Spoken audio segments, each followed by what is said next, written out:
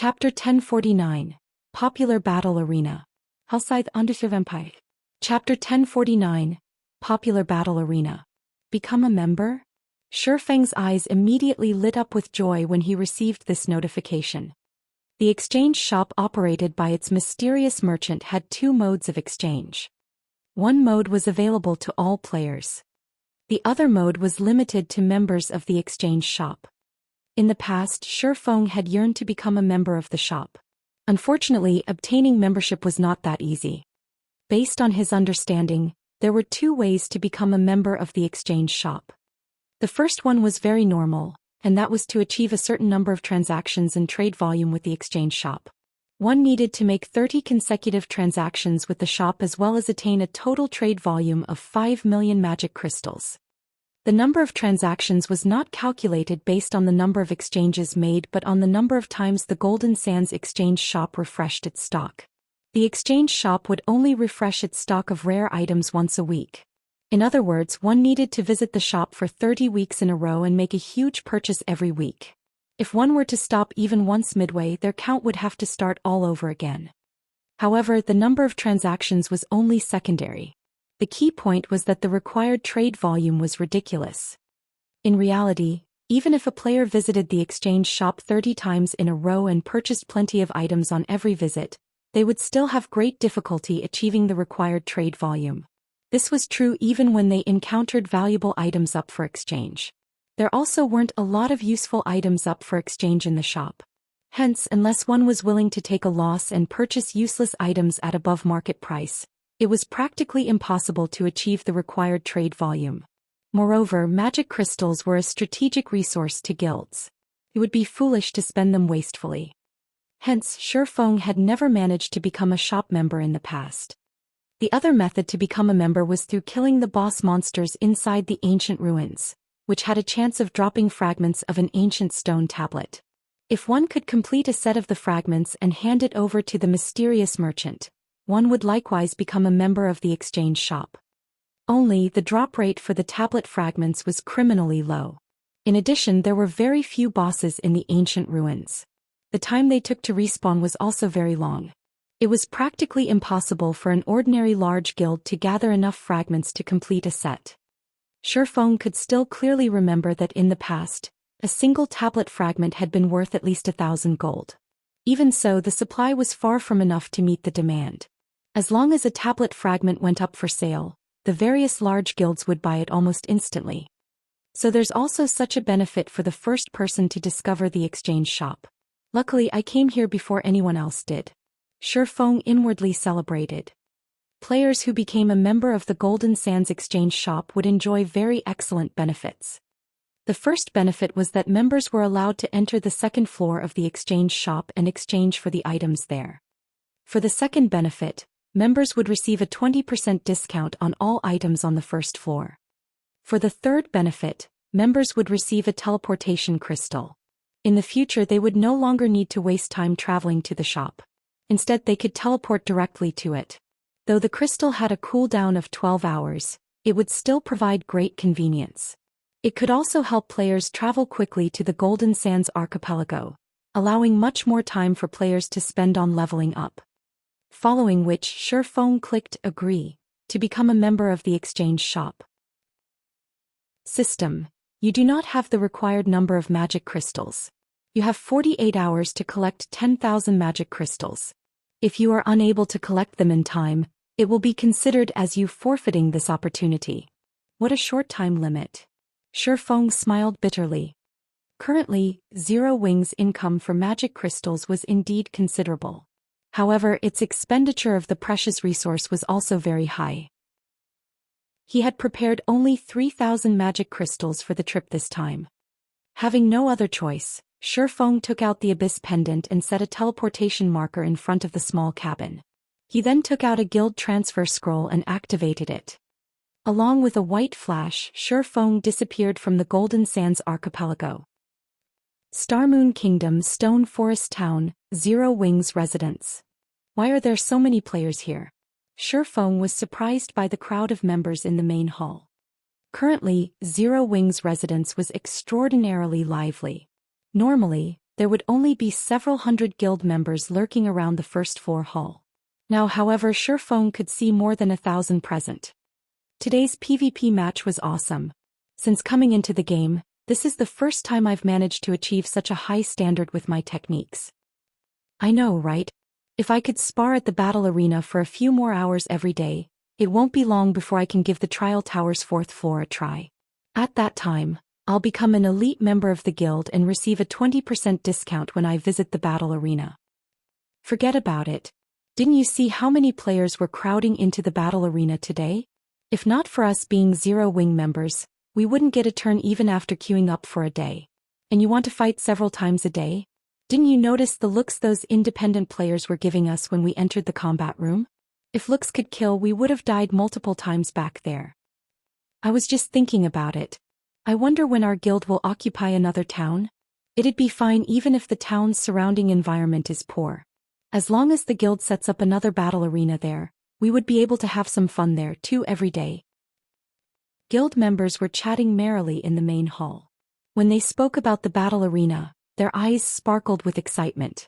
They could not help but wish they could spend more time training there. Unfortunately, there were simply too many players trying to get into the establishment.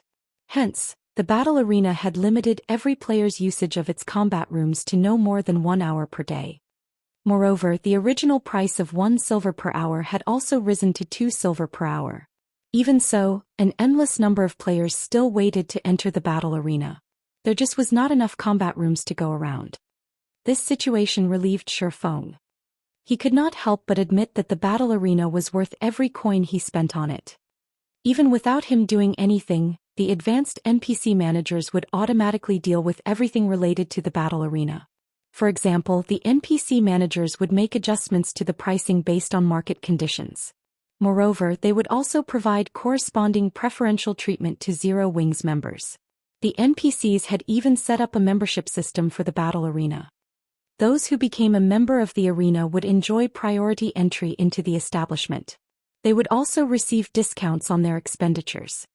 Meanwhile, in order to become a member of the battle arena, one needed to pay a registration fee of 100 magic crystals, which was non-refundable.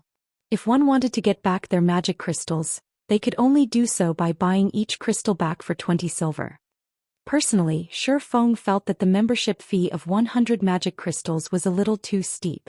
However, the NPC managers had obviously done their market research because after they promulgated this rule, over 100 players had promptly registered to become members. At this point, the battle arena already had over 300 members. Just like the treatment that the normal members of Zero Wing received, these arena members had priority in entering combat rooms.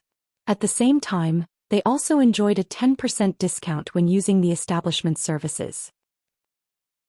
Due to this benefit, the number of players trying to join Zero Wing had also exploded.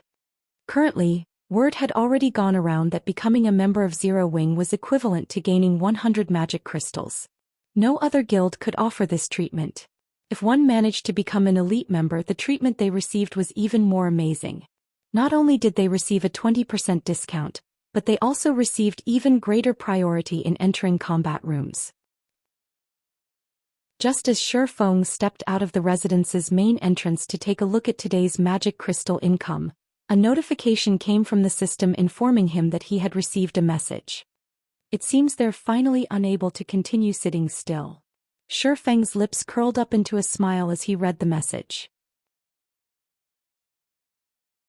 Chapter 1050. Town's Frightening Transformation. Outside Underserved Empire. Chapter 1050. Town's Frightening Transformation. Stone Forest Town, Blue Moon High-Class Bar. As the only high-class bar in Stone Forest Town, the Blue Moon High-Class Bar hardly had any ordinary players patronizing it for entertainment as the prices here were extremely high. Generally, only wealthy elite players would come here occasionally. Now that Stone Forest Town's player population had skyrocketed, even the high-class bar was not spared from the traffic increase. However, compared to the ordinary bars in town, the Blue Moon was still a quiet establishment with few customers. Just as the elite players inside the Blue Moon were excitedly discussing the newly opened battle arena in Stone Forest Town, two people, a man and a woman, suddenly entered the high-class bar. The instant these two people appeared, the entire building fell silent. Everyone's eyes focused on this pair. Of the two, the man was level 41. The equipment he wore actually gave off the glowing effect unique to epic items. A dazzling sight to elite players. However, the more eye-catching one between these two people would still have to be the heavenly beauty standing beside the man. Although the woman wore blood-red armor, the armor itself failed to conceal her perfect and enchanting curves. Just looking at her body could cause one to fall into a reverie. She had a delicate oval face and beautiful eyes. Every one of her movements also exuded a natural elegance. In addition, she carried a long sword that radiated a golden glow on her back. No one in the room could pull their gaze away from her. Who is that beauty? Why don't we go get acquainted with her? Shh. Speak softer. To think that you guys actually dare have designs on her. Are you all tired of living? We're just going to make her acquaintance. Is there a need to be so careful? Do you know her? Who is she? Do you not see the guild emblem she is wearing? That's the secret pavilion's emblem. Her name is Purple Jade. She is one of the pavilion's top experts and has been named a peerless genius by the pavilion. I heard that she managed to defeat Sacred Temple's sword meister Ruthless Sky a few days ago. Apparently, her next challenge is Miracle's sword freak, Miracle Dragon. Why is a genius like her here? Who knows? Maybe she's here to experience the battle arena. The players in the hall began discussing Purple Jade, who had suddenly appeared. As for Yuan Tiexin, who stood beside her, he got ignored by everyone. After all, the feat of defeating the sword meister Ruthless Sky was simply too amazing. The Sacred Temple was a super guild. Meanwhile, Ruthless Sky was an expert who had been famous for many years now. Practically nobody in the virtual gaming world was unaware of him. Nevertheless, this young and peerless beauty actually defeated such an expert. This news was far more shocking than if Ruthless Sky had lost to some random nobody. After taking a look around the room, Yuan Tiexin could not help but shake his head and chuckle as he said, "There are too many people here. Let's go upstairs." Purple Jade simply gave a silent nod in response. As for the gazes everyone inside the bar was directing at her, she paid no attention to them whatsoever. Or to put it in another way, she had long since learned to treat these players as air. After all, she had become the secret pavilion's most dazzling star the moment she joined the pavilion. Normally, there was not a single moment when she was not under close observation. She had grown used to receiving such gazes long ago. Stone Forest Town really is becoming increasingly amazing. I never thought that even a genius from the secret pavilion would come here. I know, right? Just a while ago I saw several well-known experts of Starmoon Kingdom inside the battle arena. I'm betting that it won't be long before Stone Forest Town becomes the gathering place of expert players. I've decided. From now on, Stone Forest Town will be my main base of operations. I wonder when Stone Forest Town will sell personal houses? Even if I have to bankrupt myself, I must buy one. Stop dreaming. If Stone Forest Town really starts selling houses right now, those experts would buy them up in an instant. I heard that if you want to obtain a personal house in Stone Forest Town, there is currently only one way to do so, and that is by participating in the Battle Arenas tournament. As long as you rank within the top 5 of the 4th floor tournament, you'll get to enter the 5th floor and receive a personal room. Also, I heard that if you rank within the top 10 on the 5th floor, you'll even receive a personal advanced combat room. You don't need to tell me that. I've long since signed up for that tournament. Only the registration fee is somewhat steep. It actually costs me half a magic crystal. If I can't survive 3 rounds, I won't even get to earn back my registration fee. Hee. I'm not aiming high.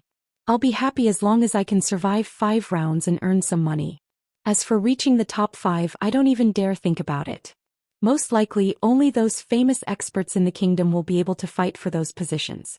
Players like us have no chance at all. While everyone was raving about the battle arena, Yuan Tiexin, who walked by them, could not help but sigh inwardly when he overheard their conversation, a somber expression on his face. Compared to ordinary players, he was much more informed about Stone Forest Town's situation. Currently, even ordinary players were optimistic about Stone Forest Town's prospects. One could just imagine how much development potential the town had.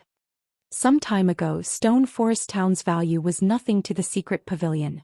However, due to the construction of the magic tower as well as the increasingly popular battle arena, the town now had an immeasurable future. Even Yuan Tiexian had to admit that. Hence he and Purple Jade had also come to Stone Forest Town. Despite their having been gone for only a few days, Stone Forest Town had undergone an earth-shaking transformation. Even he had received a fright when he arrived in town just now. Practically all the players roaming the streets were at the standard of elite players. Among them were many level 38 and level 39 experts. At this stage of the game, this was a scene that could only be found in the imperial capitals of empires, yet such a scene had now appeared in a player-owned town. Yuan Tiexian found this situation utterly inconceivable. Yuan Tiexian could already tell that a lot of experts would definitely be gathering at Stone Forest Town in the future. He had to admit that Zero Wing was truly wise to construct the battle arena. Not only could the guild earn magic crystals this way, but this method also allowed the guild to recruit expert players more easily. In addition, the battle arena had attracted many elite players to join Zero Wing. This was practically killing 3 birds with 1 stone. Right now, even the secret pavilion was incapable of such a feat. Uncle Yuan, do you think Zero Wing will really agree to the guild leader's conditions? Purple Jade asked curiously as she looked at Yuan Tiexian. Relax. Since the guild leader has already said so, he naturally is confident, Yuan Tiexian said, chuckling. Moreover, I don't think Zero Wing will refuse the offer either. It is indeed true that Zero Wing has grown a lot stronger. However, its foundations are still too poor. Not to mention, the Blackwater Corporation is fully intent on getting a share of God's domain. It is simply impossible for Zero Wing to continue developing in Starmoon Kingdom. But there are also quite a number of experts in Zero Wing. Previously, I watched Zero Wing's members training at the battle tower. Those people have very good potential and strength. As long as they are given some time, it won't be impossible for Zero Wing to make a comeback, Purple Jade said. She could not help but recall Fire Dance, Violet Cloud, and the other members of Zero Wing who had trained in the Secret Pavilion's simulation training system. The speed of their improvement had shocked even someone like herself. In addition, Zero Wing's members possessed extraordinary equipment in God's domain. It still wasn't guaranteed that the Blackwater Guild could do anything to Zero Wing. You're entertaining such thoughts because you still don't know how fearsome the Blackwater Corporation actually is. There is a reason why the corporation can boast its current achievements in the fighting industry. Not to mention, Zero Wing no longer has much time left, Yuan Tiexian said, shaking his head. He could not help pitying Zero Wing. Zero Wing could only blame itself for its bad luck. Of all the countries in God's domain, the Blackwater Corporation just had to choose Starmoon Kingdom to be its staging point. Zero Wing simply had no chance of surviving this predicament. Just as Yuan Tiexian and Purple Jade were conversing, a knock came from the doors of the VIP room. Yuan Tiexian then released the lock on the doors. As the doors opened slowly, a figure that was not particularly tall appeared before Yuan Tiexian's and Purple Jade's eyes. How can this be possible? Yuan Tiexian's eyes widened in shock upon seeing this figure, his expression turning very grim. This figure belonged to none other than Shifeng, whom Yuan Tiexian was familiar with. Only right now Shifeng was actually level 44. Chapter 1051, Monster Army. Hellscythe Undersea Vampire. Chapter 1051 Monster Army. How is he so high-leveled? Purple Jade's eyes flashed with shock as she stared at Shifeng slowly walking over to them. Currently, even the highest-leveled player in the secret pavilion was only level 42. Moreover, that person was the pavilion's famous leveling maniac, who was also the #1 player on the Fire Wing Empire's ranking list, Sleepless Star. However, aside from Sleepless Star's personal strength, the reason he managed to come out on top in the Fire Wing Empire was the resources the secret pavilion supplied him with. Yet Shifeng, a member of Zero Wing's upper echelon who was frequently busy dealing with guild affairs, had actually managed to reach level 44. This was truly inconceivable. However, rather than Shifeng's level, what surprised Purple Jade the most was the danger she picked up from him. Moreover, her alarm bells rang increasingly louder, the closer Shifeng got to her. What a terrifying monster. Yuan Tiexing was much more experienced than Purple Jade, so he could tell very clearly just how much Shifeng had improved since they last met. Smiling bitterly, he could not help shaking his head as he said, "Jade, it seems it will be impossible for you to test Yifeng's bottom line this time. Right now he is no longer just strong. His strength is already at an entirely different level from ours." Previously, when Yuan Tiexing had met Shifeng, the latter had contained his aura exceptionally well, proof that the youth's control over his body had already reached a realm of perfection. However, this time Shifeng failed to contain his aura that well when he moved. What did this mean? The only explanation for this was that Shifeng's power was so strong that even an expert like himself could not adapt to it properly. Hence he was unable to contain his aura completely. When Purple Jade heard this, disappointment flashed across her eyes. In reality, her purpose in following Yuan Tiexing to Stone Forest Town this time was so that she could spar with Shifeng and hopefully learn some of his techniques. However, if the gap in strength was too wide, Shifeng could easily defeat her even without utilizing any profound techniques. With this, rather than a spar, she would simply be asking for a beating. "Uncle Yuan, may I know why you have come looking for me this time?" Shifeng asked unhurriedly. Truthfully, he already knew why the secret pavilion had come looking for him. With the popularity of Stone Forest Town's battle arena right now, even a transcendental power like the secret pavilion would not be able to sit still and do nothing. Currently, Stone Forest Town's development was still in its early stages.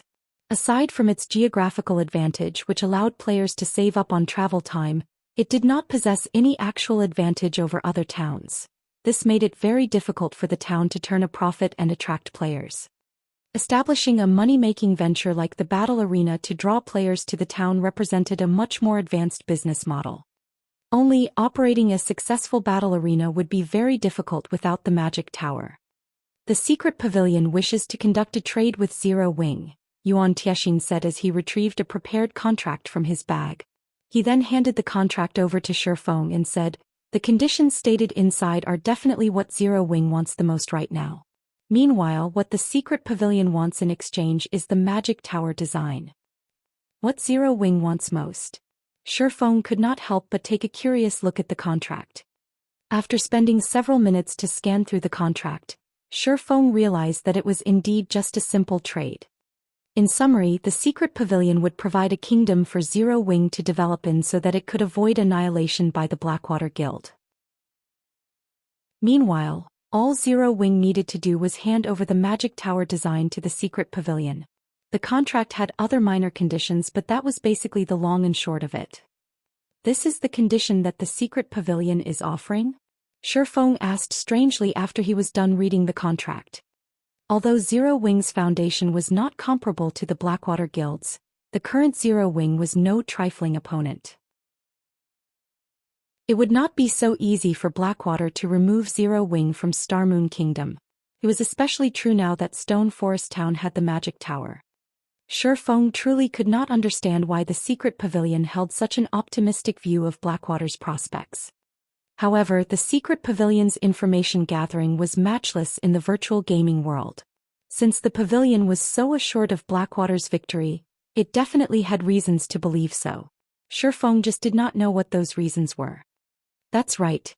This is the condition the secret pavilion is offering. This is a trade that will bring only good and no harm to Zero Wing," Yuan Tiexing said determinedly. "I understand what you are thinking. It is impossible for Zero Wing to lose. But what will you think after looking at this?" Saying so, Yuan Tiexing sent a few video recordings to Shifeng. Shifeng promptly clicked to view the videos. And he was stunned when the first video started playing. The video had been recorded from the top of a mountain using a magic mirror. Meanwhile, the location displayed was none other than Black Ridge Town, which the video showed as being infested with monsters that were level 50 and above. There were even level 60 and above lords and great lords among them, as well as the one-horned humanoid monsters that Shifeng was extremely familiar with. Only, there was a huge disparity between the numbers of these humanoid monsters shown in the video and the report he received from his subordinates. Previously, there had only been several hundred humanoid monsters residing in the town. Now, however, there were over 4,000 of them. Moreover, a few of these humanoid monsters had even reached level 60 already, their HPs breaching 30 million. equivalent to a level 60 Great Lord, and there were actually 5 of them. The development speed of these monsters made even Shifeng shudder. Aside from these monsters, Shifeng could also vaguely make out a figure wearing a black cloak. Meanwhile, the next few videos showed a mysterious cloaked person conversing with Blackwater's guild leader, Abandoned Wave. Unfortunately, as the person recording these videos had been too far away, the video did not include the contents of their conversation. However, the appearance of this mysterious person was somewhat similar to the figure wearing a black cloak in Blackridge Town. Are you trying to say that these monsters are under the Blackwater Guild's control? Shifeng asked Yuan Tiexin. That's right. Although we're not sure what kind of relationship the two possess, those monsters should support Blackwater's overall direction. Moreover, just recently we've also received news that Blackwater has secretly joined hands with Pantheon. Knowing this, how long do you think Zero Wing will be able to hold on? Moreover, the longer this stalemate lasts, the more disadvantageous it will be for Zero Wing.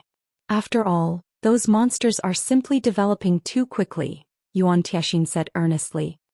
Not to mention Zero Wing, even the secret pavilion might not be able to hold off all those monsters. The common beast-type monsters might be manageable, but those one-horned humanoid monsters were a different story. They possessed not only very high combat standards but also similarly high intelligence. It would already be very troublesome dealing with one of those humanoid monsters at the level 50 Lord standard, let alone a level 60 Great Lord. With 5 of these Great Lords leading them, the 4,000-plus humanoid monsters could easily flatten a player town. What was more, there was still the endless horde of beast-type monsters. This was a force that current players simply could not contend with. In addition, the Blackwater Guild had its own forces. Combined with the monster army, Blackwater was practically invincible in Star Moon Kingdom. The only way out for Zero Wing right now was to shift its base of operations to another location. Avoiding a confrontation with Blackwater was the best option.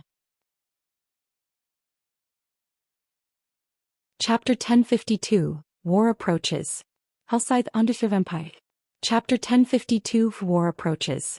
Yuan Tiexin had anticipated seeing an expression of fear on Shifeng's face after his explanation. However, even after some time had passed, Shifeng's expression remained unchanged. Aren't you worried about Stone Forest Town's safety? Yuan Tiexin asked. You should know that Blackridge Town is only a short distance away from Stone Forest Town. If those monsters take action, they need only 10 hours or so to gather at Stone Forest Town's entrance.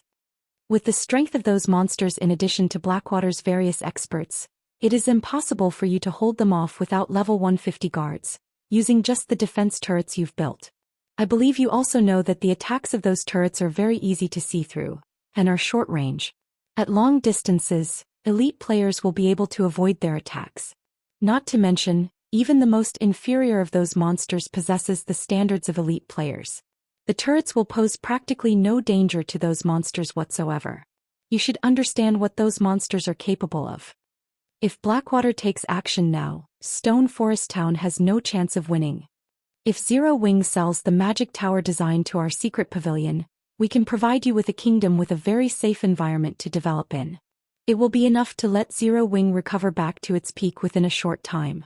Right now, the longer you delay your decision, the greater the losses you will suffer.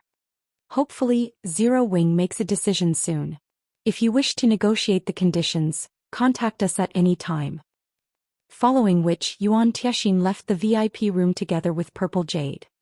In Yuan Tiexin's opinion, Shifeng could not make a decision on such an important matter.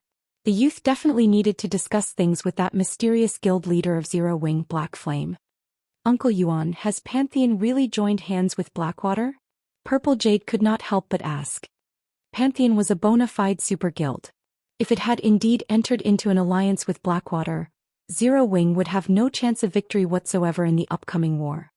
Although Zero Wing had a lot of powerful experts for an upstart guild, in front of Pantheon, a guild whose history spanned several decades, that number of experts was not worth mentioning.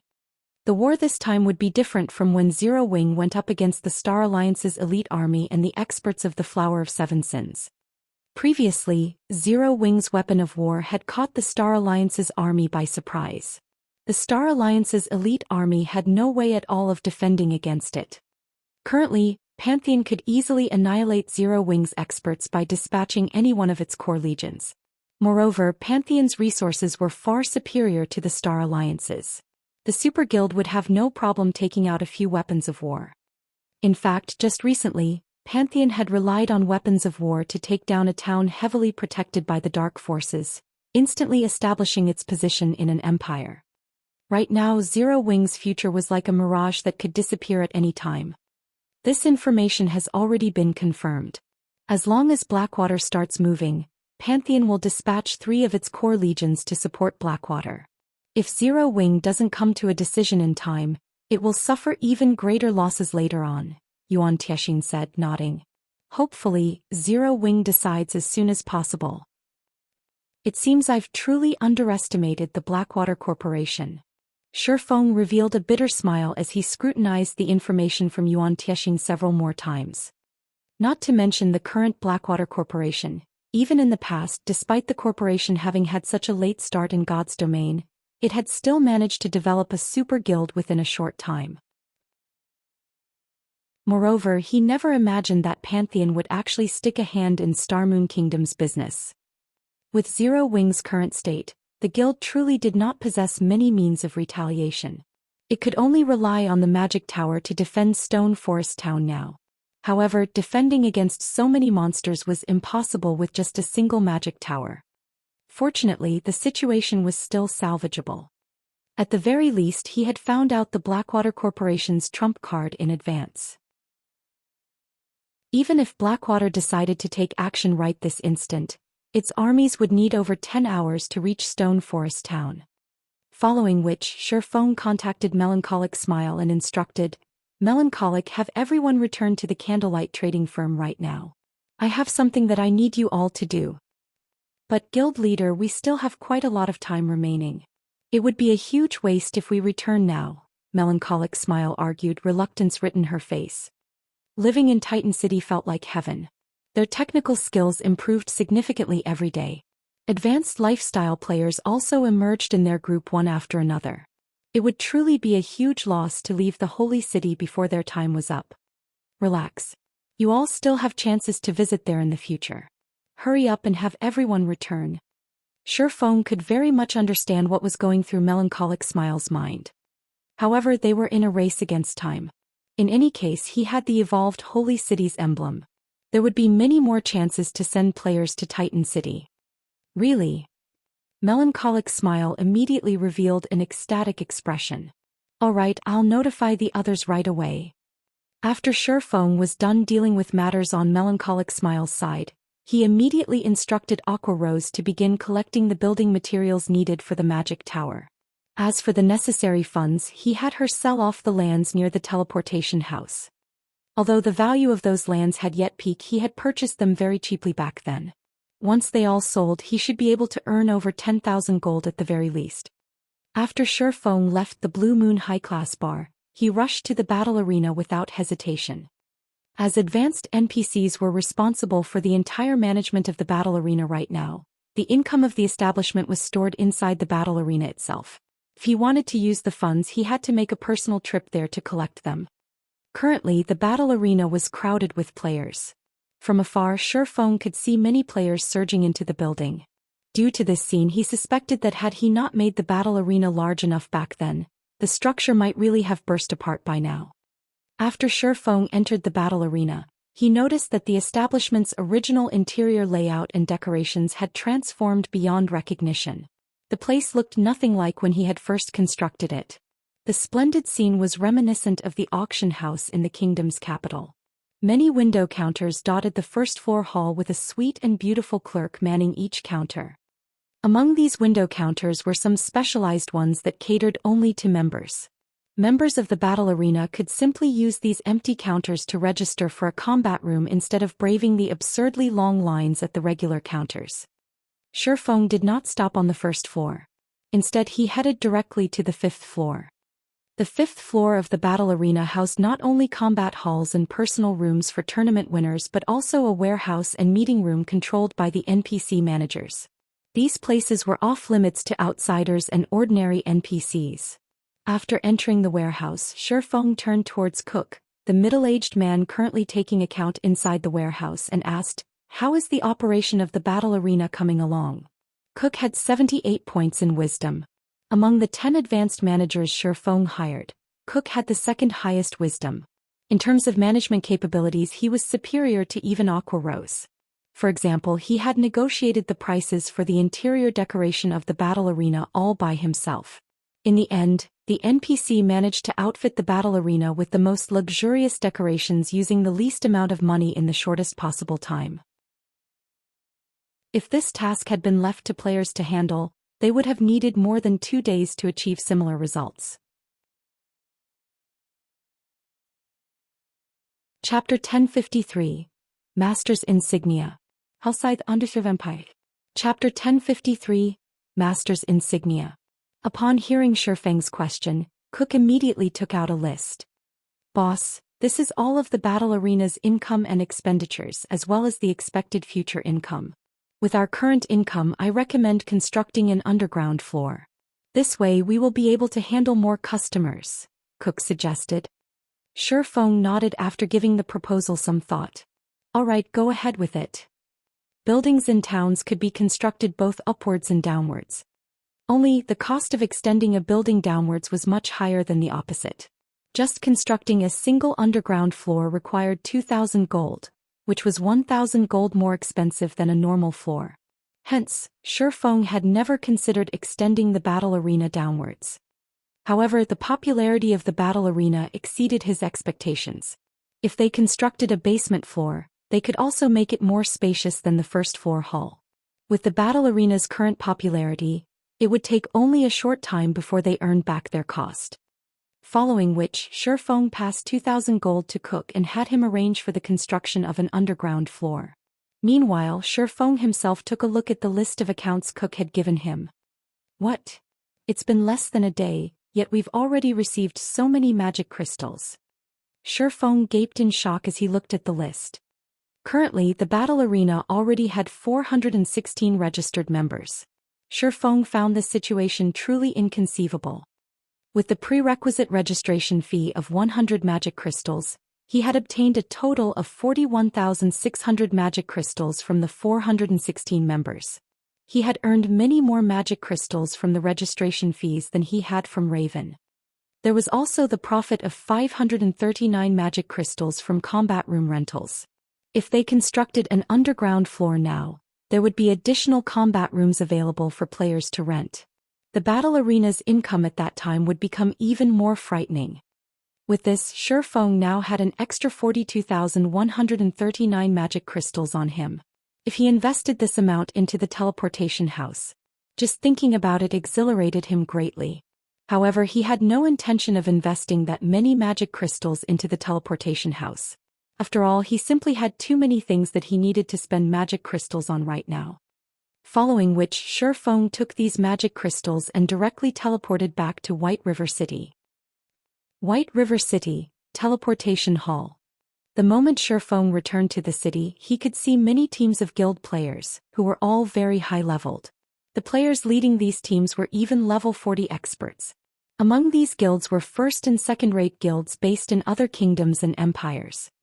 Why would so many large guilds from other kingdoms suddenly run all the way to White River City?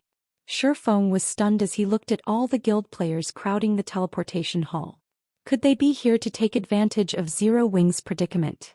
However, Shifeng promptly rejected this thought of his. Currently, the Blackwater Guild was only planning to deal with Zero Wing. It had not actually started taking action yet.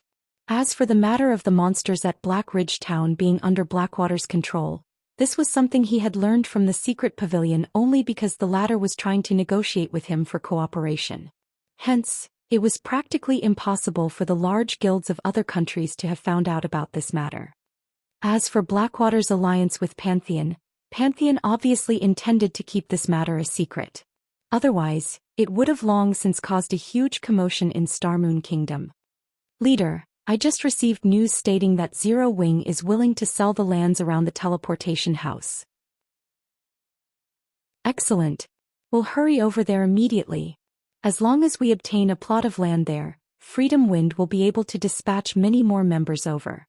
Our guild will then gain more opportunities at the ancient ruins over at the Twin Towers Kingdom. A tall level 40 ranger with an erect bearing said, his eyes glowing with excitement at hearing this news. The ranger wore dark gray armor and carried a blue longbow on his back. Without hesitation, the ranger led his 100-man team out of the teleportation hall. Why is Freedom Wind here as well?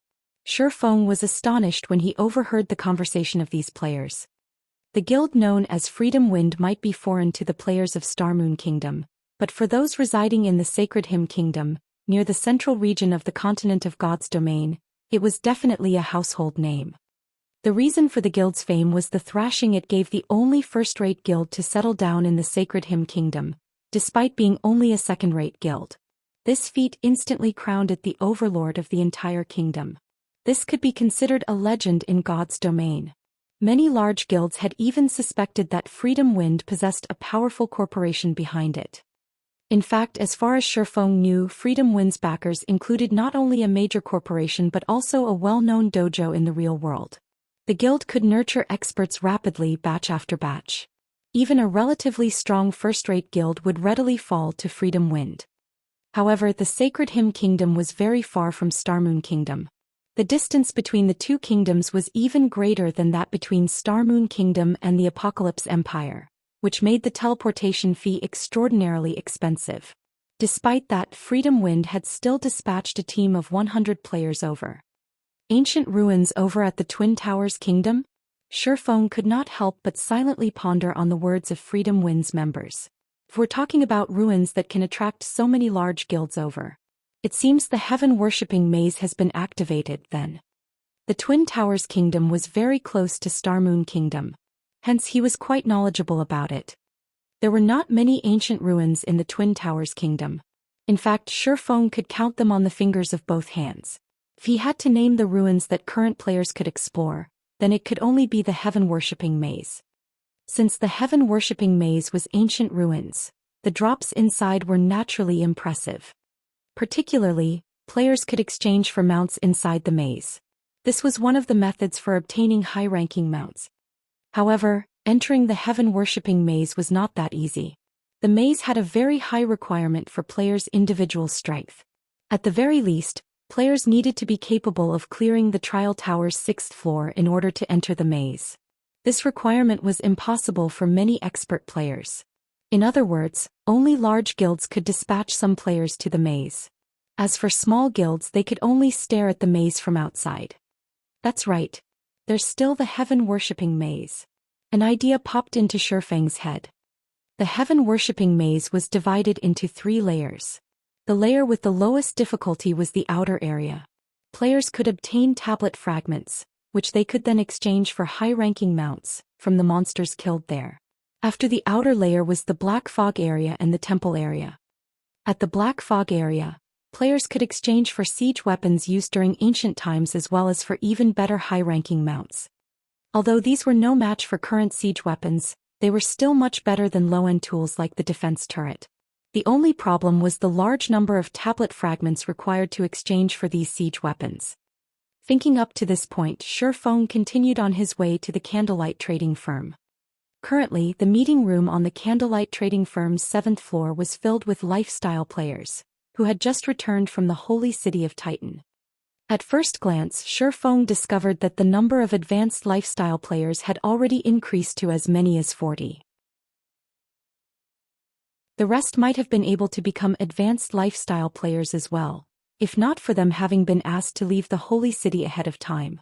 As for Melancholic Smile, Cream Cocoa, and the others who had already been advanced lifestyle players, they had experienced plenty of transformations as well. Despite them having been separated for only 2 days or so, the auras surrounding their bodies had undergone earth-shattering changes. A master's insignia?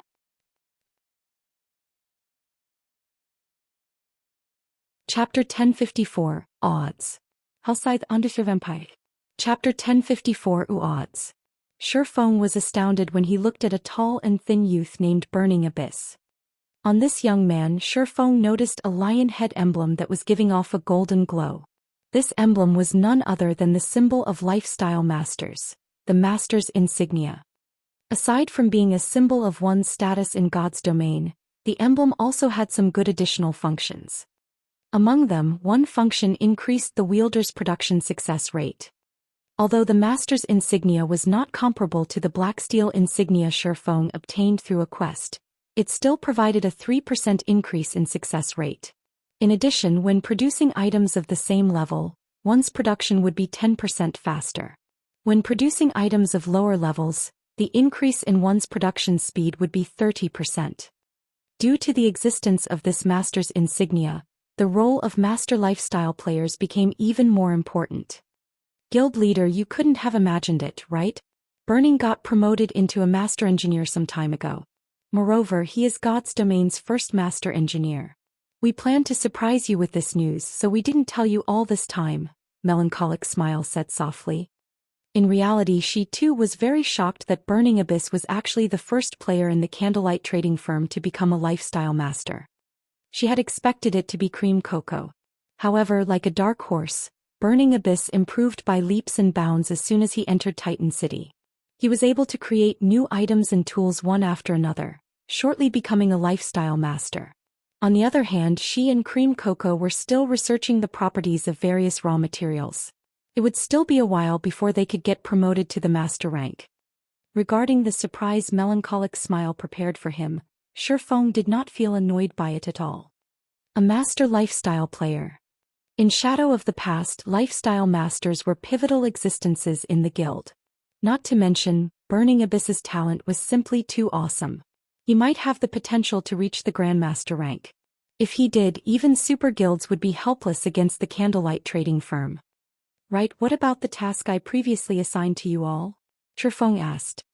In order to fulfill his agreement with the secret pavilion, Shifeng had Melancholic Smile and the others ceaselessly produce strengthening devices and bronze engineering locomotives.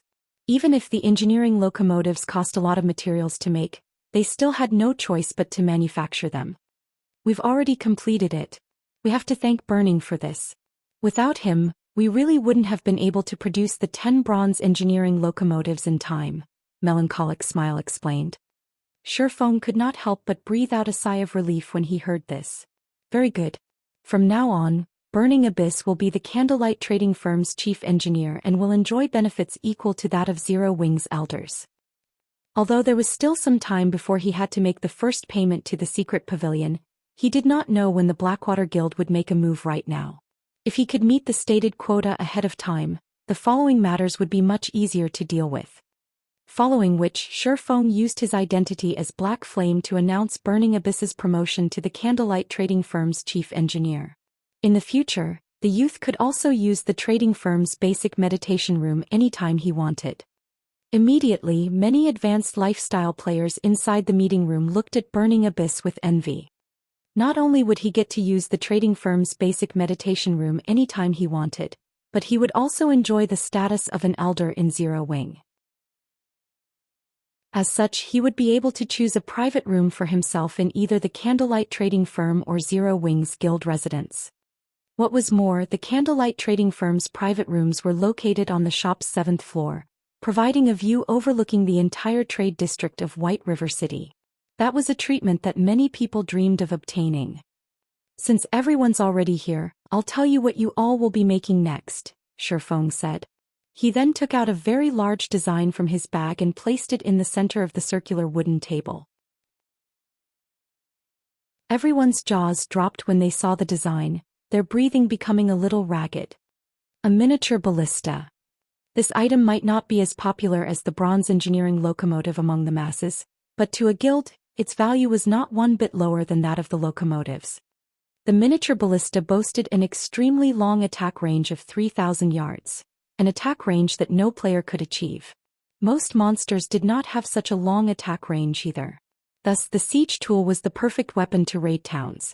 Moreover, it was very simple to operate, requiring only 3 people to move and use it. Guild leader, are we really going to make this item? Melancholic Smile asked in surprise. The miniature ballista was a considerably advanced tool.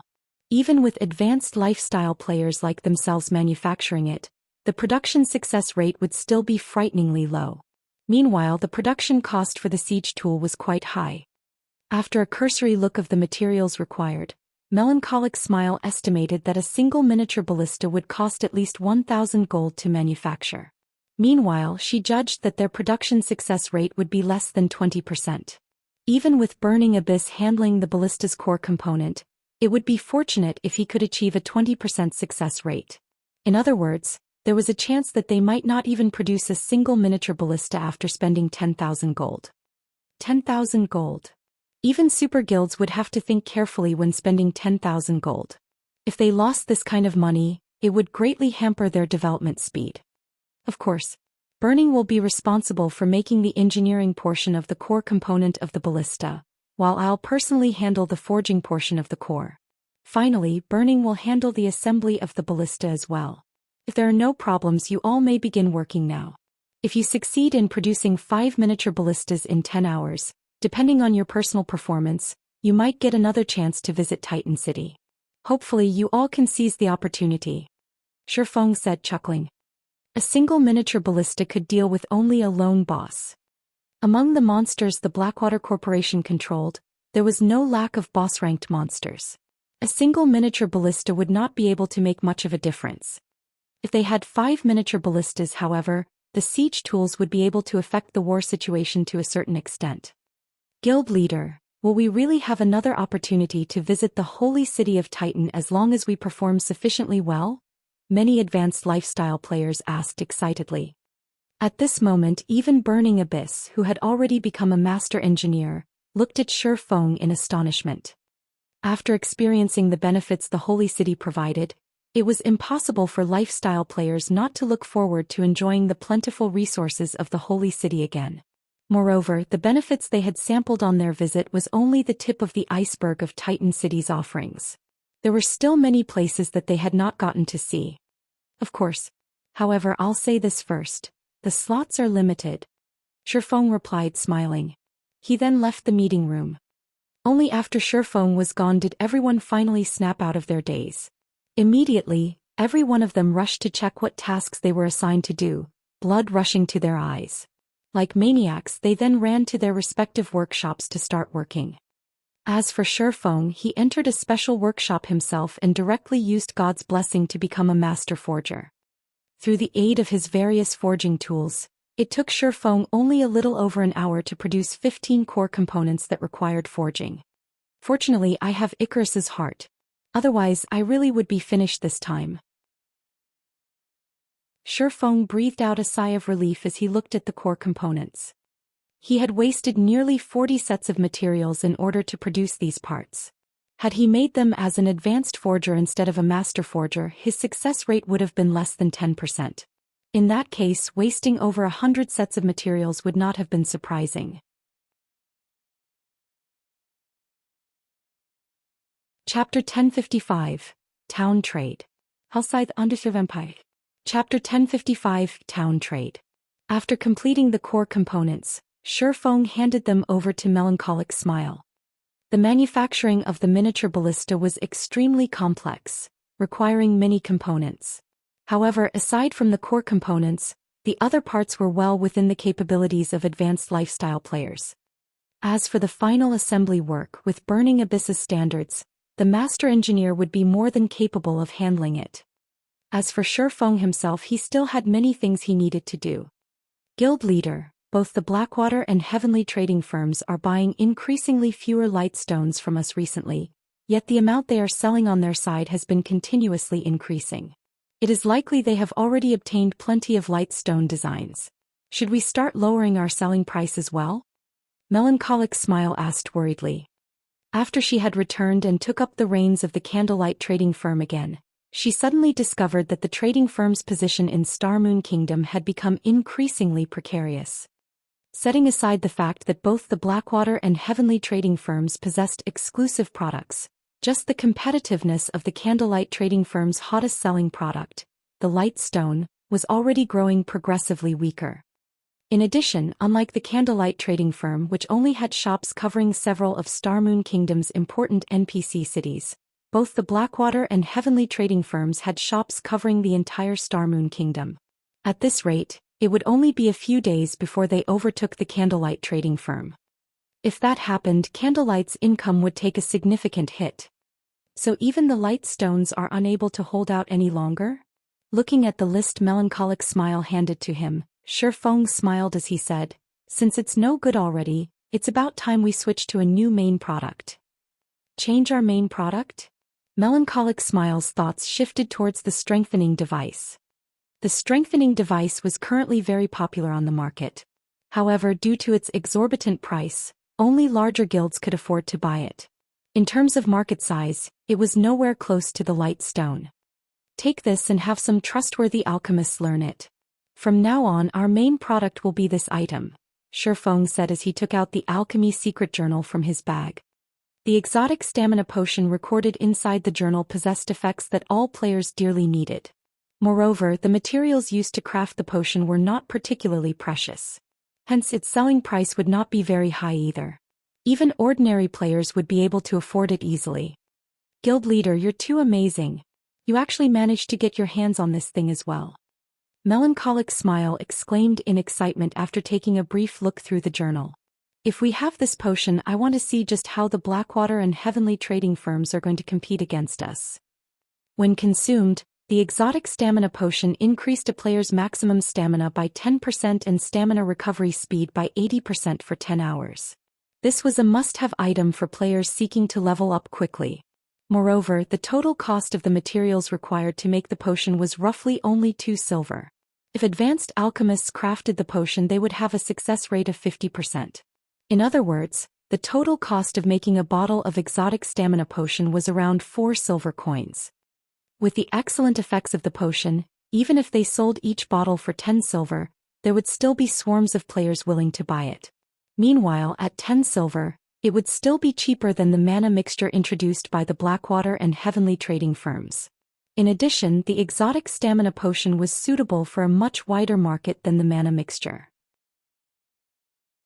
With this, there was no way Blackwater and Heavenly could bring down the Candlelight trading firm. The players of God's domain earned a limited income every day.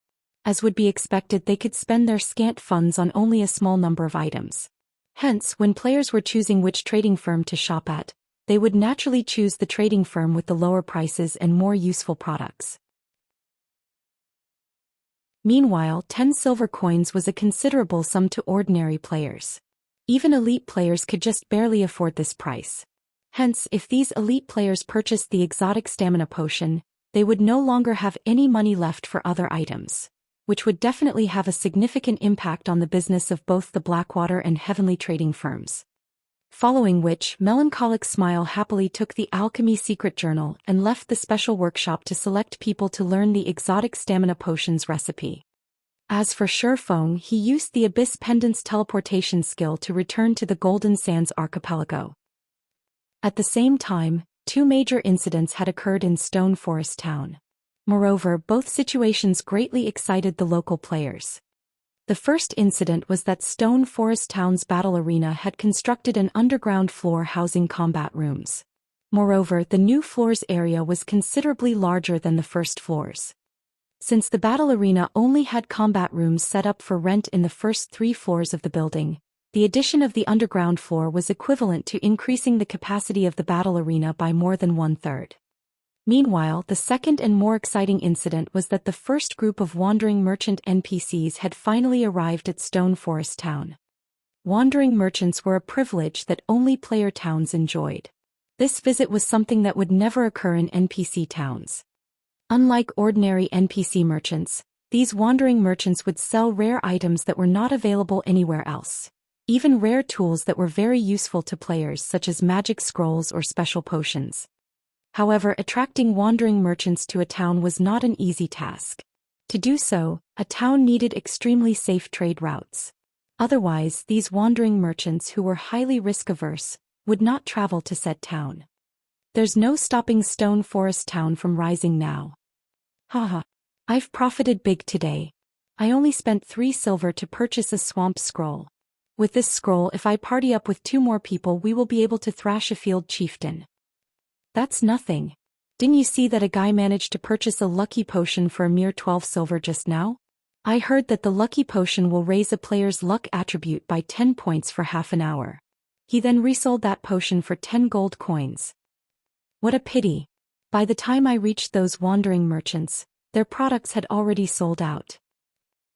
The arrival of the wandering merchants gave rise to discussions among the players in town about the NPCs. The merchandise of these NPCs completely surpassed everyone's imaginations. They had all kinds of rare and strange goods up for sale.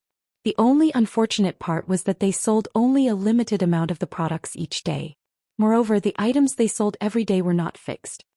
However, it was also precisely because of this restricted supply that many players chose to live in Stone Forest Town. Meanwhile, this situation was a boon to Stone Forest Town, since it levied a 10% tax on all local sales. Although that was not a lot of money, the income from taxes would increase as the number of NPC merchants gathered in the town rose. At the same time, word about the wandering merchants also began spreading in Starmoon Kingdom's official forums. Stone Forest Town's thrilling wandering merchants. Purchased lucky potion resold for 100 times the purchase price. News regarding the wandering merchants immediately piqued the envy of many players throughout the kingdom. Ordinary players would consider themselves rich if they had 1 gold coin on their person, all the more 10 gold coins. If they could encounter such fortuitous situations several times, they would be able to buy a common mount for themselves by the time they reached level 40. Many expert players were too poor to purchase mounts even after reaching level 40. Starmoon City, Blackwater's guild residence. At this time, the elegant and beautiful Qin Muyun suddenly entered the guild leader's office. With a slightly gloomy expression, she said, "Guild leader, young Master Jing is already dissatisfied with your performance because of this matter regarding Stone Forest Town.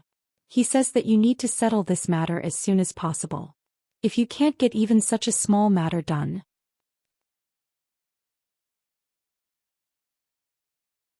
Chapter 1056, Grandmaster Magic Array. Hellscythe Underserve Empire. Chapter 1056, Grandmaster Magic Array. Abandoned Wave, who was seated behind his desk, frowned slightly when he heard Qin Muyun's words.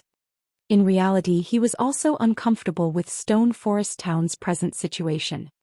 Due to the construction of the magic tower in Stone Forest Town, many of Zero Wing's elite and expert members had gathered there, instantly raising the difficulty of raiding the town significantly. With the addition of the wandering merchants now, most likely, there would be many more independent players trying to join Zero Wing. As long as these players became Zero Wing's members, not only would they enjoy the membership perks at the battle arena, but they would also have the convenience of much shorter travel times to Stone Forest Town due to the guild transfer scroll. The time savings from joining Zero Wing had tempted many independent players with good standards and strength. He had already received news that soon after the battle arena appeared, the number of players trying to join Zero Wing had started increasing exponentially. Moreover, practically every elite and expert player that recently joined Zero Wing had promptly migrated to Stone Forest Town to develop themselves. "I understand. Tell young Master Jing that as long as he gives me a little more time, Stone Forest Town will very quickly become the Blackwater Guild's property," Abandoned Wave said, nodding. "Also, tell Black Robe that the sacrifices he asked for are already ready." He had to admit that Zero Wing's strength was ramping up quite rapidly. Unfortunately, the guild had the misfortune to meet him. Otherwise, there truly wouldn't be anybody in Starmoon Kingdom capable of stopping Zero Wing from becoming its overlord. However, now that the Blackwater Guild had arrived, Zero Wing could only perish. Upon hearing Abandoned Wave's reply, Qin Muyun turned around and left the office. At the same time, using the Abyss Pendant, Shifeng appeared once more before the small cabin inside the ancient ruins at the core of the Golden Sands archipelago. This time, Shifeng immediately opened the wooden door and entered the cabin. Although the cabin looked small on the outside and appeared to have only a single floor, stepping into the cabin was like entering a completely different world. The inside was just like a player-constructed building, where the internal space was usually larger than what was visible on the outside. Only, the disparity between the wooden cabin's frontage and interior space was much more grandiose. Upon entering the cabin, Shifeng came upon an elegant hall the size of 2 basketball courts. Exquisite glass cabinets dotted the hall. There were all sorts of rare items on display inside these cabinets, and no lack of items that could tempt even expert players. Meanwhile, 10 level 200 NPCs stood guard around the hall, with 4 stationed by the staircase leading up to the cabin's second floor. In addition to these guards, there was also a handsome and beautiful young man who seemed to be the manager of the establishment. The youth's appearance could fascinate even men. When Shifeng looked at the youth, he could only see the youth's name, Harold, displayed. He could not see any other information about him. However, if one used an advanced identification skill on the youth, they would discover that the young and beautiful Harold was not a human at all. Harold, High Elf, Grand Wizard, Level, HP, / In the past, many players often discussed which NPC in God's domain they thought was the strongest. They would also make strength rankings for NPCs, according to the NPC's tiers. In other words, only NPCs of the same tier would be compared with each other. Meanwhile, as a Tier 5 NPC, Harold's strength had always been a mystery to everyone. After reaching level 200, many players had attempted to use extremely powerful identification skills to examine Harold. In the end, however, they still failed to discern Harold's level and HP. In addition, nobody had ever seen Harold's true strength.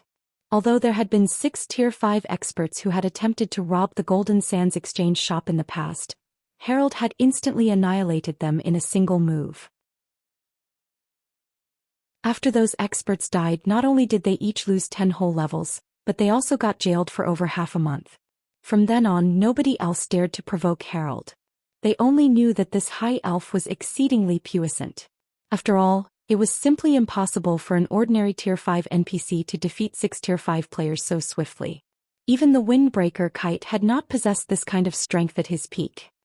Hence, Harold's strength had always been a mystery.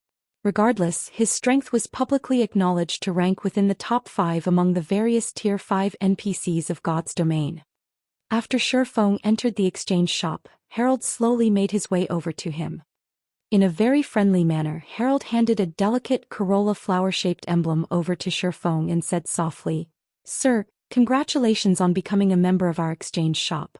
Here is our establishment's member's emblem.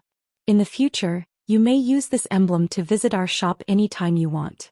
In addition, you may visit our shop's second-floor hall. The items up for exchange there are all treasures carefully selected by our shop." "Thank you. I wish to take a look at the second floor then. May I know what are the best products available for exchange this week?" Shifeng asked, speaking as if he were an old customer after storing the exchange shop's member's emblem. After he had obtained the large quantity of magic crystals from the battle arena, he had directly paid 10,000 crystals to the system. Although he had felt a slight sting at the loss, compared to using the other methods to become a member of the exchange shop, it was already the best option. "Please follow me, sir," Harold said before leading Shifeng upstairs. The size of the second floor's hall was somewhat smaller than the first floor's. Moreover, the number of glass display cabinets here was only 1/10 of that of the first floor halls. Even so, the 30,000+ magic crystals Shifeng had on him right now was most likely insufficient to buy even 1/10 of the items displayed here. Even the cheapest item on display was priced at 2,000 magic crystals. Taking a casual glance around, Shifeng had also discovered many items priced above 10,000 magic crystals. Sure enough, the second floor isn't a place for normal people. Shifeng was rendered speechless by what he saw. Currently, 100 magic crystals could be used to exchange for 25 gold coins on the market. 10,000 magic crystals would be equivalent to 2,500 gold. In other words, among the items displayed, there were many valued above 2,500 gold. 2,500 gold. With that kind of money, one could already purchase an epic item. "Sir, of the many products that have arrived in our shop this week, these 5 items are the ones our shop is proudest of. Hopefully they are to your liking," Harold said very confidently as he brought Shifeng over to a glass cabinet protected by a magic array. "This is a Grandmaster magic array." Shifeng could not help his shock when he saw the magic array protecting the 5 items. He had done his fair share of research into magic arrays in the past and could even draw intermediate magic arrays. Although he was not a master at crafting magic arrays, he could more or less discern their standard. As for the magic array Shifeng was currently standing on, he had only seen the likes of this around the palaces in imperial capitals. Even a group of Tier 5 NPCs would have difficulty breaking through a Grandmaster magic array within a short time. If it were an even more powerful Grandmaster magic array, those Tier 5 NPCs might meet their end. Yet, right now, one such Grandmaster magic array was actually being used to protect 5 items. This was entirely too extravagant.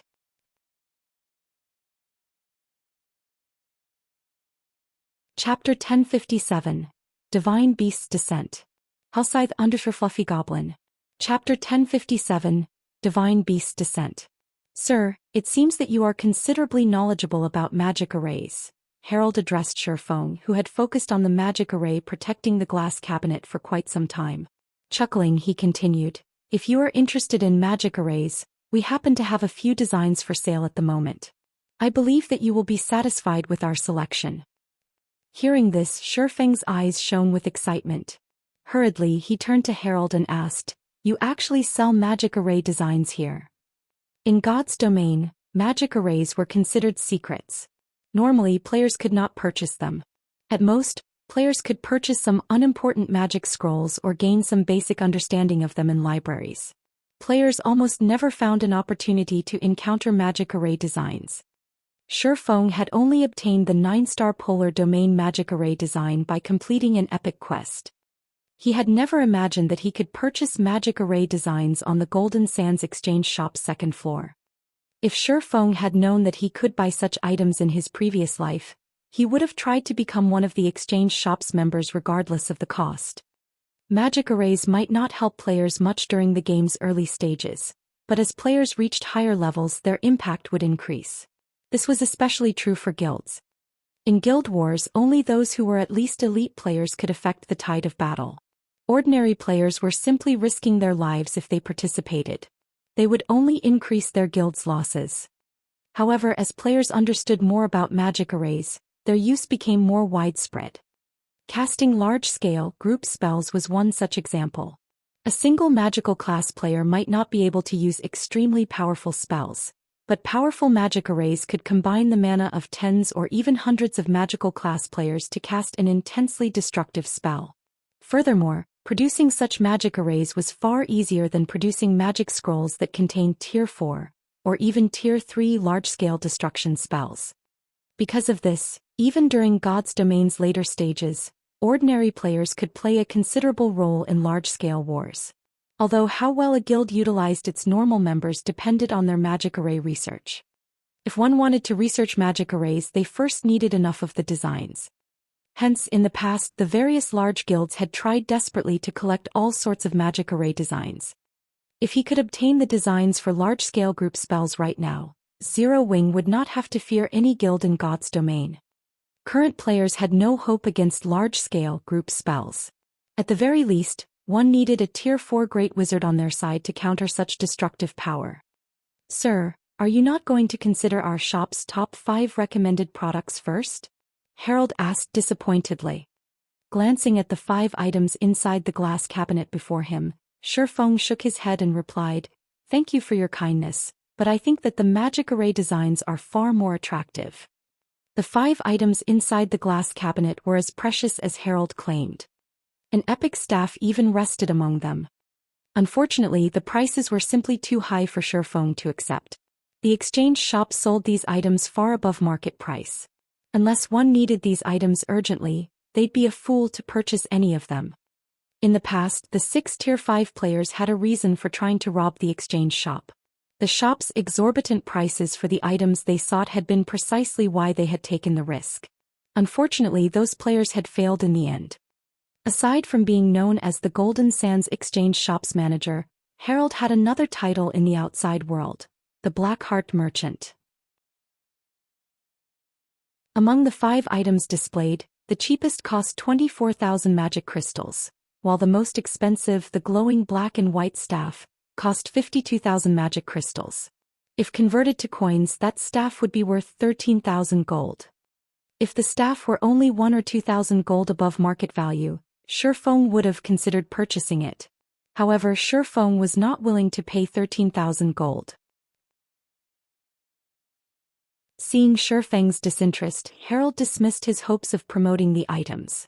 Instead, he led Shi Feng to a corner. 3 small glass cabinets occupied the corner, each cabinet containing a thick, solid book cast in gold. These were none other than the magic array designs. "May I know if you are satisfied with our products, sir?" Harold asked, smiling. Although the magic array designs were not as valuable as the 5 items, they were still particularly high-priced items in the shop. Among the 3 designs, the cheapest, the 13 totem poles, cost 8,000 magic crystals. It was a basic suppression magic array and required 13 magical classes to activate. It was superbly effective against lone field or dungeon bosses. The magic array belonged to the middle upper standard among basic magic arrays. The second design cost 12,000 magic crystals and was the double protection barrier. It was similarly a basic magic array but of a much higher standard than the 13 totem poles. It required 100 magical class players to activate. When activated, it formed a defensive magic array that would block all damage from the outside. Among basic magic arrays, it was of the highest quality. The last design was also the most valuable, costing 24,000 magic crystals. This magic array was the Divine Beast's Descent. The magic array concentrated the mana of 88 summoners to summon a divine beast to do battle. It belonged to the middle upper standard among intermediate magic arrays. As I expected of the exchange shop. It even has an intermediate magic array. Shifeng was shocked. Basic magic array designs were relatively easy to find in God's domain. However, after reaching the intermediate rank, magic array designs became extraordinarily rare. Even large guilds found them quite difficult to obtain. Thus, it was truly surprising to find one in the exchange shop. Although the Divine Beast's Descent magic array cost far more than its market value, the magic array would play a massive role in guild wars. The 9-star polar domain magic array he currently possessed was a suppression-type magic array. Its main purpose was to weaken bosses. In a war between players, its results were only satisfactory if used in narrow terrain. For siege battles and battles in broad, open spaces, the intermediate magic array was not particularly useful. However, the Divine Beast's Descent was a summoning-type magic array, and players could utilize powerful monsters in battle. This was like a summoning scroll. Only, the magic array's conditions were much more stringent, requiring 88 summoners to maintain it. If the magic array were interrupted, the summoned creature would disappear immediately. Most importantly, it was extremely costly as it required 88 magic array scrolls to activate. These scrolls would also disappear after a single use. Even so, it was an extremely powerful tool of war. After all, ordinary players' role in these wars was simply too small. They were practically negligible. However, combining their power and transforming them into a devastating force would be terrifying. After all, ordinary players comprised the majority of a guild's members.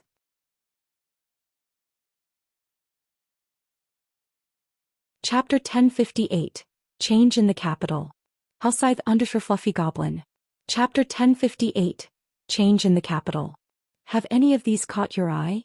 Harold asked Shifeng once more, still smiling. Although there were only 3 magic array designs and the most powerful was only intermediate rank, they were not easy to find elsewhere.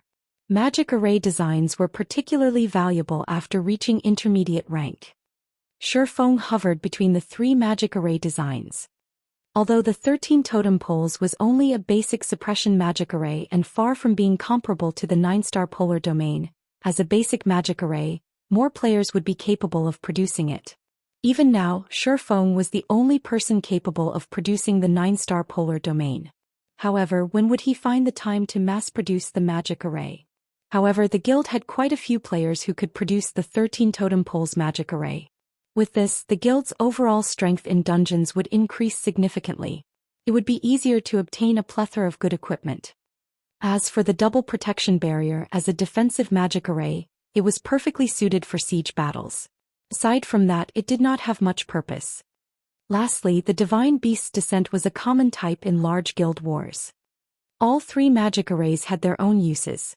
All 3 were also things that Zero Wing sorely needed.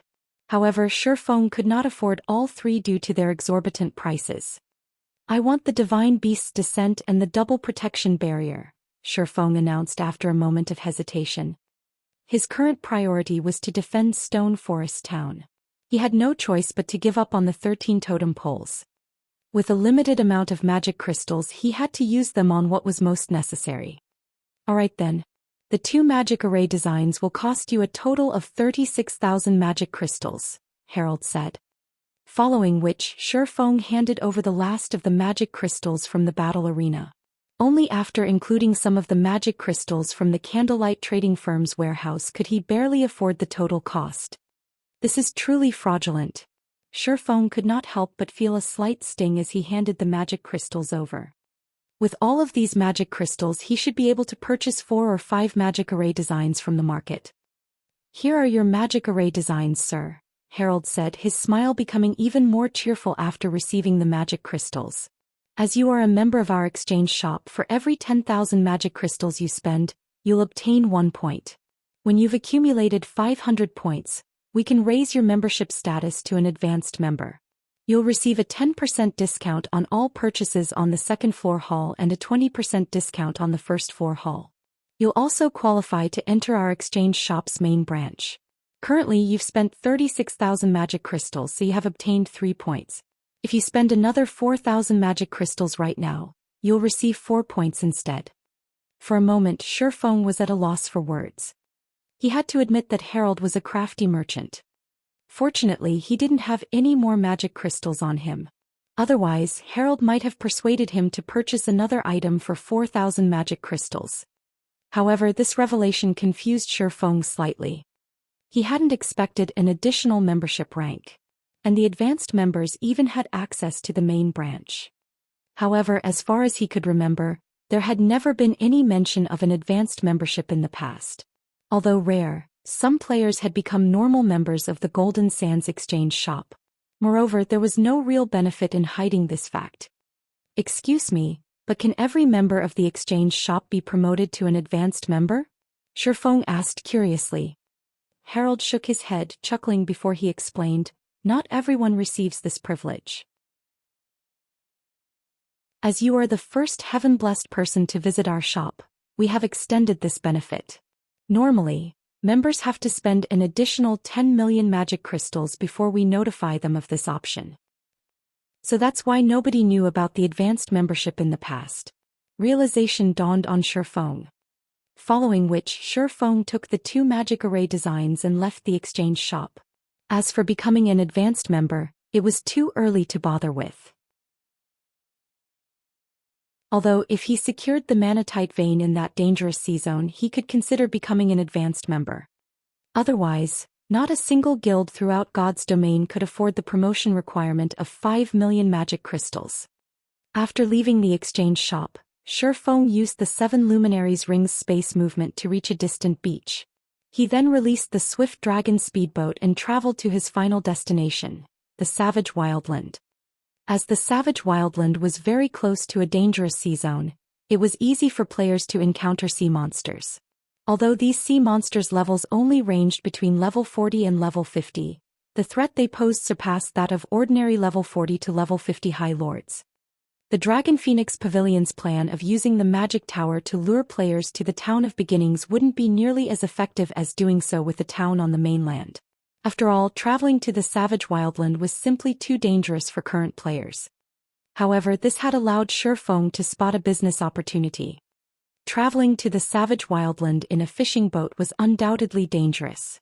However, if one used a speedboat, the danger would decrease significantly. What he needed to do was to open a sea route between Ocean Viewing Town and the Savage Wildland, starting a transportation business.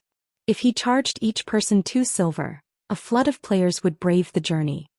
Even if there were only 10,000 players trying to reach the Savage Wildland each day, he could still earn 200 gold daily. However, this was a conservative estimate. Take Stone Forest Town for example. Even though the town was over 10 hours away from the nearest teleportation point on foot, a large number of players made the trip. Moreover, by the time the Town of Beginnings developed into a medium-sized town and unlocked the Savage Wildland's true value at that time, it would not be surprising if hundreds of thousands of players attempted the trip every day. The income he could gain from the transportation business might even match the income from the Town of Beginnings. Shifeng could still remember that when the Town of Beginnings had developed into a small-sized city, the city's permanent player population had already neared 1 million. As for city's floating population, that was well over 5 million. If that came to pass once again, counting each day's earnings would become laborious. Time passed quickly. The trip, which should have taken over an hour, was over in only 10 minutes or so thanks to the Swift Dragon speedboat. From a distance, the savage wildland looked like a new continent. At first glance, the island seemed to have no end. The island was roughly the size of a major city's jurisdiction on the mainland. However, even the island's outer region was not easy to reach. Following which, Shifeng found a place to dock before storing the Swift Dragon speedboat. He then unsheathed the abyssal blade and activated Phantom Kill, his doppelganger splitting from his body. The 7 Luminaries' ring's space movement was quite convenient. However, he was no god. He could not remember the exact coordinates of the Otherworld transfer gate. He could only determine its general location on the map. But how dangerous was the core area? As a precaution, he could use the replace skill to avoid dying should he find any powerful monsters during his journey. As Shifeng was about to use space movement, he received a call from Aqua Rose. Guild leader, this is bad. I just received a report from the secret pavilion stating that 3 of Pantheon's core legions have snuck into Star Moon City.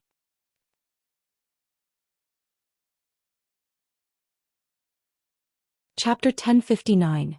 Passage established. Hellscythe _ Fluffy Goblin. Chapter 1059. Passage established. On the semi-transparent screen, anxiety pulled at Aqua Rose's fair, dainty face. When Shifeng had told her that Pantheon had joined with Blackwater to deal with Zero Wing, she had doubted his words.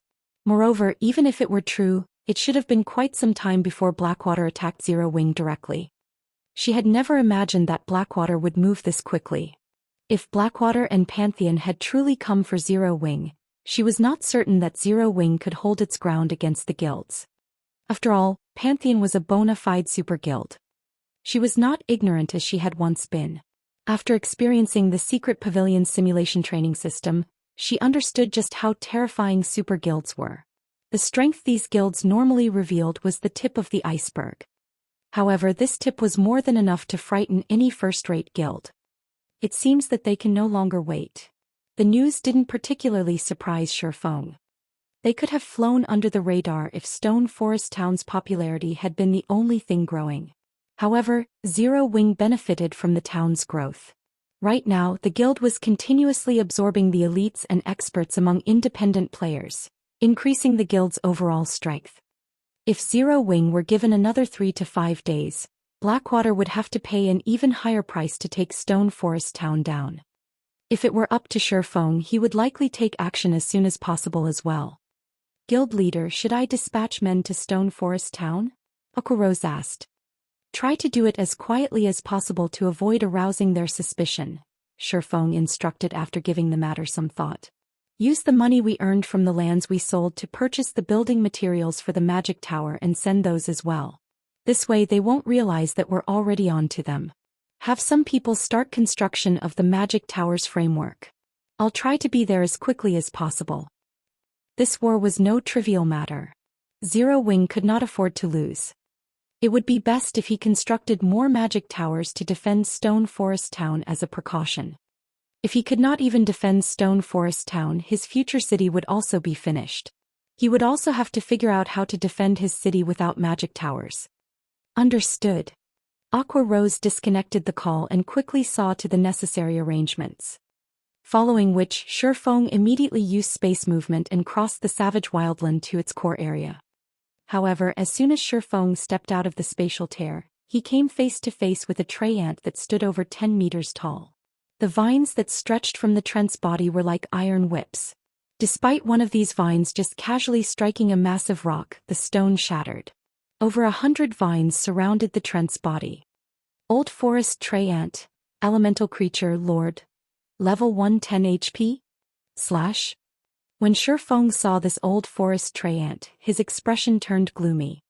Against a level 110 lord, even a relatively skilled tier 2 player of the same level would have to run for their life. Roar. Upon noticing Shifeng, the old tree ant released an angry roar. Immediately, over a dozen vines shot towards Shifeng as quick as lightning. Ping. After the vines' attacks passed, The ground split into dozens of segments. The horrific scene looked as if an earthquake had shaken the island. Fortunately, Shifeng had managed to activate the replace skill in time, avoiding the intended execution.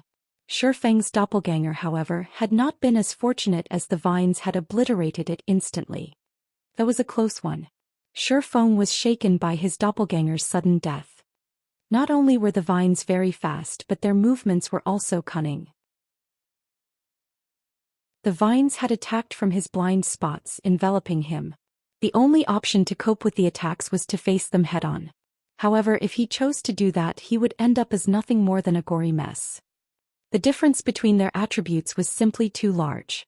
Techniques could not make up for that gap. After 5 minutes, Shifeng used Phantom Kill once more.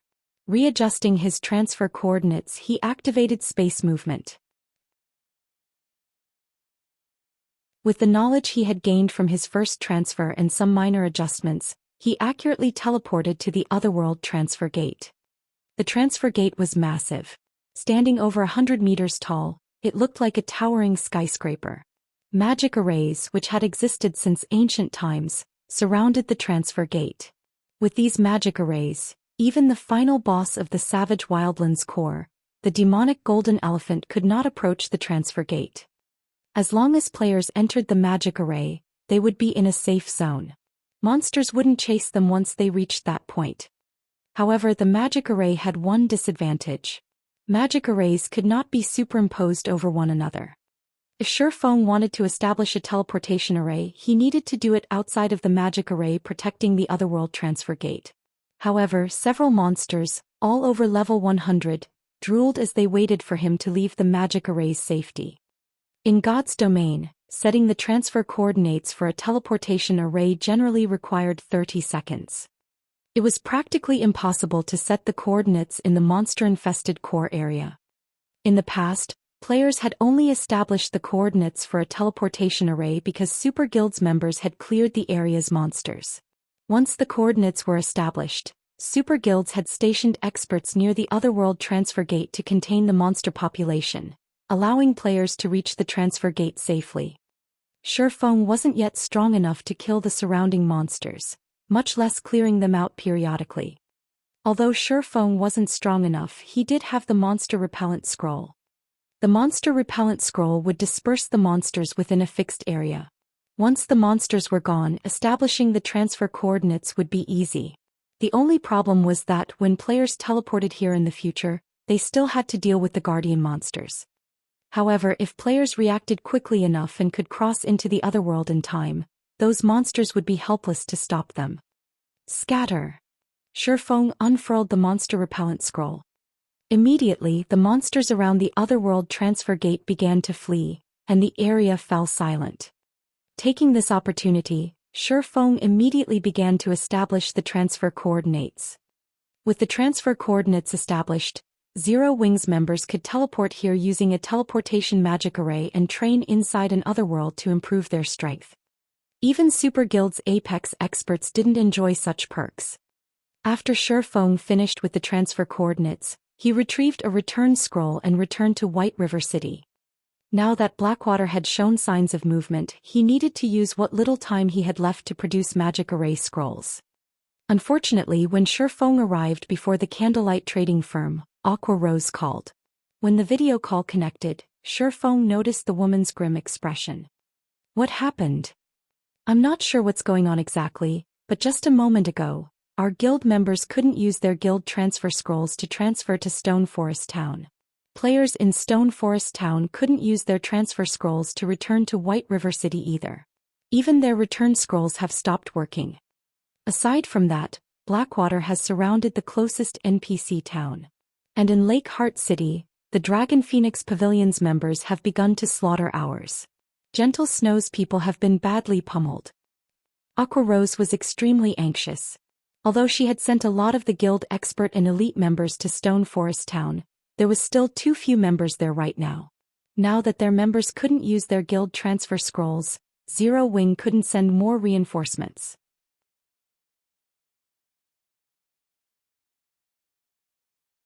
Chapter 1060. Action.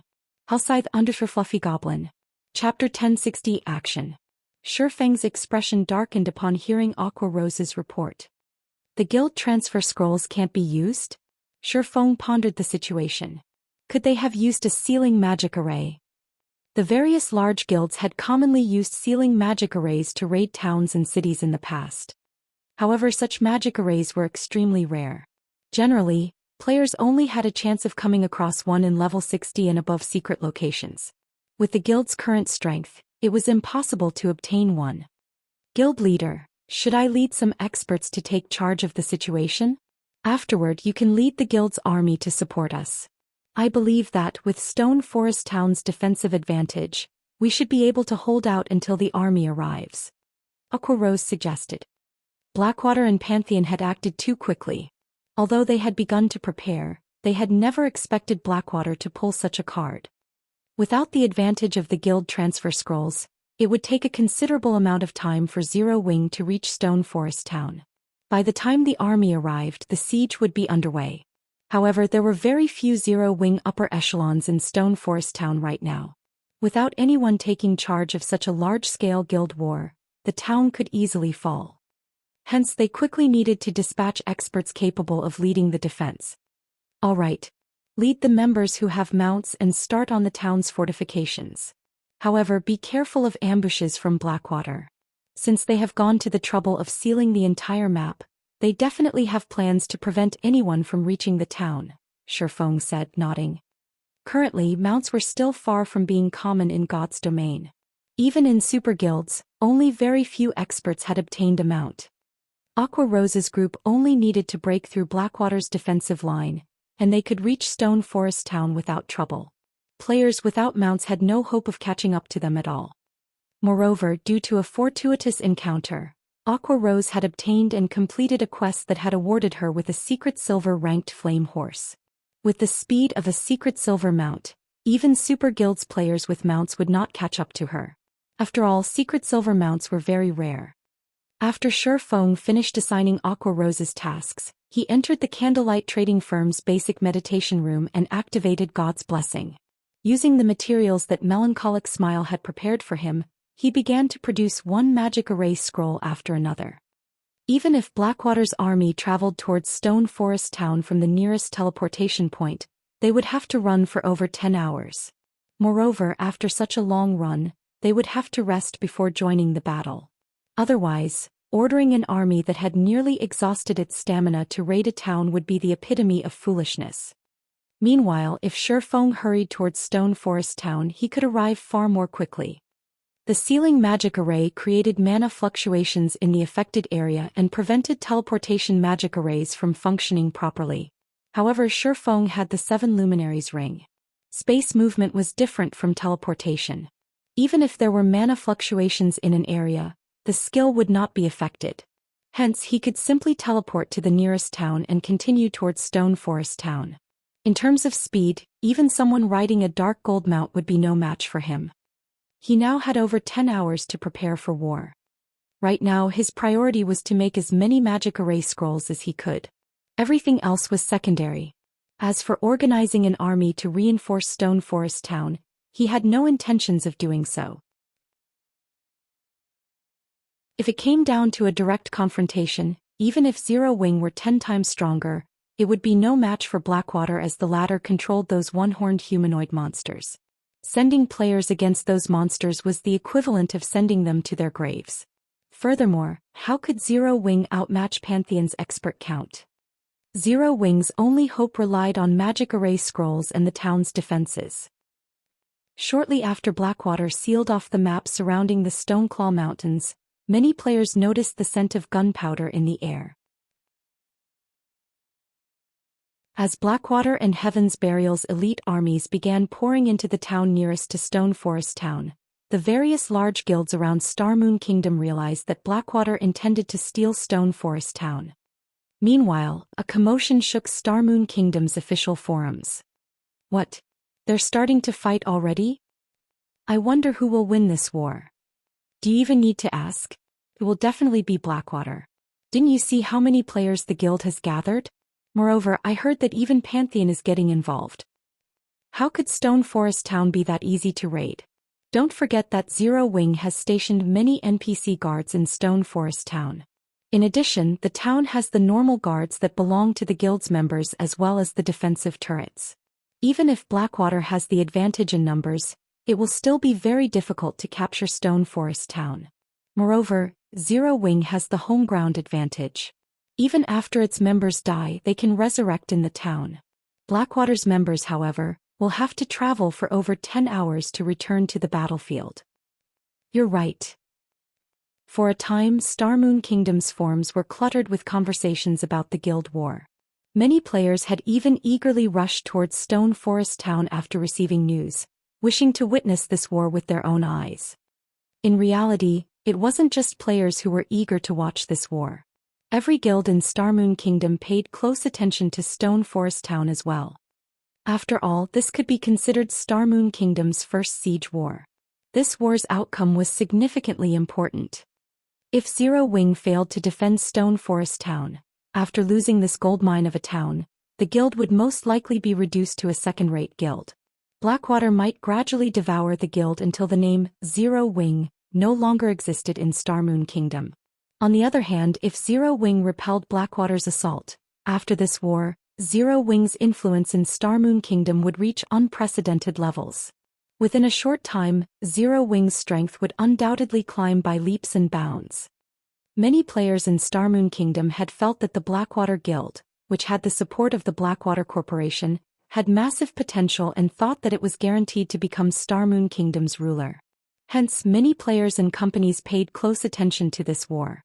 If Zero Wing came out victorious, it would be impossible for Blackwater to organize further effective assaults in a short time. For a long time to come, Zero Wing would remain as Starmoon Kingdom's ruler. Meanwhile, inside the second-floor VIP room of a high-class bar in Sima Town, the town closest to Stone Forest Town, Pantheon has lost its mind.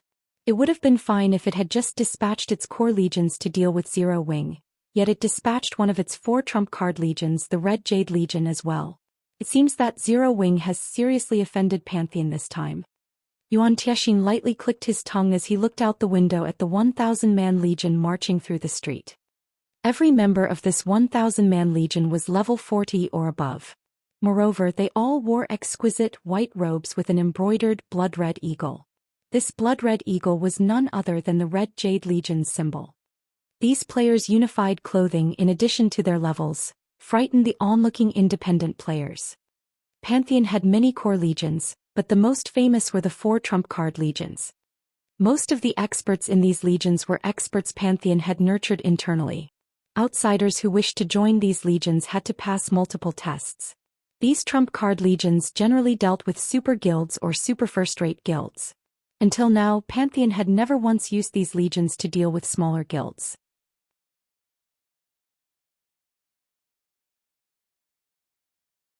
Chapter 1061. Divine Hand. Hellscythe _ Fluffy Goblin. Chapter 1061. Divine Hand. Why is he here? Yuan Tiexin's expression froze when his eyes fell upon a middle-aged man standing with the Red Jade Legion. The middle-aged man's appearance depicted strength, and he carried a bow of bones across his back. Noticing Yuan Tiexin's suddenly stern expression, Purple Jade immediately followed his gaze from her seat beside him. However, she did not discover anything unusual. Yuan Tiexin didn't seem to be looking at anyone noteworthy. Suddenly, as if she had thought of something, Purple Jade asked, "Uncle Yuan, could there be someone from the Dark Blade among those people?" Even a super guild like Pantheon had its secrets. Hence, the guild had established a secret department called the Dark Blade. The Dark Blade specialized in tasks that others who walked in the light didn't want, such as assassinations and banditry. This department's members would also assassinate other guilds' upper echelons, disguising the deed as another guild's work and causing strife between other guilds for their profit. However, these tasks were secondary. The Dark Blade's true purpose was to assassinate enemy commanders during guild wars.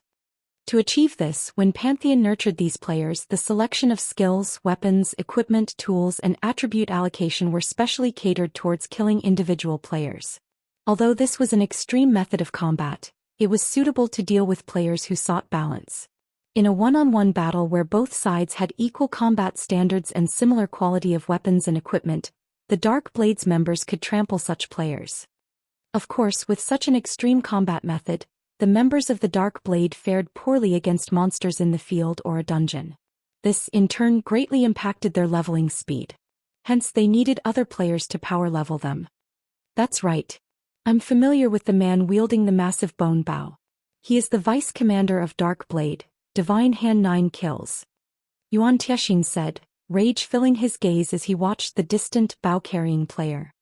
The bow-carrying man's name was 9 kills, while Divine Hand was a title he had been given by others in the industry.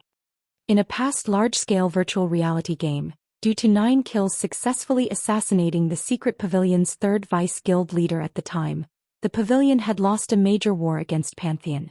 Xianxia had been one of the guards protecting the third vice guild leader. In the end, however, 9 kills had pulled off the assassination attempt. Due to that loss, the Secret Pavilion had been forced to withdraw from that virtual reality game. That incident had become one of Xianxia's lifelong embarrassments, and he had hungered for revenge. However, the trail of Pantheon's Dark Blade members was too difficult to track. Xianxia had not expected to encounter the man here. Although 9 kills had modified his appearance somewhat, Xianxia recognized him. So, he is the rumored Divine Hand. Purple Jade carefully observed 9 kills as well. However, no matter how much she watched 9 kills, she could not sense anything special from the man. He looked like any other expert in the Red Jade Legion. Since 9 kills is making a move, the other members of the Dark Blade should be hidden among the Legion as well. Zero Wing has no chance of victory, Xianxia said, sighing. Setting aside the army of high-intelligence monsters, just the presence of Dark Blade could ruin Stone Forest Town. If the town didn't have any commanders, it would be a piece of cake for Blackwater to raid the town. Although he believed that Shurfeng was quite strong, the Dark Blades members who had undergone special training to kill other players were no trifling opponents. The Secret Pavilion's vice guild leaders were not just figureheads. Without sufficient strength and talent, it was impossible to achieve this position, not to mention becoming the third vice guild leader. Yet even with 3 guards by his side, the third vice guild leader had been killed. Although the 3 guards had eventually killed the Dark Blade member, their victory had held no meaning. Outside of Simu Town's entrance, a large number of elite members belonging to both Blackwater and Heaven's Burial waited for their orders. These players were all level 37 or above. The independent players watching from afar were shocked by this scene. There should be at least 100,000 players, right? 100,000? Aren't you underestimating Blackwater and Heaven's Burial too much? Both guild recruited that alone during their last 2 recruitment campaigns. Not to mention Blackwater annexed Ouroboros. Many of the experts I know are now wearing Blackwater's emblem. What's going on? The Blackwater Corporation is supporting Blackwater. The guild isn't hurting for money at all. Moreover, the Blackwater Corporation is prepared to invest into God's domain fully. If one joins the guild and obtains a good position, their future could be limitless. The income of the guild's core members already rivals the Blackwater Dojo's newly hired instructors. Do you know how many people are vying to become an instructor in the Blackwater Dojo each year? It's a pity that only a handful of people get chosen. I guess you're right. It's a pity that I'm not strong enough right now. Otherwise, I would try to join Blackwater. I know, right? I have heard that since Blackwater established its guild, several thousand of Starmoon Kingdom's independent players have joined. However, they only received the treatment of elite members. It is extremely difficult to become a core member. This war is a good opportunity for them to display their skills. If they perform well, they might even be promoted to a core member.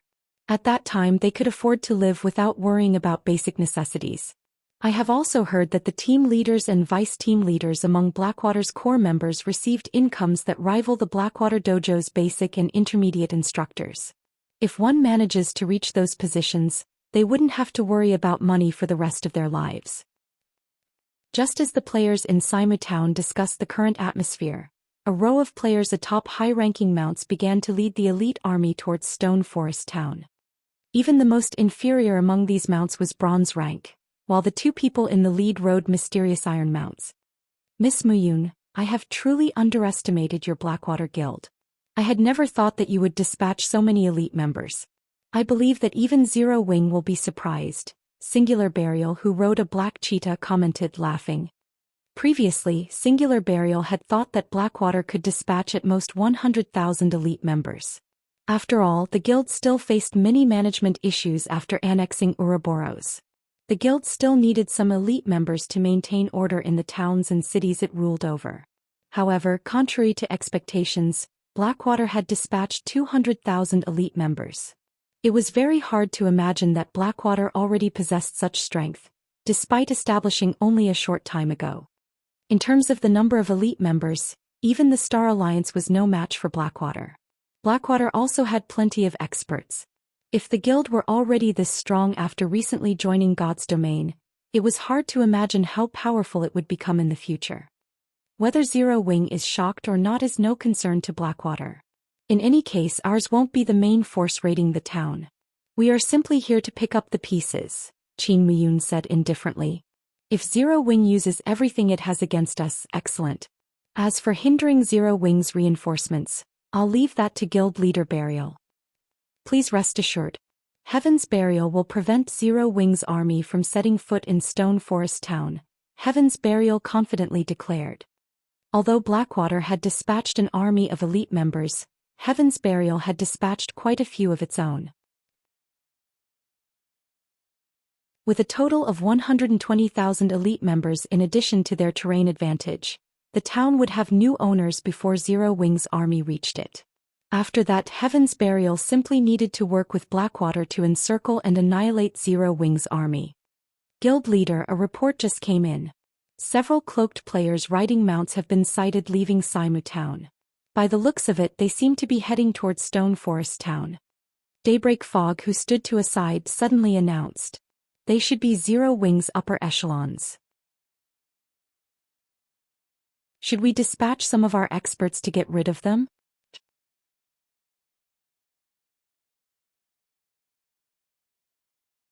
Chapter 1062, Forceful Breakthrough.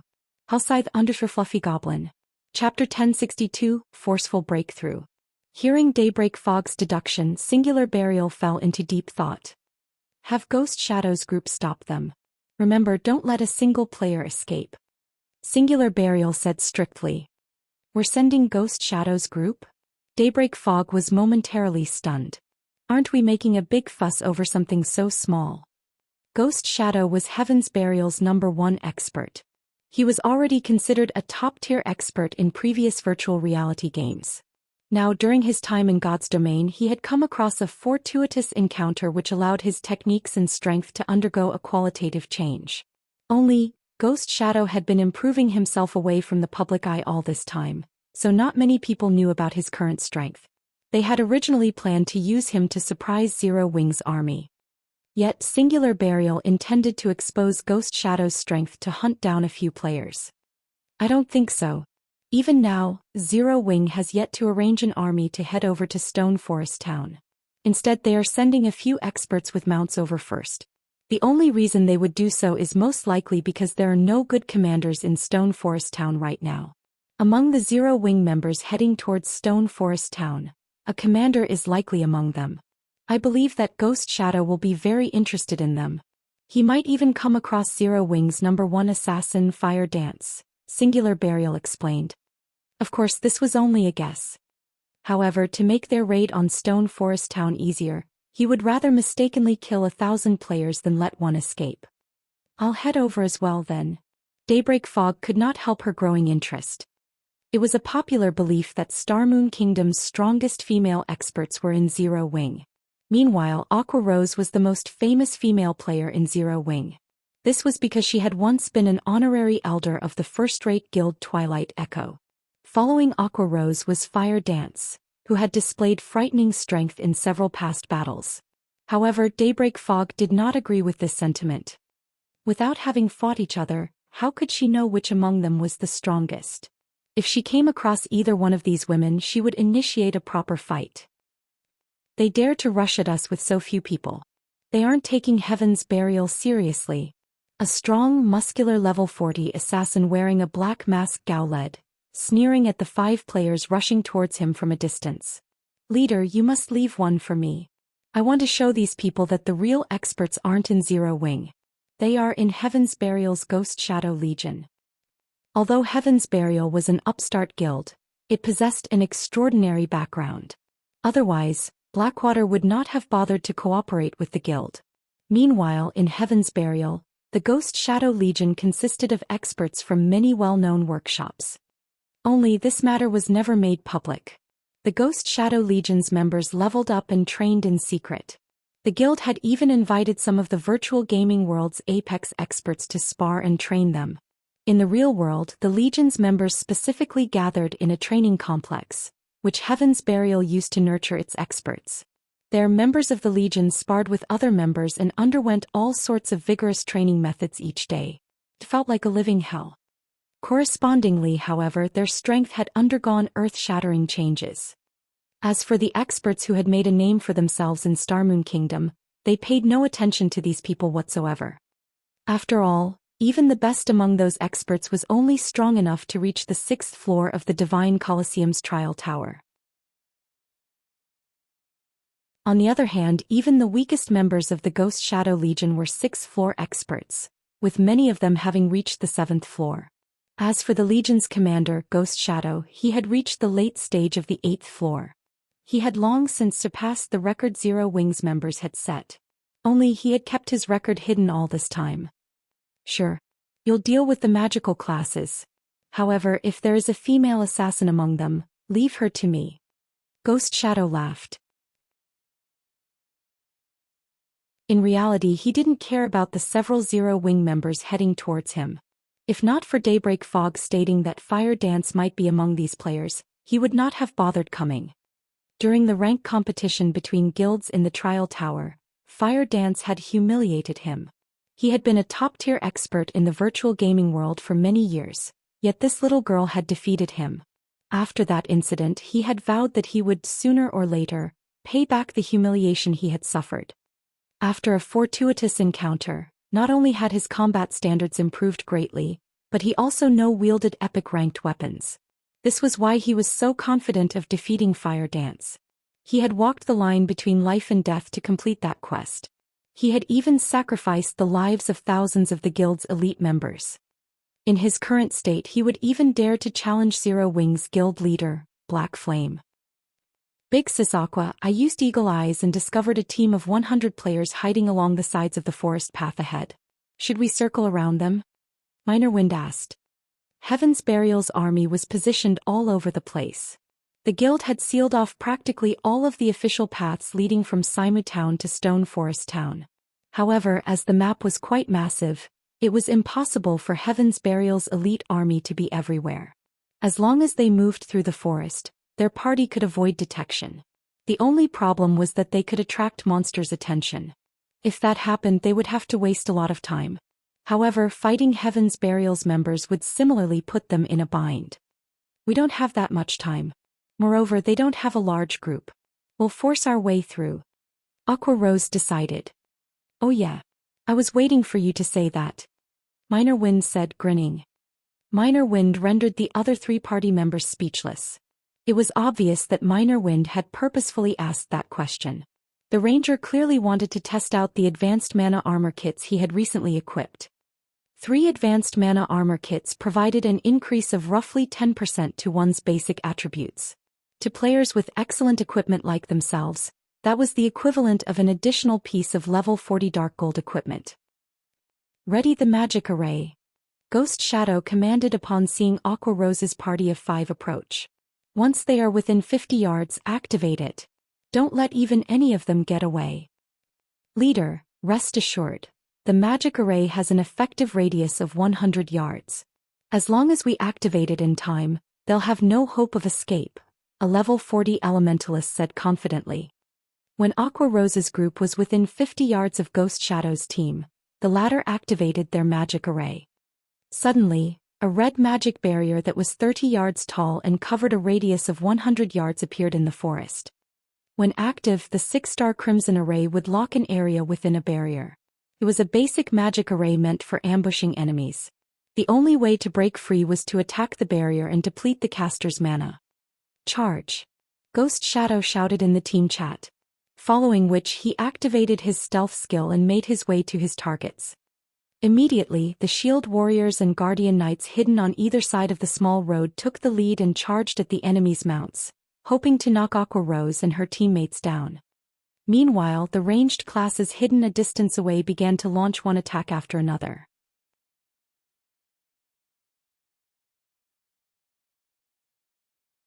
Chapter 1063, The Power of 5. Hellscythe Undervampire. Chapter 1063, The Power of 5. The rangers, elementalists, cursemancers and summoners hiding in the forest numbered several dozens. The spells and arrows they shot out formed a wall that drove towards Aqua Rose's party, leaving the 5 with no space to dodge at all. Boom, boom, boom.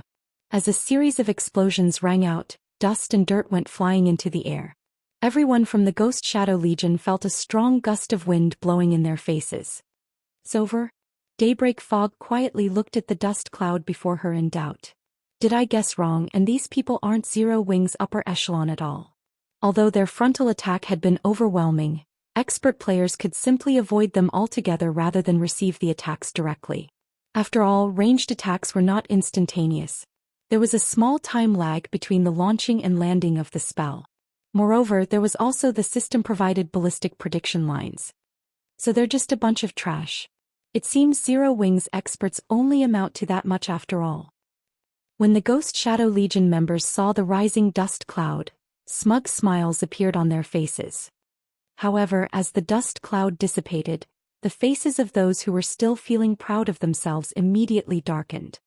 After the dust settled, what appeared was a large crater in the ground. However, this crater was actually in the shape of a semicircle. At the flat end of this semicircle, as if an invisible wall stood before Aqua Rose's party, no damage had reached Aqua Rose and the others at all. They actually blocked all those attacks. Daybreak Fog's eyes turned serious as she took in this unbelievable sight. With a closer look, she could faintly make out a translucent barrier erected before Aqua Rose's party. A moment later, this barrier shattered like glass, its fragments scattering to the ground before vanishing out of existence. "Violet, this absolute barrier of yours really is strong. It actually managed to block off all those attacks. With this, we'll have to rely on you to block the ultimate moves of bosses in the future," Minor Wind said, chuckling. "My absolute barrier is only a tier 1 skill. It can block tier 2 skills at most. Right now, it is only useful in fights against other players," Violet Cloud said, shaking her head. Although Violet Cloud had said so, this feat had still dealt an enormous blow to the Ghost Shadow Legion's mental state. They had considered the possibility that Aqua Rose's party would directly dodge their attacks. However, they never imagined that the latter would actually be able to receive their attacks straight on. At this moment, Daybreak Fog noticed that the elementalist standing behind Aqua Rose was in the midst of chanting an incantation. Hurriedly she shouted, "Not good. Everyone scatter." As an elementalist herself, Daybreak Fog had a deep understanding of the class. Even without the spell's magic array taking form, she could tell what kind of spell it was just through the amount of mana the incantation was gathering. Even if it was a spell she was not familiar with, she could still judge the power of the spell. Meanwhile, Daybreak Fog's senses were currently telling her that the elementalist standing behind Aqua Rose was casting a large-scale destruction spell, and that it was already too late for them to interrupt the spell. Hearing Daybreak Fog's reminder, everyone in the Ghost Shadow Legion immediately broke into a sprint. At this time, the alarm bells in their minds were also going off, warning them that they would die if they did not flee. "Don't you think it's a little too late to run now?" The elementalist behind Aqua Rose giggled softly before pointing a finger to the sky. A blue streak of lightning promptly shot towards the clouds, following which a gigantic twofold magic array appeared in the sky, covering a 100-yard diameter. In the next moment, the blue magic array shot out a blue pillar of light that directly bombarded the rear line of the Ghost Shadow Legion. Then the light pillar began expanding in size and devouring the escaping players one after another. "Damn it! It's too fast." Although Daybreak Fog had used Blink to get away, she still could not escape the expanding light pillar. In the end, she had no choice but to use Ice Barrier, becoming immune to all damage. However, her body also couldn't move as a result. As the light pillar faded, it left a plot of scorched earth in its wake. Black smoke wafted up from the blackened ground. This scene stupefied the Ghost Shadow Legion members standing at the front lines. This scorched landscape was simply too terrifying. If not for them charging ahead, they would have already turned into ash and dust by now. Isn't this a little too strong? Minor Wind fell breathless despite himself. Big Sis Aqua, just what kind of person is your friend? This was his first time seeing a large-scale destruction spell that could expand to cover such a large area so quickly. Just this single attack had annihilated over half of the 100-man team before them. Aqua Rose looked over her shoulder to give a luring smile a glance. Chuckling, she said, "She's just a battle maniac." Upon hearing this, Alluring Summer could not help but stretch out her hand and pinch Aqua Rose's waist. Not only had her friend forcefully dragged her all the way out here, but she also actually called her a battle maniac. "Alright, enough. We don't have much time to waste here. Let's hurry up and move," Aqua Rose said hurriedly as she tugged on her mount's reins. At this moment, the members of the Ghost Shadow Legion were already frightened stiff by Alluring Smile's attack. Although they had seen videos showing large-scale destruction spells in use, experiencing one in person was something else altogether. When they felt the might of the large-scale destruction spell, a feeling of helplessness overwhelmed their bodies. Everyone get a grip. Large-scale destruction spells are extremely rare. They can't possibly have another one. Even if they do, as long as we close in on them, they won't be able to use it. Daybreak Fog shouted as soon as her ice barrier ended. Although Aqua Rose's party had caught them off guard, their advantage remained unchanged. Moreover, now she was even more certain that someone of Zero Wing's upper echelon was definitely among the party of 5. Otherwise, it would simply have been impossible for them to use a large-scale destruction spell. As long as they managed to hold back these 5 players, they would have a much easier time conquering Stone Forest Town later on. At Daybreak Fog's words, everyone from the Ghost Shadow Legion immediately snapped out of their daze. The melee players standing at the forefront started moving once more. Charge. Previously, it was a wall of spells and arrows that had assaulted Aqua Rose's party. Now it was a wall of players, with shields defending them from attacks and the healers in the rear line providing them with heals and protection buffs. Even Minor Wind's arrows could do little against them. At this time, Shadow Sword, who was in front of Aqua Rose, took the initiative, saying, "Let me." Shadow Sword unslung the blood-red greatsword hanging on his back. This greatsword was the new weapon Shadow Sword had obtained after saving up guild contribution points every way he could. He had even traded in his previous weapon for this greatsword. Meanwhile, this greatsword was none other than the holy weapon Shurfeng had obtained from killing the demonic ape king, Crimson Moon. Currently, Shadow Sword had already upgraded Crimson Moon to fine gold rank. As a result, his level had dropped to just barely over level 40. If he were to upgrade the weapon to dark gold rank, his level would fall below level 35. He dares to come at us all by himself?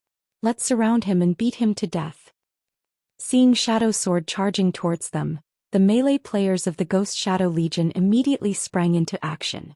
As for the bronze warhorse Shadow Sword was riding, they paid no attention to it whatsoever. Individually, their power might not be a match for the bronze warhorse. However, they could easily hold it back if several of them worked together. It would be just like fighting against a boss monster. Thud. Along with the sound of an impact, 3 MTs blocked the warhorse Shadow Sword rode. Just as the other melee players were approaching Shadow Sword from both sides. "I was waiting for this." Shadow Sword grinned as he tightened his grip on Crimson Moon. He then abruptly swung it. Whirlwind Slash. Immediately, a crimson storm sent the 8 melee players approaching him flying.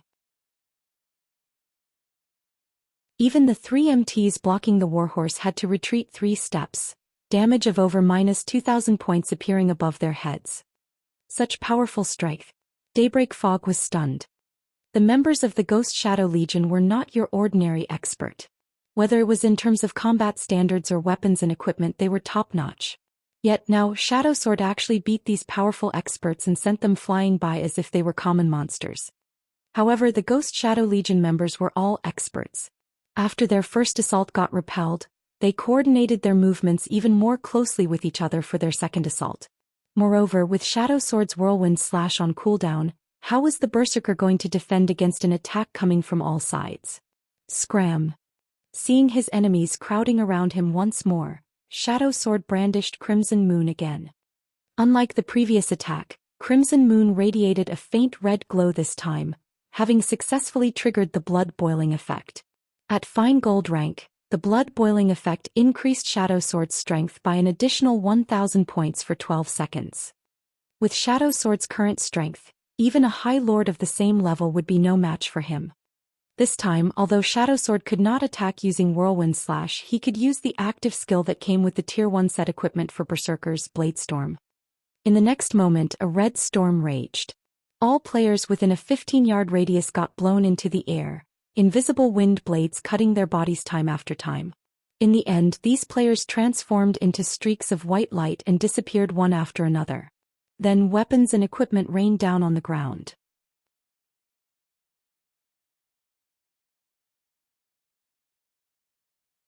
Chapter 1064. The Few Cannot Fight the Many. Hellscythe Underservampire. Chapter 1064. The Few Cannot Fight the Many. Just who are they? Daybreak Fog's eyes stayed glued on the 5 cloaked figures. She couldn't guess the identities of Aqua Rose's party of 5 at all. Among the information she collected, there were no records of such a powerful elementalist or berserker in Zero Wing. Particularly, the berserker's strength was truly incredible. With just a single attack, he had directly killed over a dozen nearby melee players, including several MTs with over 20,000 HP. The destructive force of the blade storm he used could practically rival the large-scale destruction spell used by the elementalist before. With such strength, how were other players supposed to contend with him? Faring worse than Daybreak Fog, the members of the Ghost Shadow Legion were stunned speechless. Just a meager party of 5 had killed over half of their Ghost Shadow Legion in mere moments. Moreover, this party of 5 remained completely unharmed. If they recounted this situation in Heaven's Burial, nobody would believe them. Leave that berserker to me. All melee players prioritize killing the 4 in the rear. Daybreak Fog commanded. Shadow Sword was too powerful. It would be suicidal to have their melee players go up against him. Only a ranged player like herself could possibly pin him down. Obeying Daybreak Fog's words, everyone promptly avoided Shadow Sword. He was only a berserker. Even if he wanted to hold them back, he could detain only 1 or 2 people at most. The remaining dozen or so players could easily steer clear of him and charge at Aqua Rose and the others. Get them. The dozen or so melee players that managed to get past Shadow Sword's blockade immediately charged at Aqua Rose and the others. When only 10 yards separated Aqua Rose's group and the melee players, over a dozen arrows shot towards the berserker leading the charge. All the berserker saw were several streaks of light coming at him. Knowing that he could no longer dodge or block the oncoming attacks, he instinctively raised his battle axe and executed Whirlwind Slash. However, when the berserker's battle axe came into contact with the first arrow, the powerful impact forced him to take a step back, causing his body to stiffen momentarily. Following which, the remaining dozen or so arrows struck the berserker one after another. Every time an arrow hit, the berserker had to take another step back, his HP decreasing by over 4,000. He even received over -8,000 damage. The healers standing at the rear failed to keep up with the damage. After the 5th arrow struck the berserker, his body fell powerless to the ground. As for the remaining arrows, the remaining melee players of the Ghost Shadow Legion barely managed to block them. They're just arrows, so why do they contain that much power? At this moment, the Legion members eyed the distant minor wind in fear. They no longer dared to charge forward recklessly. If they received a concentrated volley of arrows like the berserker had just now, they would undoubtedly lose their lives. They were no ordinary players. They were experts of Heaven's Burial.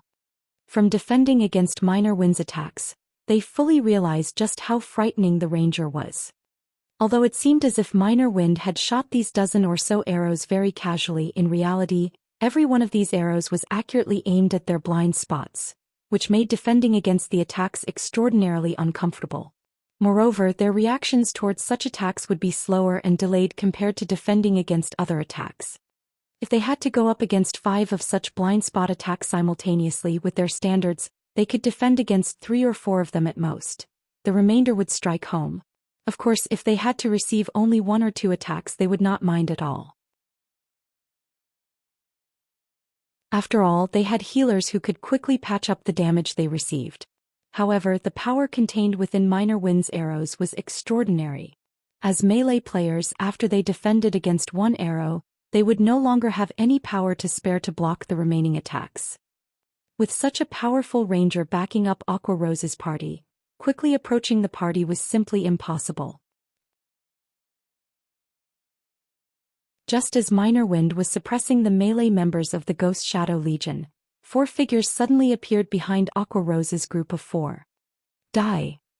With Ghost Shadow in the lead, 4 assassins stabbed their daggers at Aqua Rose's group of 4 practically simultaneously. Ambush. Anyone struck by this skill would be placed in a fainted state for 2 seconds. To expert assassins like them, 2 seconds were more than enough for them to kill an MT of the same level, not to mention non-plate armor classes. Seeing this scene, Daybreak Fog smiled. While she acknowledged that Aqua Rose and the others were indeed very powerful, the Ghost Shadow Legion members were no weaklings either. The commands she had shouted were simply a feint. Her motive for doing so was to divert the attention of Aqua Rose's group of 4 to allow Ghost Shadow's assassin group to display its fullest effect. As long as the 4 ranged players died, dealing with Shadow Sword would be a simple matter. At this time Aqua Rose shouted, "Thorn Bind." Thorn Bind was a Tier 1 curse. When activated, it would immediately restrain all enemies within a 20-yard radius with thorny vines for 4 seconds. Moreover, these thorns would connect with the HP of the bound target. If the target tried to forcefully break free of their bindings, they would receive a corresponding backlash. Green vines swiftly emerged from the ground one after another with Aqua Rose as the center. In the blink of an eye, the vines bound all 4 assassins. Not good. Everyone avoid them. At this moment, Ghost Shadow also realized that they had fallen for a trick. He activated Vanish right away and disappeared from everyone's eyes.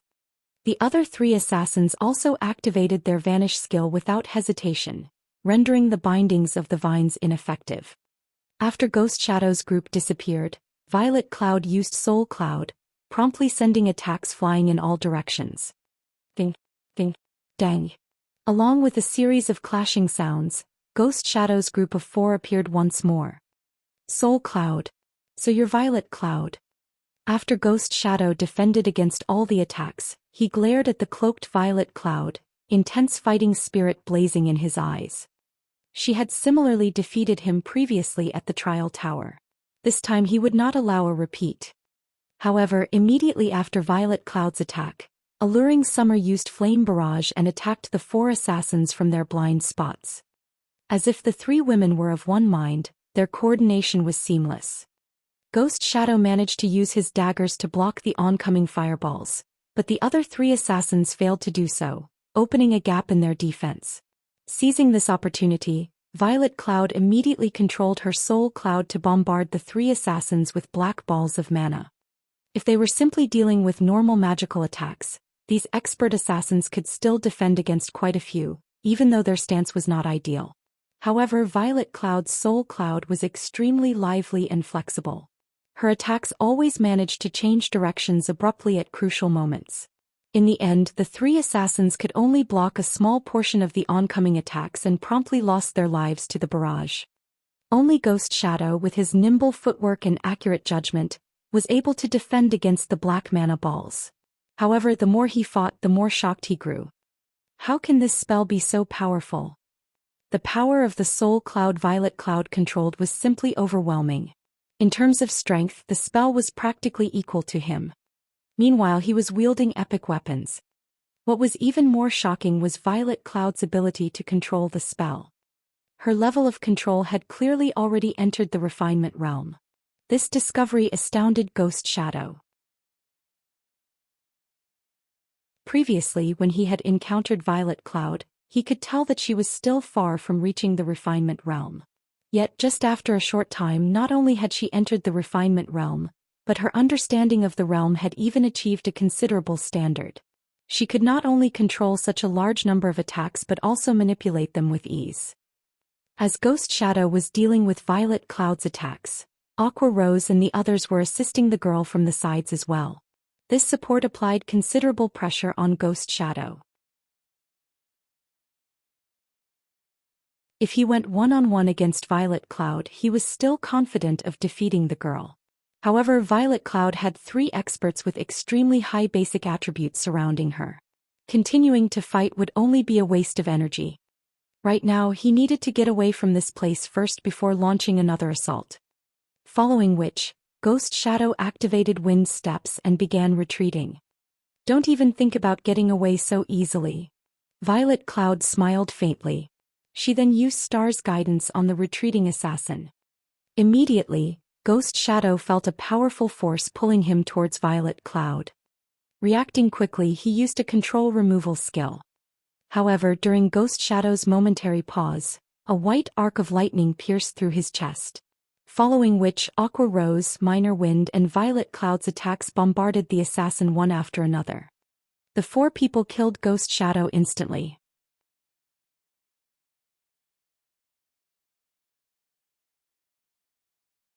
Chapter 1065. War Erupts. Hellscythe Underservampire. Chapter 1065. War Erupts. Ghost Shadow's death was like the straw that broke the camel's back. The moment he died, the other members of the Ghost Shadow Legion immediately fell into a panic, the momentum they had from before vanishing completely.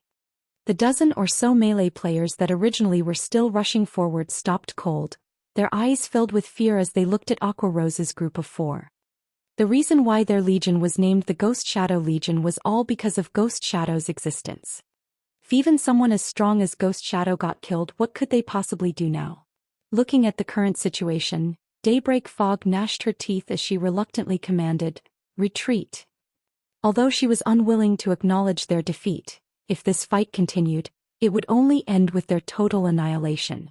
Rather than gift their enemies with more equipment, they would be better off withdrawing. "Big Sis Aqua, they're running away. Should we give chase?" Shadow Sword asked eagerly.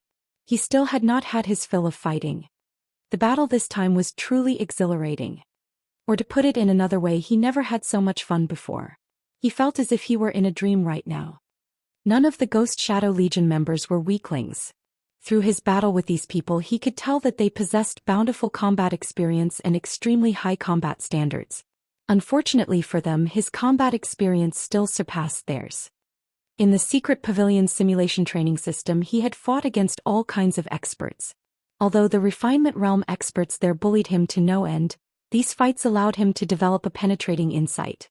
As a result, he could easily see through the weaknesses of attacks on the level of the Ghost Shadow Legion members. With that insight added to his huge advantage in basic attributes, killing the experts of Heaven's Burial was as easy as chopping up vegetables. Previously, he had been wondering whether or not he had improved at all. After all, no matter how many battles he fought in the simulation training system, they always ended with his defeat. Now, however, after tangling with these expert players, he finally realized just how much he had improved. No need. Heaven's Burial's members are everywhere. If we let them surround us, we'll have to waste even more time. Our priority right now is to reach Stone Forest Town, Aqua Rose said, shaking her head as she watched Daybreak Fog's group remove the magic barrier and escape into the forest. Following which, Shadow Sword and the others swiftly collected their loot before getting back on their mounts and hurrying towards Stone Forest Town. Shortly after Aqua Rose left, several assassins appeared from the forest. These assassins did not bear any guild emblems on their persons. They were all independent players who were planning on sneaking to Stone Forest Town to observe the upcoming war. The first siege war in Starmoon Kingdom, one which pitted Blackwater and Heaven's Burial's joint army of 300,000 elite players against Starmoon Kingdom's number 1 guild, Zero Wing, was a major event. If they did not personally witness this war, they would surely regret it for the rest of their lives. Only, due to them coming across Aqua Rose's party on their way to Stone Forest Town, they decided to follow after the party and take a look at what the party was up to. However, they never imagined that they would actually encounter such an expert battle on their journey. "Did you guys record everything? Do you take me for a fool?" Of course, I've recorded everything. What about your side? Relax, I didn't miss out any of the exciting moments. Our luck is really good. I never thought that we would come across such a fight. Zero Wings members are too cool. Just 5 of them managed to go up against a team of 100 experts. I really wonder just how strong are those 5 people. If I can become as strong as any one of them, I wouldn't have wasted my time playing God's Domain. Alright, enough dreaming. Let's hurry up and post these videos on the forums. This message will definitely shock everyone. Following which, these several assassins posted their recorded videos on Starmoon Kingdom's official forums. Moreover, they even gave their post a very eye-catching title.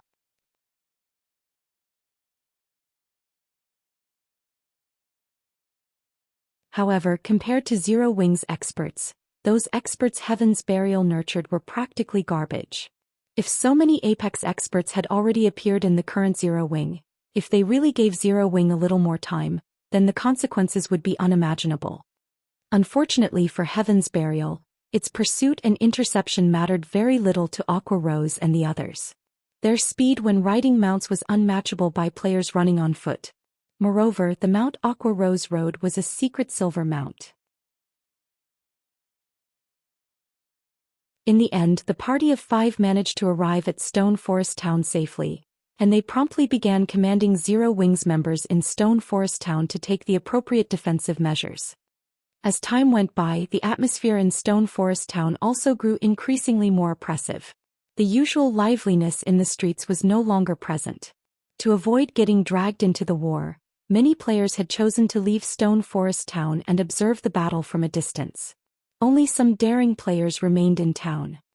Big Sis Aqua, the magic tower, has just sensed a large number of creatures approaching Stone Forest Town.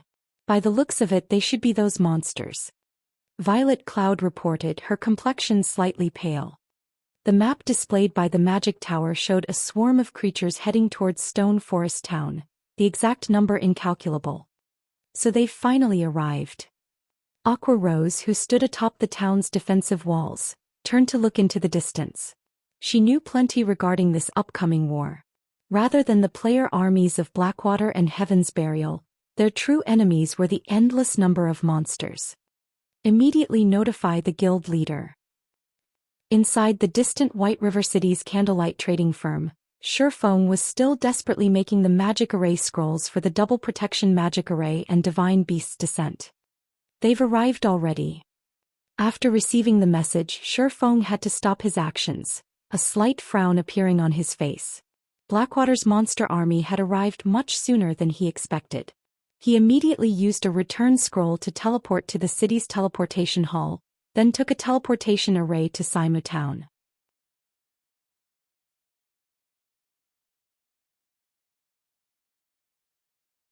Chapter 1066. Black Flame appears. Hellscythe _ Fluffy Goblin. Chapter 1066. Black Flame appears. Standing at the top of Stone Forest Town's magic tower, Aqua Rose and her companions noticed dust clouds rising in the distance as they finished taking care of the town's defense. Upon closer inspection, they would discover swarms of monsters beneath the dust. How can there be so many monsters? Blackie watched the black patch approach Stone Forest Town from a distance, shock filling his heart. It looked as if a swarm of locusts was advancing on the town. Blackie wasn't alone in his surprise. All players that witnessed this scene were frightened. Although they had seen high-level monsters before, this was the first time any of them had seen so many high-level monsters moving as a unit. The earth even shook as the monsters moved. Players were nothing in front of these monsters. These monsters were all level 60 and above. Moreover, they were, at the very minimum, elite rank. There were also plenty of massive chieftains, lords, high lords, great lords, and grand lords that were over 30 meters tall. Crap, what are those? Minor Wind cried out after using eagle eyes, which enhanced his vision far beyond that of normal players. Currently, ordinary players could only see the batch of monsters in the lead. They couldn't see the 3 one-eyed monsters that were over 100 meters tall walking behind the monster army. Mina, what's wrong? What's got you so scared? Aqua Rose asked curiously. Mythic monsters. Minor Wind stuttered, his complexion paling. There are 3 of them. To current players, mythic monsters were insurmountable. They were the equivalent of Tier 4 classes among players. Currently, the strongest monsters players would encounter were Grand Lords. Even then, Grand Lords required a lot of planning and sacrifice to raid, not to mention mythic monsters. Everyone already discovered that a level 60 mythic monster resided in Black Ridge Town. They were forced to realize just how powerless they were against such an existence. Even 10,000 players were nothing in front of the mythic monster. All 3 mythic monsters were level 65. They were even stronger than the mythic monster in Black Ridge Town. How can this be? Wasn't there only supposed to be one of them? Aqua Rose frowned. To ensure their victory against Blackwater's mythic monster, she had used her connections to obtain 5 Tier 3 summoning scrolls. She had even negotiated with the secret pavilion and traded a large amount of Tier 3 gemstones for 3 Tier 3 summoning scrolls. With 8 Tier 3 summoning scrolls, they should be able to pin down a mythic monster. Yet now there were 3 of them. Big Sis Aqua, Blackwater's vanguard has arrived, Minor Wind reported. There seem to be 50 of them, and the leader looks like Blackwater's guild leader Abandoned Wave. Pantheon's members are also with them. Ordinary players needed to run for over 10 hours to reach Stone Forest Town. However, players could reach the town in around 4 hours on mounts. As soon as Minor Wind announced the incoming army, everyone saw over a dozen massive magic arrays appear in the distant sky. As these massive magic arrays began to gather a frightening amount of mana, monsters that were around 20 to 30 meters tall emerged from these magic arrays. Why do they have so many Tier 3 summoning scrolls? Blackie could not help but panic. Zero Wing had only obtained 8 of such scrolls after much difficulty, yet Blackwater had easily prepared a total of 17 Tier 3 summoning scrolls. Moreover, unlike the monsters in the monster army, players controlled these summoned creatures. The threat they posed to Stone Forest Town far surpassed that of an ordinary Great Lord. Standing atop a hill some distance away from Stone Forest Town, Abandoned Wave and Peerless, the commander of Pantheon's various legions for this war, laughed as they watched the monster army before them.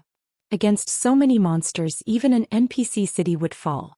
I want to see how Zero Wing deals with this. Abandoned Wave revealed a confident smile. Brother Wave, you are too excited. How can an NPC city possibly be that easy to raid? Just the level 200 Tier 4 NPC stationed in the city could easily obliterate us several times, Peerless said, rolling his eyes at Abandoned Wave. However, he had to admit that the monsters Abandoned Wave had called forth were incredibly powerful. With current players' strength, it was impossible to defend against these monsters. I was only joking, Abandoned Wave laughed. However, even now, Black Flame hasn't shown himself. I'm guessing that Zero Wing has already given up on Stone Forest Town. That shouldn't be the case. Stone Forest Town is Zero Wing's goldmine. Unless absolutely necessary, they won't abandon it, Peerless said sternly. Let's hope that's the case then. That way I'll get to use some of the trump cards I worked hard to prepare, Abandoned Wave casually replied. To assure his victory in Stone Forest Town, he had planned very carefully.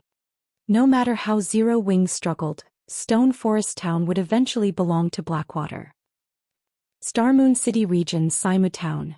Inside the second-floor VIP room of a high-class bar, 20 people had gathered inside this room. These people were all level 40 or higher. Moreover, they were all assassins. As for Fire Dance, this group's leader, she was level 44. Guild leader, you really don't need us to go over and help? Fire Dance worriedly asked as she watched the cloaked Shurfeng enter the room. She already understood the gist of the situation due to Aqua Rose. To put it simply, Stone Forest Town's situation was grim. Over 200,000 monsters surrounded Stone Forest Town. Moreover, the lowest-leveled monster among them was level 60. There were even plenty of chieftains, lords and great lords in the mix as well. The measly 20,000-plus elite Zero Wing members, NPC soldiers, and guards stationed in Stone Forest Town were not enough to deter this army. These monsters acted under the command of a player. To better capture Stone Forest Town, the player controlling these monsters would be close to the battlefield. If their team of assassins could eliminate that player, the monster army would fall into disarray. This would make it easier for Zero Wings members to defend the town. No. I have another task I need you all to do, Shifeng said, shaking his head. He then took out 10 silver magic scrolls and dozens of Tier 2 magic scrolls, handing them over to Fire Dance. The silver magic scrolls are probing scrolls. They can sense all monsters within a 3,000-yard radius. Your task is to find the anchor points for the magic array sealing the Stoneclaw Mountains. These anchor points are easy to find. As long as you see a large gathering of monsters, I'm 90% certain that it'll be an anchor point. However, Blackwater's people are not fools. They will have heavy security there.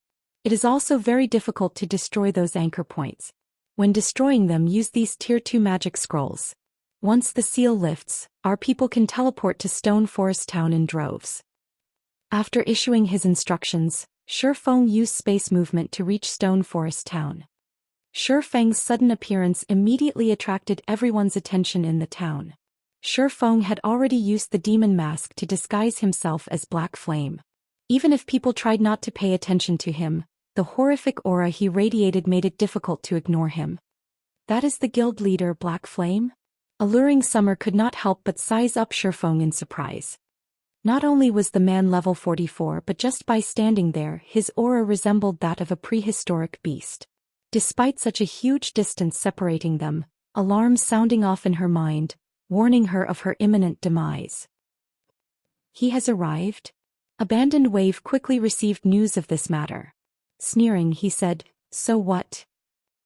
As Shifeng reached the top of the magic tower, he placed his hand on the massive crystal ball. Activate battle mode.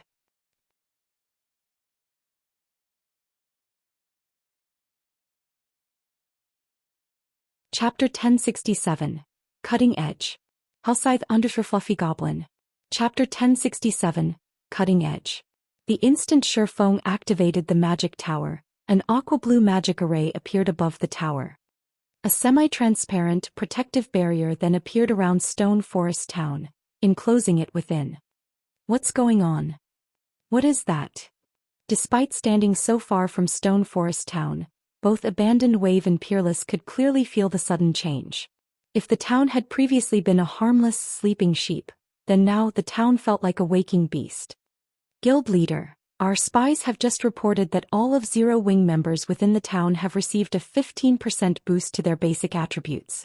The damage they deal has also been increased by 20%, and their movement speed has increased by 15%. Laughing Drunkard, who stood beside Abandoned Wave, announced. How can there be such a huge increase? Peerless frowned when he heard the news. It seems that it'll take some more time to finish them off.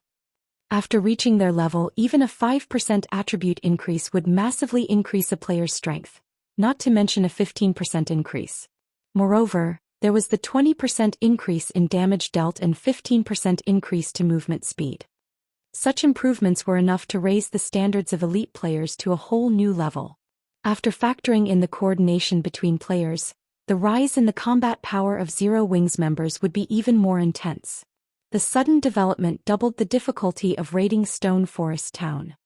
So that's why Zero Wing hasn't sent for reinforcements. They still have such a hand to play. Unfortunately, monsters are their opponents this time, not players. This small buff would only make a difference if they had to face other players. Abandoned Wave chuckled. Although the sudden development had surprised him considerably, the situation was still within his control. In any case, this is a good opportunity to show Black Flame that all of his efforts are futile. That's right. They have only gained an additional buff. Against so many powerful monsters, one meager buff would not change the overall situation. Peerless nodded in agreement. Chuckling, he continued, I'll have to count on Brother Wave for the next step. Leave it to me. You can just sit back and watch the show. Abandoned Wave then gave the command to start the assault on Stone Forest Town. He ordered the monsters to attack the town from all sides. When players raided a town in order to minimize losses, they would generally launch a powerful assault on a single location. However, these players were not concerned about the monsters' deaths.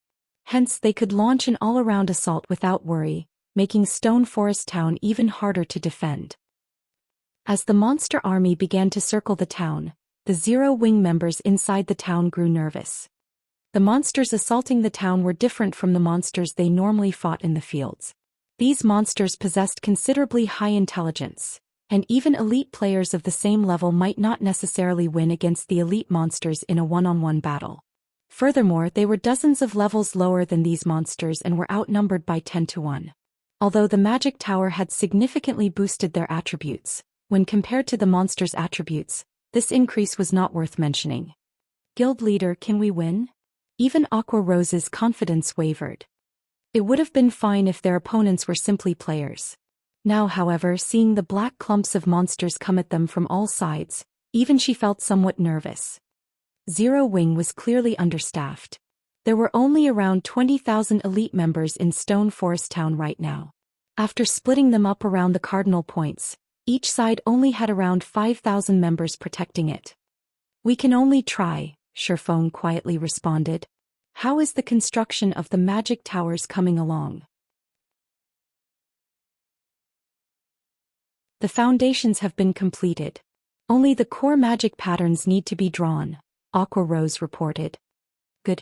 Lead the Dark Gods Legion and deal with the Great Lord rank and above monsters first. Utilize all of the Tier 2 and Tier 3 summoning scrolls to pin down the mythic monsters. Have the town's firepower focus on the monsters below Great Lord rank. After that, we have to endure for as long as possible.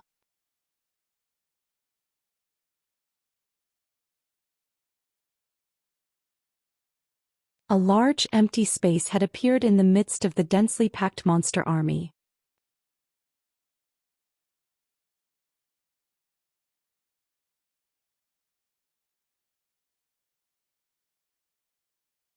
When the spectating players saw the summoned creatures, which stood over 20 meters tall, charge towards Stone Forest Town, goosebumps rose all over their bodies. The 17 summoned creatures had very high movement speeds. Moreover, unlike ordinary monsters, they could change directions nimbly. The summoned creatures could easily dodge the defense turrets and the magic tower's attacks. However, just as the summoned creatures were about to reach the town's walls, a semi-transparent magic barrier appeared around the entire town. The summoned creatures crashed into the magic barrier, one after another, and were unable to proceed a step further.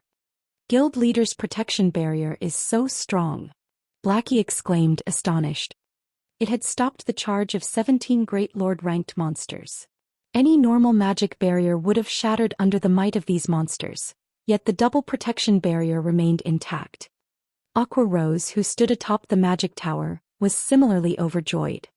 Previously, she had worried that the magic barrier would not hold off these monsters and believed that Shurfeng had been joking when he said that it could.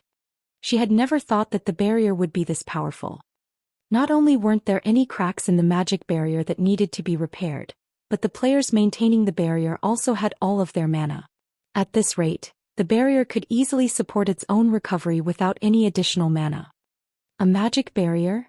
Laughing Drunkard sneered. Do you think you can hold us off with that? Following which, Laughing Drunkard's group controlled the summoned creatures to start a fierce assault against the semi-transparent magic barrier, ignoring the attacks Zero Wing's elite members launched from within.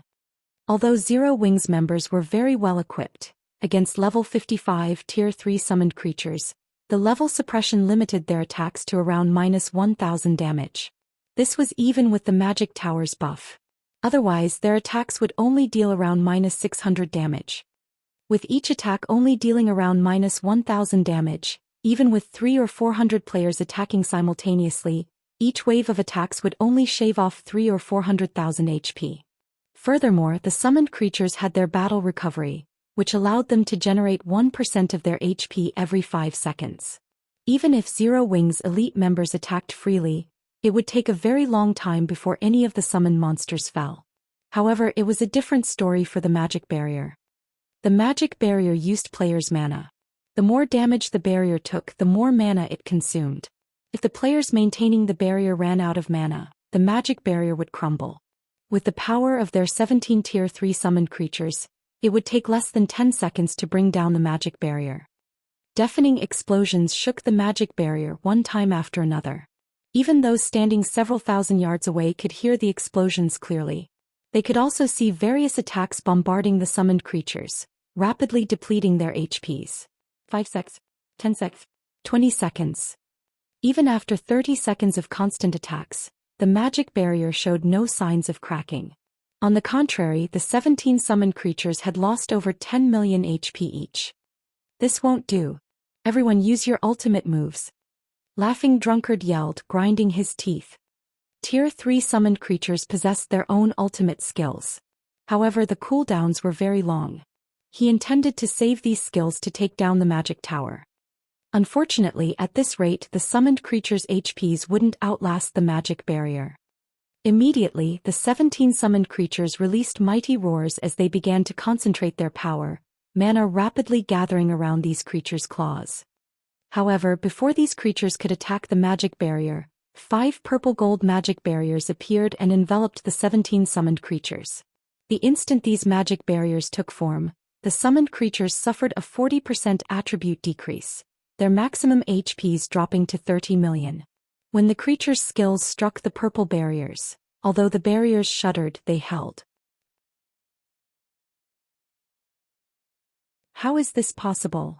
Laughing Drunkard's lips twitched as shock and confusion filled his gaze. Meanwhile, before anyone realized it, 5 miniature ballistas had appeared above the town walls, and all 5 were already aimed at the summoned creatures. Kill them all. Aqua Rose swung her hand forward fiercely.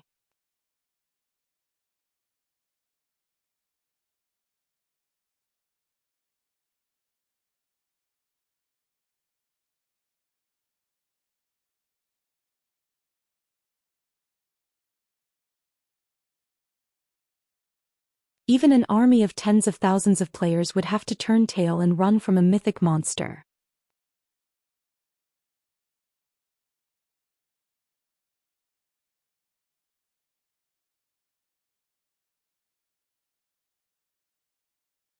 Inwardly, though, she looked forward to the upcoming battle.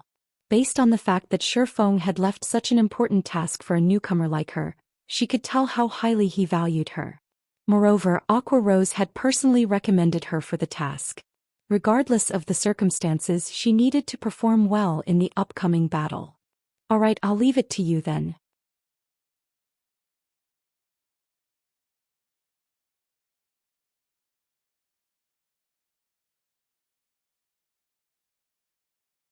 Everyone's jaws fell open when they saw the golden dragon. Dragons were considerably famous in God's domain. They were the image of power and destruction. Moreover, there were very few of them. When these creatures appeared, disaster followed.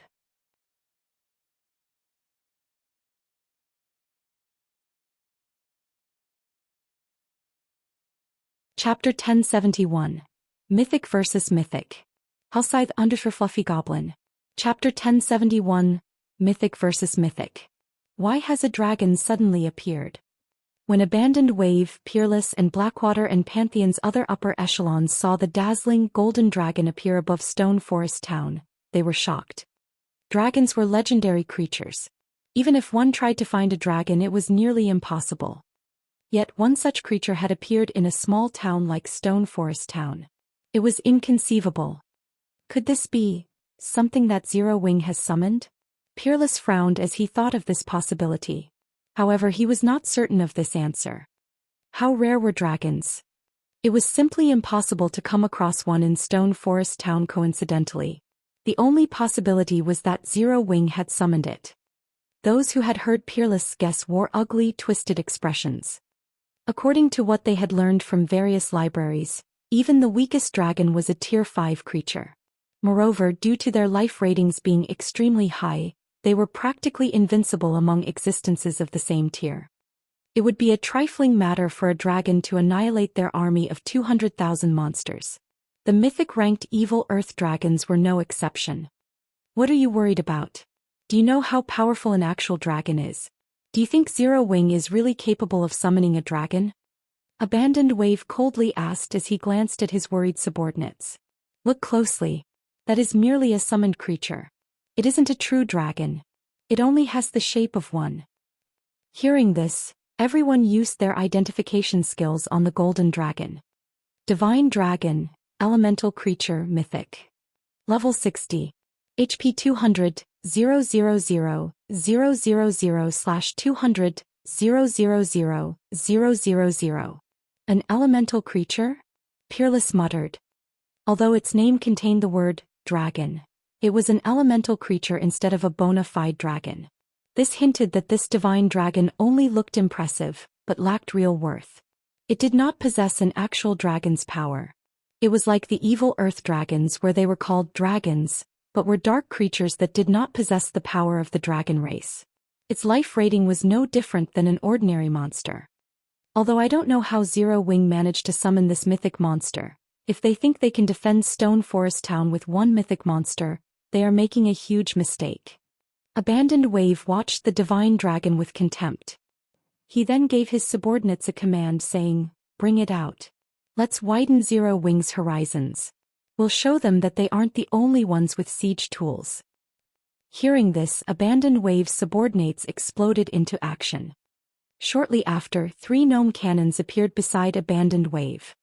Peerless was momentarily stunned when he saw these cannons. Why does Blackwater have these? Pantheon possessed gnome cannons as well. However, they were extremely difficult to manufacture. Even when they had allowed their guild's chief engineer to make them, the latter's success rate was only 10%. In addition, due to the rarity of the materials and plenty of effort, Pantheon had only manufactured 6 gnome cannons. Each of these cannons was easily worth as much as 1 or 2 epic items. Pantheon treasured its 6 gnome cannons. Even when they raided towns, they refused to use them, afraid that they would accidentally damage or destroy them. He had never imagined that Blackwater would have 3 of the cannons as well. In terms of destructive power, the gnome cannon might not be a match for the magic tower. However, it could compare to the defense turret. Unfortunately, its firing rate was not as high as the defense turrets. However, its advantage lay in its maneuverability, unlike the defense turrets which had fixed positions upon construction. Hence, they were considerably useful in a siege battle. The gnome cannon's passive skill in particular could deal double damage against constructions and magic barriers. Fire at will. I want to see how long their magic barriers can last. Abandoned Wave commanded. Originally, he had not wanted to expose the gnome cannons. However, after all was said and done, the divine dragon was a mythic monster. If the evil earth dragons were at their peak, they might be able to put up a fight against the divine dragon.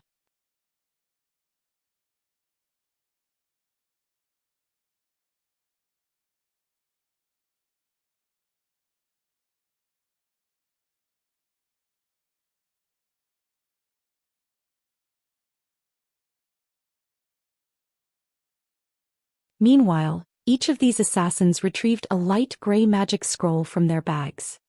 Individually, these magic scrolls could not compare to Tier 3 magic scrolls quality. However, when all 20 were lined up, the mana fluctuations they released instilled a deep fear in everyone's hearts. "What are those?" Abandoned Wave asked curiously. "A magic array that rivals a Tier 4 curse," Peerless introduced, laughing. "We obtained them from some temple ruins we raided. We sacrificed over 100,000 players to conquer those ruins. I'm willing to bet that this is the only set available throughout God's domain right now." "You guys raided temple ruins?" Abandoned Wave could not help his surprise. There were many temple ruins throughout God's domain. The gods had constructed these temples as centers for their worship. They all housed extremely valuable treasures. However, despite the passing of time and the destruction of a large portion of these temples, the temple ruins were considerably dangerous. These ruins' core areas in particular were known as forbidden zones.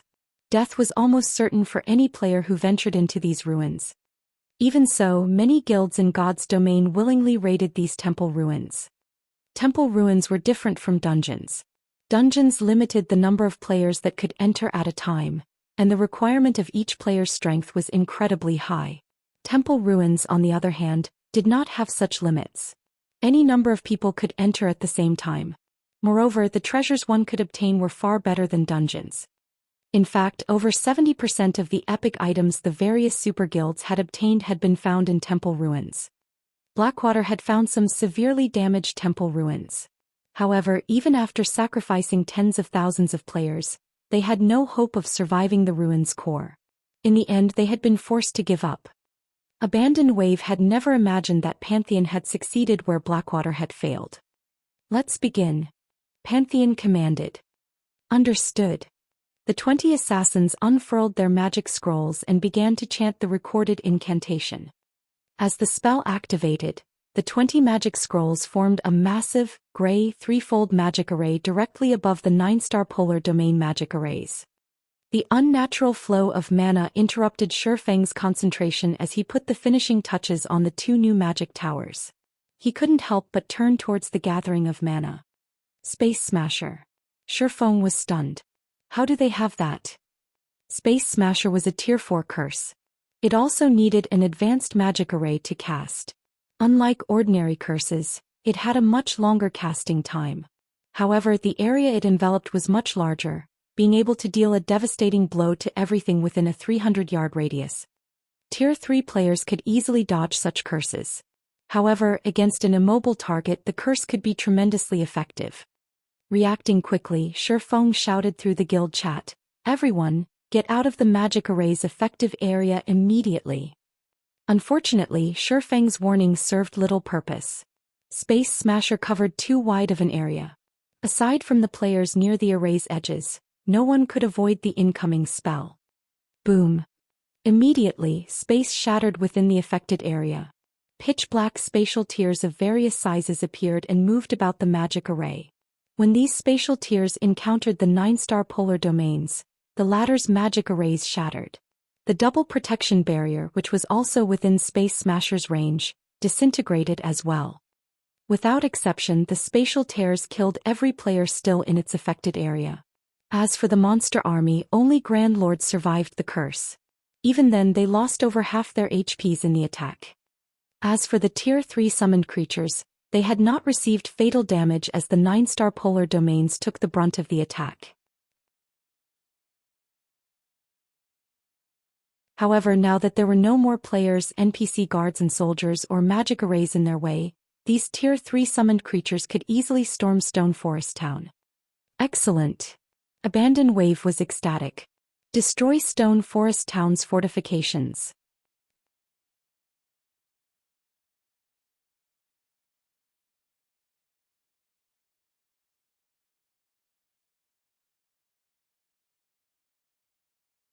Even if an attack struck, the damage was negligible to a Tier 3 summoned creature. With incredible speed, the Tier 3 summoned creature only needed a few moments to reach the magic tower. Zero Wing, you're finished this time. Bloodthirst and excitement flashed in Laughing Drunkard's eyes as he looked at the looming magic tower.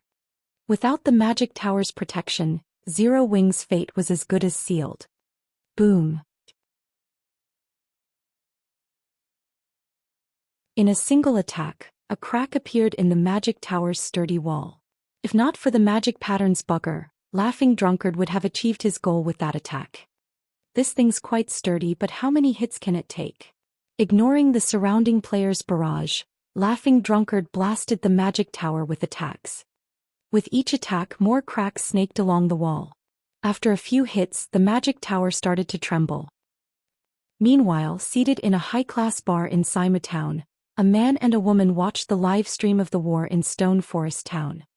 "It seems that this war will end soon," Yuan Tiexin said, sighing. "However, I truly underestimated Zero Wing's foundations. Even first-rate guilds and super guilds would have to take a joint attack by Blackwater and Pantheon seriously. Pantheon was even forced to use the only Tier 4 curse it had. Although Zero Wing has lost this war, it is a glorious defeat. It's truly a pity. I thought that I would get to see Black Flame fight Pantheon's experts. However, it seems that this siege war will end before that happens," Purple Jade commented disappointedly. Stone Forest Town's peril was obvious at first glance. Regardless of whether Black Flame appeared or not, the outcome would not change. Once the magic tower fell, Zero Wing would no longer have the power to resist Blackwater's invasion. Rather than prolong the fight as Zero Wing's guild leader, Black Flame would try to save the guild from further losses. "Alright, it's about time we prepare as well," Yuan Tiexin said as he withdrew emotionally. Turning to Purple Jade, he said, "Thanks to Blackwater, we now understand just how powerful the magic tower can be. As long as the secret pavilion obtains its own, The status quo among God's domain's superpowers will have to change. The magic tower's strength had exceeded Yuan Tiexian's expectations.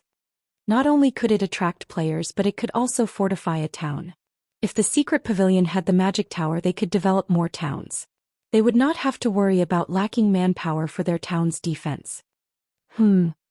However, just as Purple Jade was about to turn the live stream off, she noticed something. Hurriedly, she shouted for Yuan Tiexian, who was about to leave the room. "Uncle Yuan, something's not right. Look at the sky above Stone Forest Town." Confused, Yuan Tiexian turned to look at the screen, and immediately he was stunned. A massive dark blue magic array had appeared above Stone Forest Town, enveloping the town. Moreover, due to this magic array, mana surged into the town, filling the sky with shimmering colors. It looked like an aurora of light, but more beautiful. "What's going on?" Laughing Drunkard unconsciously froze as he looked at the sky. Even he shuddered with fear at the mana gathering rate and the array's effective area. "We finally made it." Shifeng took a deep breath.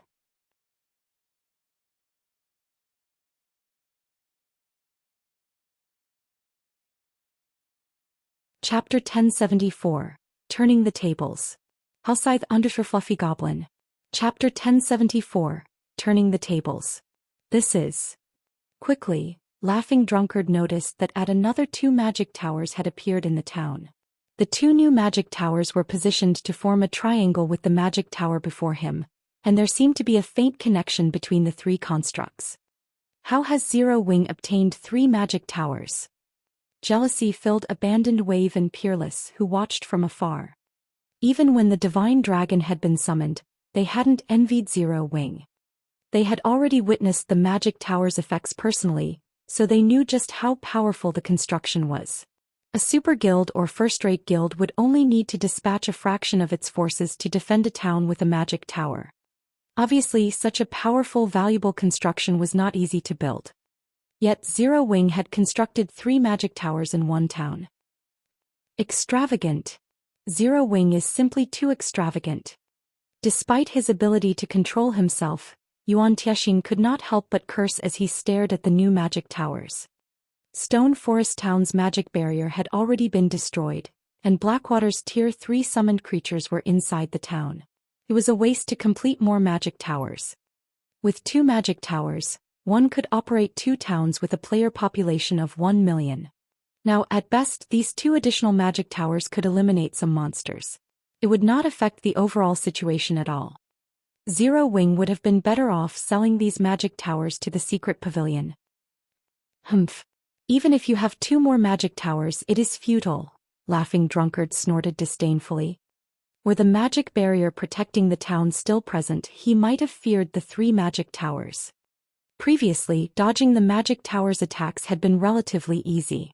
However, if 3 magic towers attacked simultaneously, he wouldn't escape the attack's range in time. Meanwhile, the magic towers possessed the destructive power of a Tier 4 large-scale destruction spell. Even a Tier 3 summoned creature would suffer under such a bombardment. After receiving a few hits, his summoned creature would be heavily injured, which would decrease its combat power. In the end, he would not be able to destroy the magic towers. However, Stone Forest Town no longer had a magic barrier to protect it, and Zero Wing had no way of hindering his summoned creature in the town. Even destroying 10 magic towers wouldn't be difficult, much less 3. Shatter. Laughing Drunkard then used his summoned creature's Tier 3 skill, Wind Ripper. In the next moment, wind-type mana gathered around the creature's claws, forming a tornado that was over 50 meters tall. Wind Ripper was the summoned creature's strongest skill. Although the skill had a 1-hour cooldown, generally summoned creatures could only exist for 3 hours. It's over. Aqua Rose felt her heart grow cold as she watched the tornado, which was even taller than the magic tower, spin toward her. Boom. When the tornado crashed into the magic tower, dust and dirt flew into the air. Laughing Drunkard revealed a wicked smile. This is impossible. However, when Laughing Drunkard turned to the tower after the dust cleared, he was stunned. As the dust settled, the magic tower stood before him. Although the cracks had widened, they were gradually mending. This was the most astonishing thing Laughing Drunkard had ever seen. Even Aqua Rose, Zero Wings Vice Guild leader, was flabbergasted. Previously, the summoned creature's normal attacks had shaken the magic tower, yet after receiving a Tier 3 skill, not only hadn't the tower crumbled, but it also began to regenerate slowly. I won't let you recover. Laughing Drunkard succumbed to madness as he controlled his summoned creature to strike the magic tower once more.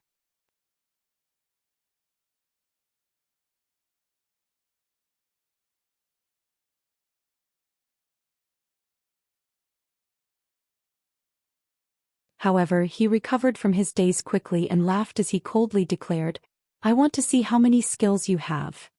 Saying so, he brandished the summoned creature's claws against Sure Feng once more. Sure enough, a Tier 3 summoned creature under an expert's control is really powerful. After Sure Feng slammed into the ground, both of his hands were numb. It seems that I have no choice but to summon them. Watching the summoned creature charge at him, Sure Feng calmly revealed 2 scrolls. Summon guards.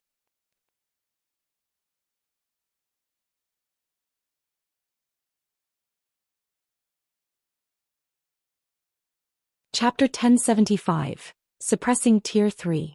Hellscythe _ Fluffy Goblin. Chapter 1075. Suppressing Tier 3. The instant Sure Feng used Summon Guard, 2 unassuming figures appeared beside him. Personal guards.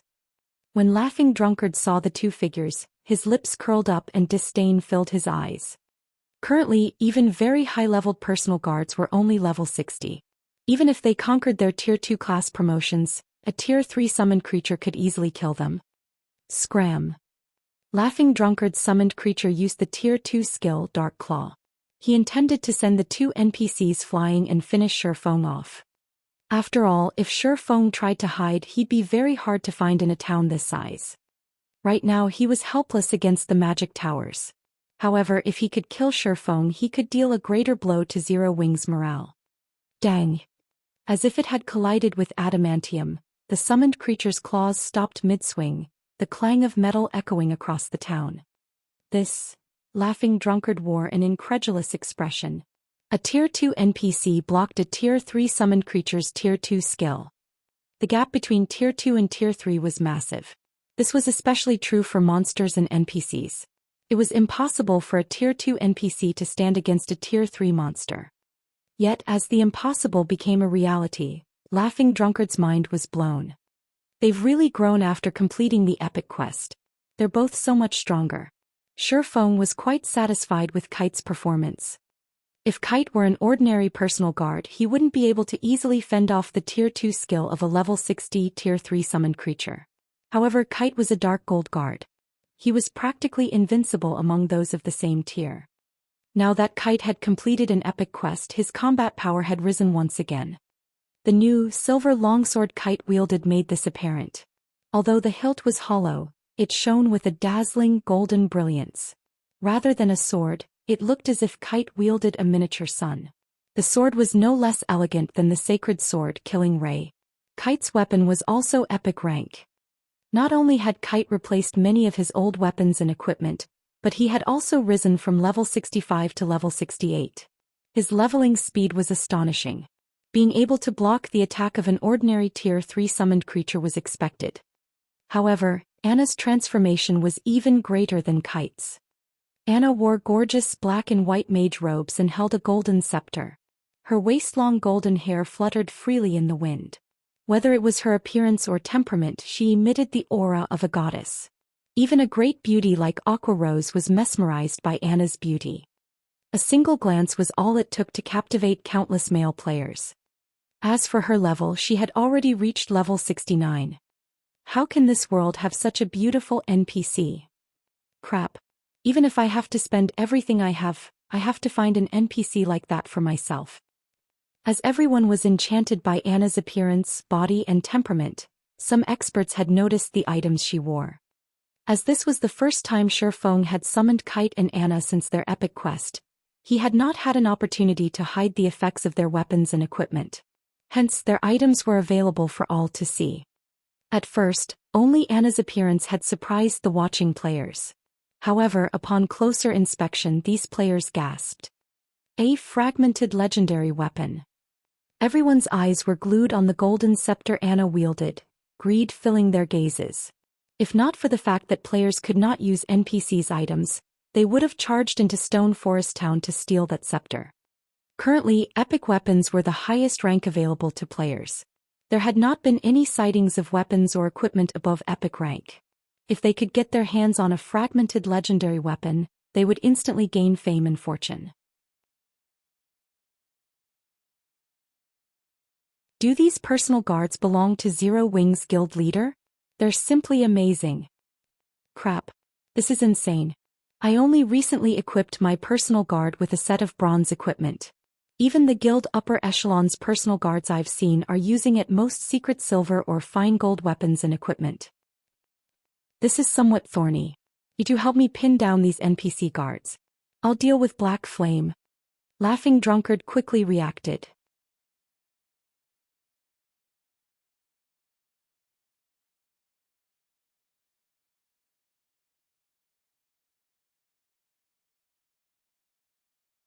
Chapter 1076. Final Fight. Hellscythe Undershirt Fluffy Goblin. Chapter 1076. Final Fight. It's dead. How did it die so quickly? The Blackwater members controlling summoned creatures were momentarily stunned. Laughing Drunkard was a top-class expert in their guild. Moreover, he could display far more of his creature's strength than they could. Yet after just a few moments his summoned creature, which had tens of millions of HP, died. Moreover, it had been killed by just 2 Tier 2 NPCs. Damn it! Damn it! You couldn't even last a few minutes against 2 Tier 2 NPCs. Abandoned Wave cursed at Laughing Drunkard, who stood beside him. Guild leader, those 2 NPCs are extraordinary. They've both reached the Refinement Realm standard. They can execute all of their moves naturally. Moreover, their basic attributes are even higher than the Tier 3 summoned creature I controlled, Laughing Drunkard explained. So Enough. Stop finding excuses. I only want results.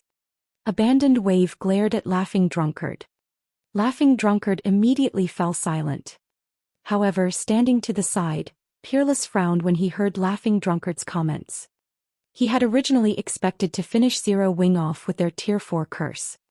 He had never expected that Zero Wing would have hidden such a trump card.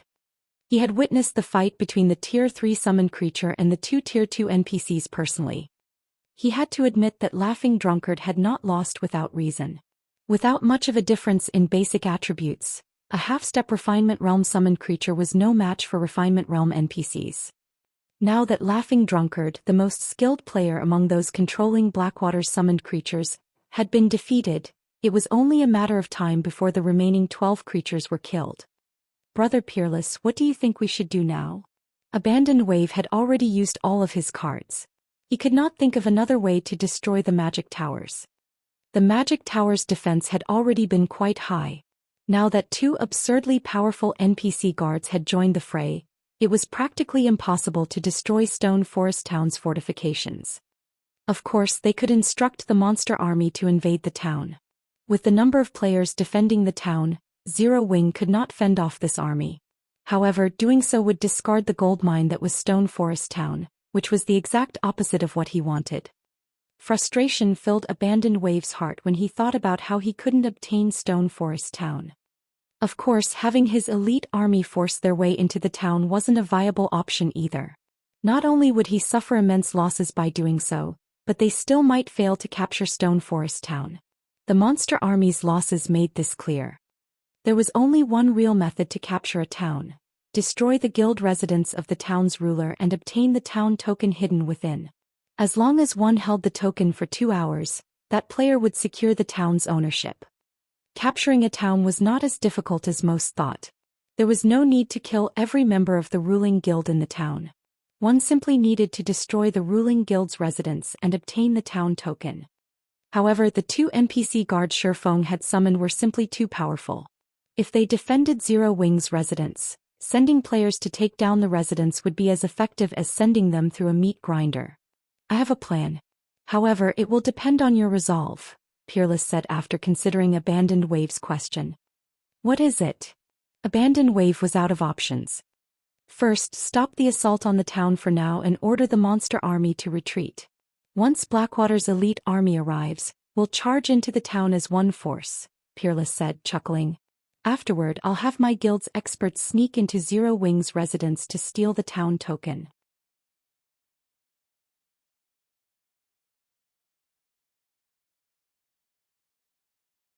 On the off chance that they were discovered, only death awaited them.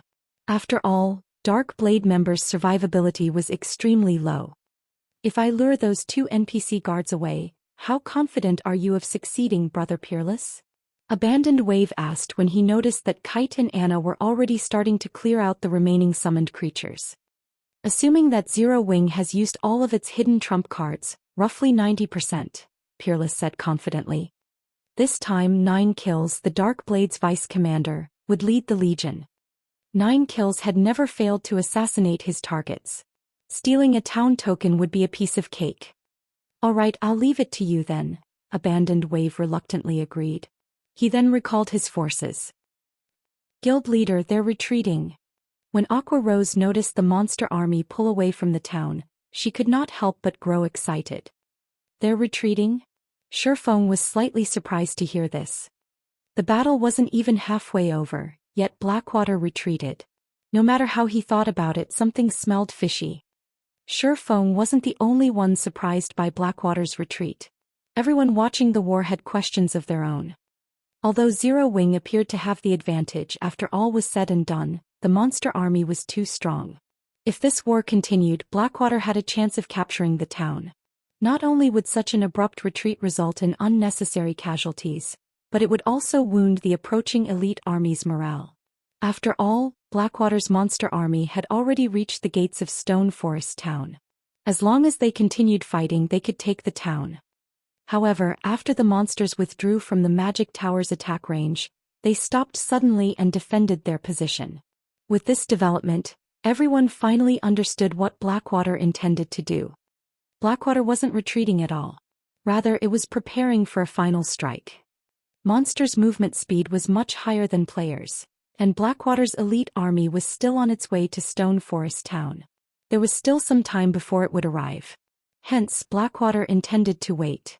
Once both armies were present, it would launch an all-out assault against Stone Forest Town. So they're finally getting serious, Shurfeng muttered as he watched Blackwater's elite army gradually approach from atop a magic tower. Players were different from monsters. Although players were not as strong as monsters individually, they were able to cooperate to display a strength that surpassed their own. If it really came down to a fight, the elite army would be far more difficult to deal with than the monster army. Guild leader, look over there, Aqua Rose said as she pointed towards the group of one-horned humanoid monsters that had suddenly appeared from the southeast. Based on their investigations, not only were the humanoid monsters frighteningly strong, but their intelligence was also shockingly high. Among them, some were on par with ordinary expert players. Most likely, the Great Lords were even more powerful than the Tier 3 summoned creature Laughing Drunkard had controlled. Over 100 one-horned humanoid monsters had arrived on the battlefield, and they were all level 60. Among them, 20 were Great Lords while the rest were High Lord rank. Guild Leader Wave, this is the most help I can offer. Don't forget your promise, the bandaged man growled when he contacted Abandoned Wave.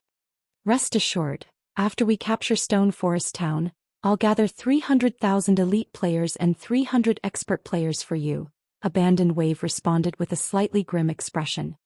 Unlike the other monsters in the monster army, the humanoid monsters wouldn't pollute the town with evil energy if they entered. However, the humanoid monsters were incredibly precious. Hence, the bandaged man hadn't wanted to risk losing them. However, to guarantee Stone Forest Town's capture, the bandaged man had no choice.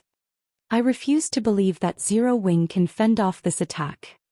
Following which, Abandoned Wave issued the command to attack. Immediately, both the monster army and the player army charged towards Stone Forest Town from all directions.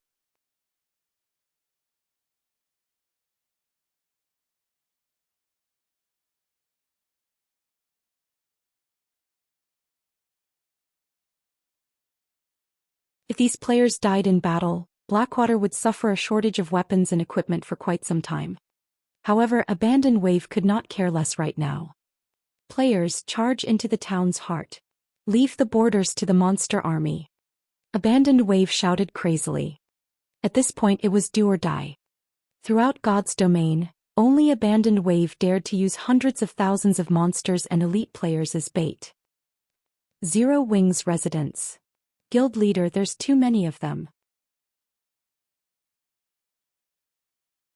They're rushing ahead and disregarding their casualties. We don't have enough people to hold them off. Over 10,000 players have already infiltrated the town. The one-horned monsters are also assaulting the residents from all sides. Among our enemies, the most troublesome are the humanoid monsters. Even after we sent all of our Tier 3 summoned creatures, we couldn't stop their advance. Moreover, they are devouring players and growing stronger. None of our players dare approach them. We have to rely on the NPC guards and soldiers to hold those monsters back. Aqua Rose anxiously reported the situation to Shifeng. Battles had broken out all over Stone Forest Town. She couldn't keep up with managing the war. If not for the 3 magic towers boosting her guildmates' attributes, Blackwater would have already captured the town. A siege war was different from war in an open field. Field wars relied on both quantity and quality. Siege wars, however, only relied on quantity. The more players a guild possessed, the greater the advantage it would have. After all, even if an expert were more powerful, how many players could they hold back? How many players could they kill? Even if Zero Wing annihilated 99% of Blackwater's army, it would lose this war if any enemy player got their hands on Stone Forest Town's town token. After Blackwater took control of the town token, Stone Forest Town would enter a new protection period. At that time, all Blackwater needed to do was return to an NPC city and hire a bunch of powerful guards. After all, how could players who had not even reached level 50 possibly survive against level 150 NPC guards? After giving the situation some thought, Shifeng looked at Anna and said, "Anna, you and Kite deal with those humanoid monsters. Don't let them near the guild residents." Shifeng hadn't expected the humanoid monsters to appear on this battlefield. To these monsters, Tier 1 expert players were nothing more than a snack. It was meaningless to have players fight these monsters. Moreover, any player these monsters devoured would lose a fraction of their immortal soul. This would deal a fatal blow to Zero Wing. Zero Wing had no way of receiving reinforcements. If the present elite members' immortal souls were damaged, they would be forced out of the game for a long time. With no better choice, Shifeng was forced to send Anna and Kite against these monsters. Otherwise, by the time these humanoid monsters devoured every player in Stone Forest Town, Zero Wing would be powerless to stop them. Brother Wave, it would seem that our plan has been quite successful. Those 2 NPC guards have already gone out to keep your monsters from devouring Zero Wing's members, Peerless stated, joy brightening his eyes as he read the message his subordinate had sent. Then that means, excitement surfaced in Abandoned Wave's eyes. What he had anticipated had finally occurred. That's right. Pantheon's members have infiltrated Zero Wing's residence. When the time comes, not only will you obtain Stone Forest Town, but the 3 magic towers will also be yours to command, Peerless said, laughing. Without those 2 Tier 2 NPCs in their way, it was almost certain that the Dark Blade members would steal the town token. Vice Commander, we've dealt with the hidden assassins. Before us lies the secret room containing the town token. A level 41 gray-robed assassin reported to 9 kills with a mechanical tone, pointing towards a room a short distance away. In response, 9 kills nodded and said, "All right, have everyone prepare. Leopard, Heart, Wind, Feather, follow me to retrieve the town token." He had hoped to assassinate Zero Wing's guild leader, Black Flame. Hence he had volunteered to join the war. Unfortunately, he had been disappointed. All of his opponents had been small fries. His several apprentices had no issue dispatching these players.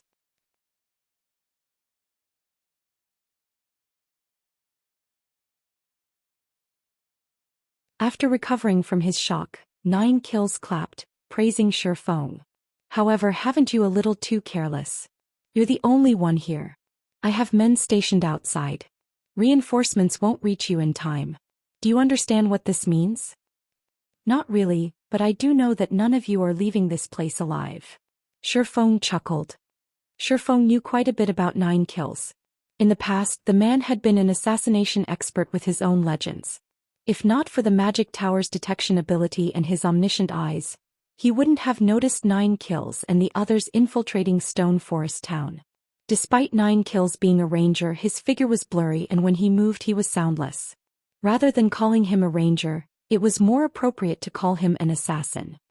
However, Shifeng knew that 9 kills wasn't just a ranger. He had a hidden class. Shadow Dancer. This class that was even more secretive and powerful than the assassin class. Moreover, it was an extreme class. The class's instantaneous, explosive power even surpassed Shifeng's Blade Saint class. You're going to accomplish this alone? 9 kills sneered. The other 4 assassins began to laugh. Shifeng had just told the world's funniest joke. That's right, alone. Shifeng ignored their mocking giggles as he unsheathed Killing Ray.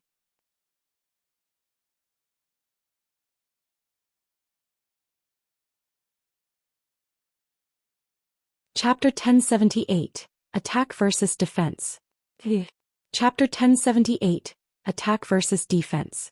How arrogant. A cold glint flashed in 9 Kill's eyes. Immediately, his body melted into the shadow on the ground and disappeared. Instead of having a skill like the assassin class's stealth, the Shadow Dancer class had the shadow space skill that allowed players to meld with shadows, moving through them. They were far more difficult to detect than stealthed assassins as their bodies were in a different dimension altogether when they vanished into the shadows. Furthermore, objects and people in the ordinary dimension couldn't interfere with anything in the shadow dimension. This was different from Assassin's stealth skill, which only turned its user invisible.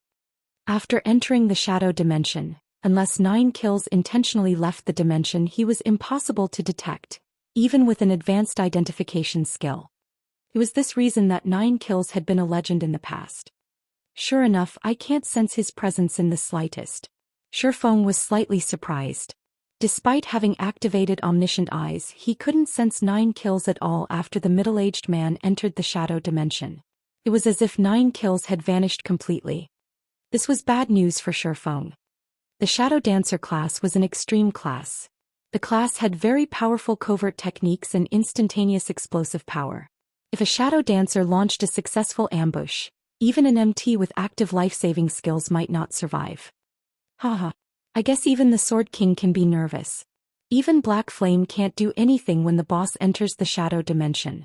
Once the boss finds a weak point to exploit, he'll take care of Black Flame easily, a female assassin with an oval face said softly.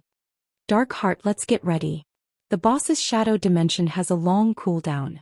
If he can't defeat Black Flame in his initial assault, we need to jump in immediately. We absolutely cannot give an expert like Black Flame a chance to retaliate. The youth named Dark Feather reminded his companion. Relax. I still have a tier 3 magic scroll. Even if the boss's attacks don't kill Black Flame, he won't escape my tier 3 scroll, Dark Heart replied confidently. The scroll she carried contained a tier 3 AoE attack spell that had an effective radius of 15 yards. The spell's range could cover over half of the room they occupied. If 9 kills failed, she simply needed to activate the spell, killing both 9 kills and Black Flame. This was in line with the Dark Blade's code of conduct. They would do anything, including sacrificing their own companions, to complete their missions. However, it wasn't likely that they would need to go to such lengths. Shadow Dimension really is an amazing skill. It seems that I have no choice but to use this method. After observing the situation for a long moment, Shifeng still could not detect 9 kills. Hence he took 8 light stones from his bag and threw them into the corners of the room. As the light stones released their dazzling glow, they illuminated the room. As a result, the nearby shadows shrunk. Although the Shadow Dancer class possessed superior covert and explosive capabilities, the class had a major flaw. Once 9 kills entered the shadow dimension, he could only leave it through a shadow. Hence, 9 kills had carried out his past missions at night or in enclosed spaces. He would not try to assassinate his targets during the day in the fields. Damn it! How does he know my weakness? From inside the shadow dimension, 9 kills frowned as he searched for a place to emerge. There are still 6, no 7 places I can launch an attack from. I should be able to use that move. Although he had no idea how Shifeng knew about the Shadow Dancer's weakness, the class had one secret he had never spoken about: the class's sure kill skill, Shadow Dancer's Blade. After activating this skill, he could move rapidly between a maximum of 7 locations. Although the skill had a long 1-hour cooldown, during the skill's 10-second duration he could move so quickly that he would be invisible to the naked eye. He hadn't used this skill since becoming a shadow dancer. He simply hadn't found a qualified target.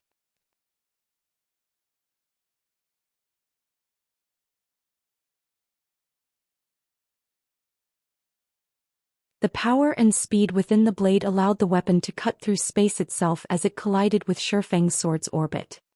Sensing 9 Kills' transformation, Shifeng directly activated Heavenly Dragon's power. Boom! When the swords met, a violent storm raged through the room. 9 Kills transformed into a shadow as his body was embedded into the wall behind him.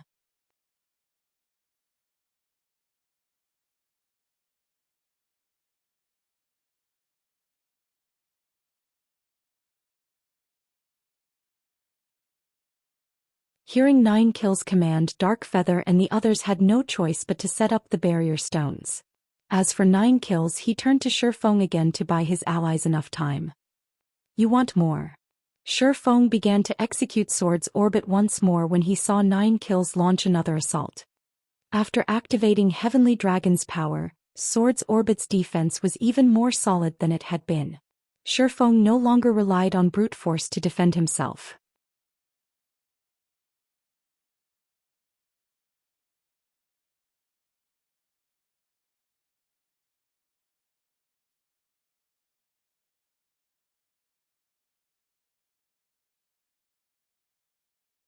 Furthermore, they were not allowed to leave the town.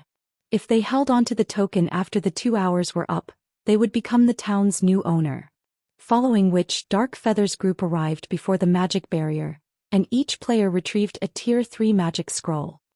These magic scrolls were single-target attack scrolls, and every one of them could give a great lord a run for its money.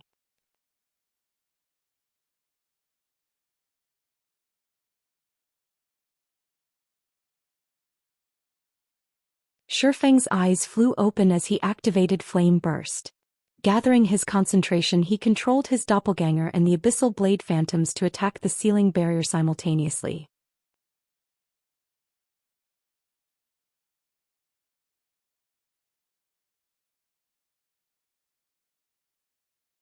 Chapter 1081. Sword's Orbit Breakthrough. Hellscythe Undershiveempire. Chapter 1081. Sword's Orbit Breakthrough. When the 14 attacks landed simultaneously on the same spot on the ceiling barrier, ripples propagated through the barrier like it was water, with the point of attack as the epicenter. Even 9 Kills, who was in a separate dimension, felt the ground underfoot vibrating strongly. How is this possible? 9 Kills stared at Shifeng, an incredulous look on his face. Previously, Shifeng's attacks did not even garner a single reaction from the barrier. Yet now he was able to elicit such an effect just by increasing the number of attacks. Could it be? Suddenly 9 Kills thought of a possibility.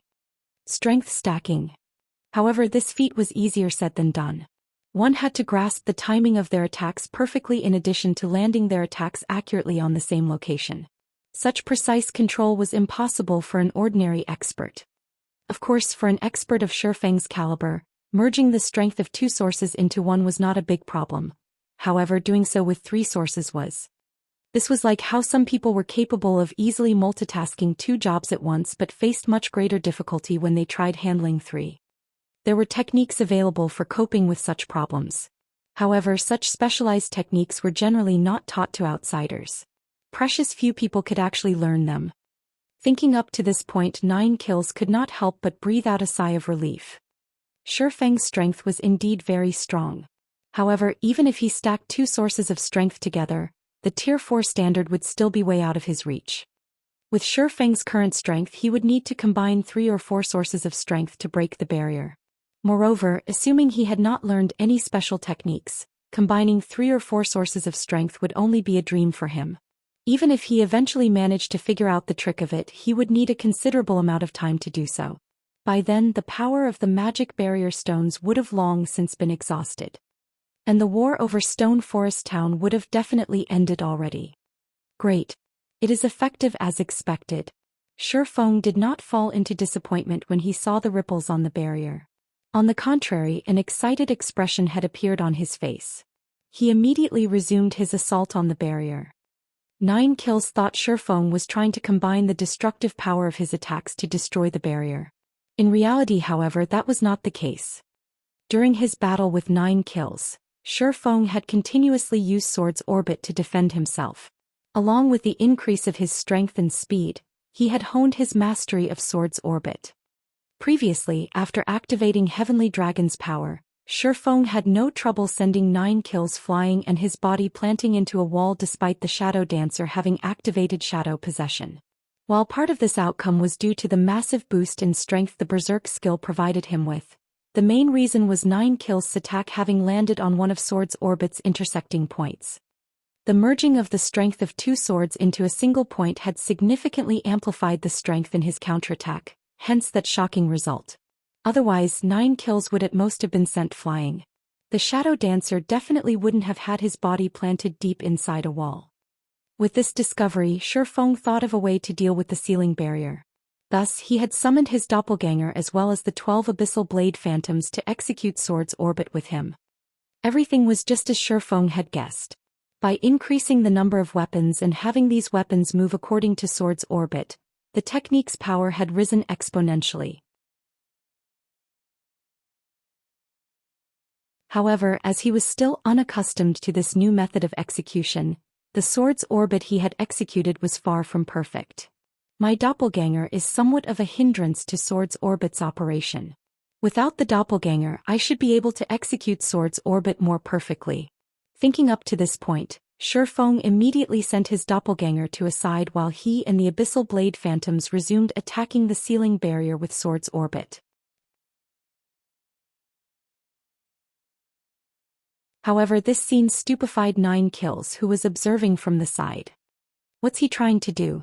When 9 Kills saw Feng sidelining his doppelganger, which was only second to Feng in terms of the strength attribute, he concluded that Feng was a fool. Could he have given up? Compared to combining his strength with that of some phantom weapons, it would be much easier if Feng did so with his doppelganger. This was why expert players could work together to defend against bosses that possessed far superior strength. Just as 9 Kills was having such thoughts, the blades of Feng's swords landed on the ceiling barrier once more. Boom! A dent immediately formed in the barrier. A ripple many times stronger than before also shook the entire barrier, making 9 Kills lose his balance and fall flat on his butt. Not enough. I need to be even faster. This time Feng decided to go all out. He swapped out his basic Tyrant title for the Swordsmanship Master title, increasing his attack speed by 20%. At the same time he switched the aura of fire to the aura of wind. Although his damage decreased, his speed underwent a qualitative change. Following which, Feng executed Sword's Orbit together with the Abyssal Blade Phantoms once more. This time a transformation to Sword's Orbit also occurred. Seen from afar, Feng appeared to be surrounded by numerous twinkling stars. The speed of his swords had reached a point where they were invisible to the naked eye. The twinkling stars were none other than the intersection points of Sword's Orbit. For a time, it was as if Feng stood in a cocoon of starlight. The scene looked absolutely breathtaking. What kind of skill is this? At this moment, 9 Kills wasn't the only person who had noticed this change. Even Darkfeather and the others outside the barrier spotted the change inside. Previously, Feng's attacks had already shaken Darkfeather and the others greatly. In just a single attack, the ceiling barrier had inflated like a balloon, and it felt as if this balloon could burst at any time. How could this situation not panic Darkfeather and the others? Break! Feng released a low shout as he violently attacked the ceiling barrier. Boom! Boom! Boom! At this moment, the twinkling stars surrounding Feng looked like real stars as they continuously bombarded the ceiling barrier, relentlessly hollowing it. The dent on the barrier deepened with each step Feng took forward. No, this is impossible. 9 Kills, Darkfeather, and the others were stricken with anxiety and dread, every one of them very nearly shouting their thoughts out loud. However, with the ceiling barrier continuously deforming, it eventually reached its limit. Ping! Suddenly, like a bursting balloon, the entire ceiling barrier exploded. This. When 9 Kills noticed he was back in the secret room, he was shell-shocked. At this moment, even a fool could tell that what Shifeng had used just now was not a skill but a combat technique. Moreover, the might of the technique completely surpassed 9 Kills' imagination. In addition, there was the difficulty of combining the strength of attacks. Nevertheless, Shifeng had accomplished it in such a short time. Even geniuses would pale in comparison to Shifeng. After escaping the ceiling barrier, Shifeng shot a glance at the barrier protecting the town token. When he noticed that the protection barrier still had over 3 million HP remaining, he breathed out an involuntary sigh of relief. Had he not received a breakthrough, most likely the town token would have fallen into Blackwater's hands. At that time, it would have been much more difficult to snatch the token back. After all, only a limited number of players could enter this secret room. This constraint greatly benefited Zero Wing, which was currently at a numerical disadvantage. However, once outside the guild residence, Blackwater would have the upper hand. Thank goodness I made it in time. Shifeng then shifted his gaze to 9 Kills and the others. Die. Saying so, Shifeng executed Sword's Orbit again as he charged at the group of 5. Dodge. 9 Kills warned hurriedly. Unfortunately, with Shifeng's current speed, even if 9 Kills and the others managed to react in time, they had no way of shaking him off.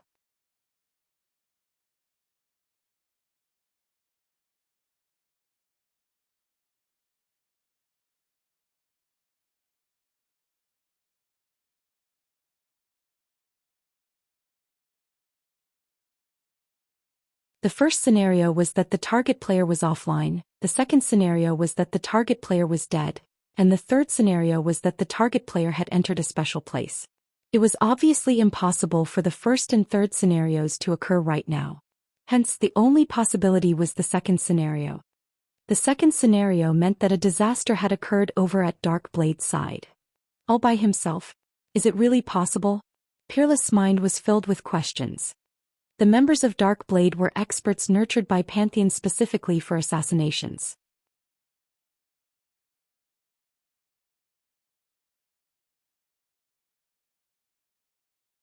Like cannonballs, several players went crashing into the piles of corpses. Is there a Grand Lord inside? Red Rain was filled with curiosity. As expected of the number 1 guild in Starmoon Kingdom. To think Zero Wing would have such a trump card as well. These players that died were all level 38 and above. There were even level 40 experts among them. A rough count came to at least 30 experts among the corpses.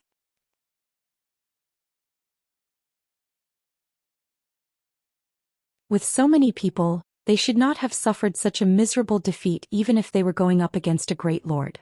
Hence, Red Rain concluded that there should be a Grand Lord in the hall. Big Sis Red, are we really going in? A level 40 shield warrior asked. He could not help but gulp when he saw this terrifying scene. Of course we're entering. Isn't it just a Grand Lord? It's not like it's our first time killing one, Red Rain replied as she sent a glance at the shield warrior. She then took the lead to enter the hall.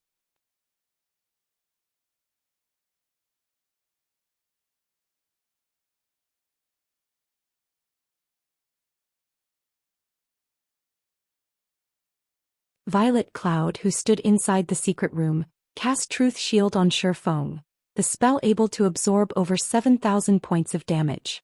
Violet Cloud's Truth Shield was nearly twice as powerful as an ordinary cleric's. When the berserkers were only 5 yards away, Shifeng tightened his grip around Killing Ray as he executed Thundering Flash. 5 lightning snakes devoured the berserkers.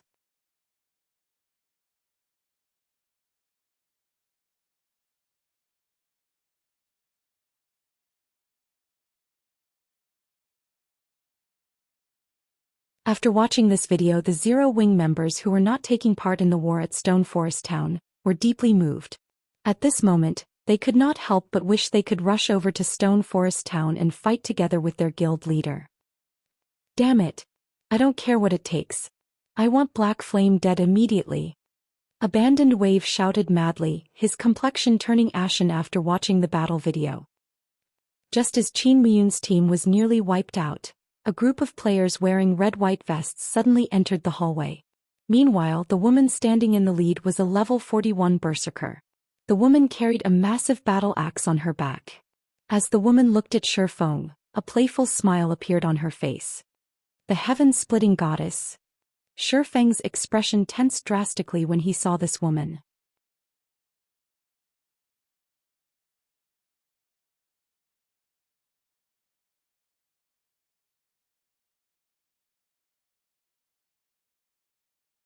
Players and NPCs were more reliant on their skills and spells. If skills and spells were weakened, this would significantly reduce players' and NPCs' combat power. In addition, due to the mana deficiency, players and NPCs would also be slightly sluggish. In a battle between experts, victory and defeat could be determined in the blink of an eye. This kind of slowing effect was practically fatal.